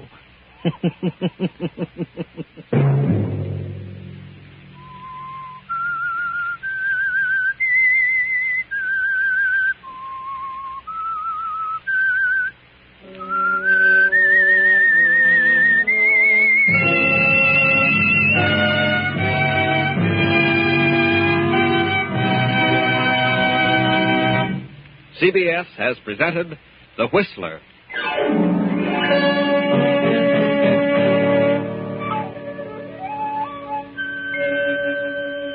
Original music for this production was composed and conducted by Wilbur Hatch. The Whistler stories are written and directed by J. Donald Wilson and originate from Columbia Square in Hollywood. Next week, same time, I, the Whistler, return to tell you the incredible tale of the Secret Seven. Good night. This is the Columbia Broadcasting System.